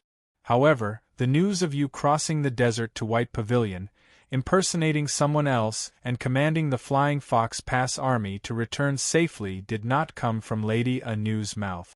It was Yi Yunbao who told me. Yang Fan was even more baffled. Just as he was about to ask again, Yan Jihe explained on his behalf. My young master has a wide network in the western regions. He is friends with many of the generals in the army. Upon hearing that the matter involved someone else's privacy, Yang Fan immediately shut his mouth. The two of them boarded the carriage and the carriage headed for the inn. Because Yan Jihe had already told Shen Mu about Yang Fan's actions at Shui Yantua, and the experience of commanding the Flying Fox Pass garrison to retreat had also been told to him by Yi Yunmao, Yang Fan only linked these events together and gave a simple explanation. He then moved on to the current predicament of the Ming Might garrison. When Shen Mu heard of Yang Fan's plan, he couldn't help but exclaim in surprise, Erlang is truly resourceful. This plan of yours, it's commendable. If it's used well, I think, it won't be as simple as forcing the enemy to retreat. Yang Fan asked curiously, My plan is to force the enemy to retreat. Other than that, what else can it be used for? Shen Mu smiled. If the one who designed this plan was Ming Might Garrison's General Yi Yunbao, the purpose of this plan is naturally to force the Turks to retreat and relieve the siege of White Pavilion. But now that Lu Shirta, who is in charge of the entire Longyo's safety, has arrived, I'm afraid it won't be so simple. Yang Fan's face was full of confusion. Little brother is slow-witted, please enlighten me. Shen Mu patted his shoulder and laughed. If you are slow-witted, would there still be smart people in this world? Haha, you can't imagine. It's not about strategy but about status. With strategy, one must also have the corresponding status. Only then will one stand at the corresponding height to think about things. You thought of this plan because of the danger of the Ming Might garrison. Yi Yunbao is only guarding White Pavilion, so his thoughts naturally lie here. Lu Shirta is the same as me. Our interests lie in the entire Longyu, so when we think about things, we will naturally not limit ourselves to this. Lu Shirta is a famous general of his generation. If I can think of it, I believe he will also think of it. After Shen Mu finished speaking, he raised his leg and stamped twice on the pedals. The carriage came to an abrupt stop. The driver, Yan Jihe, turned around and asked, What orders does young master have? Shen Mu said, Return. Meet Chief Steward Lu. Yang Fan asked, Why did Brother Shen return? Shen Mu smiled. Didn't Lu Shirta say that there are two problems? One is why Mu Si secretly contacted the people of the Ashid tribe, and the other is why he revealed such a secret to the people of the Ashid tribe. Haha, this Shen will help him solve these two problems, so that he won't have a good night's sleep. Tin Ano hid in his room to eat dinner, take a bath, and change into a new set of clothes that he bought today. He leisurely sat down under the light in front of the window. This was a woman's outfit. Although the material was ordinary, the style and color were good. When Tin Ano was outside, he always liked to wear men's clothes.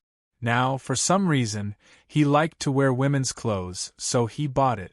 It was extremely noisy outside. Lu Shurta had brought another 10,000 soldiers, as well as a large amount of military supplies.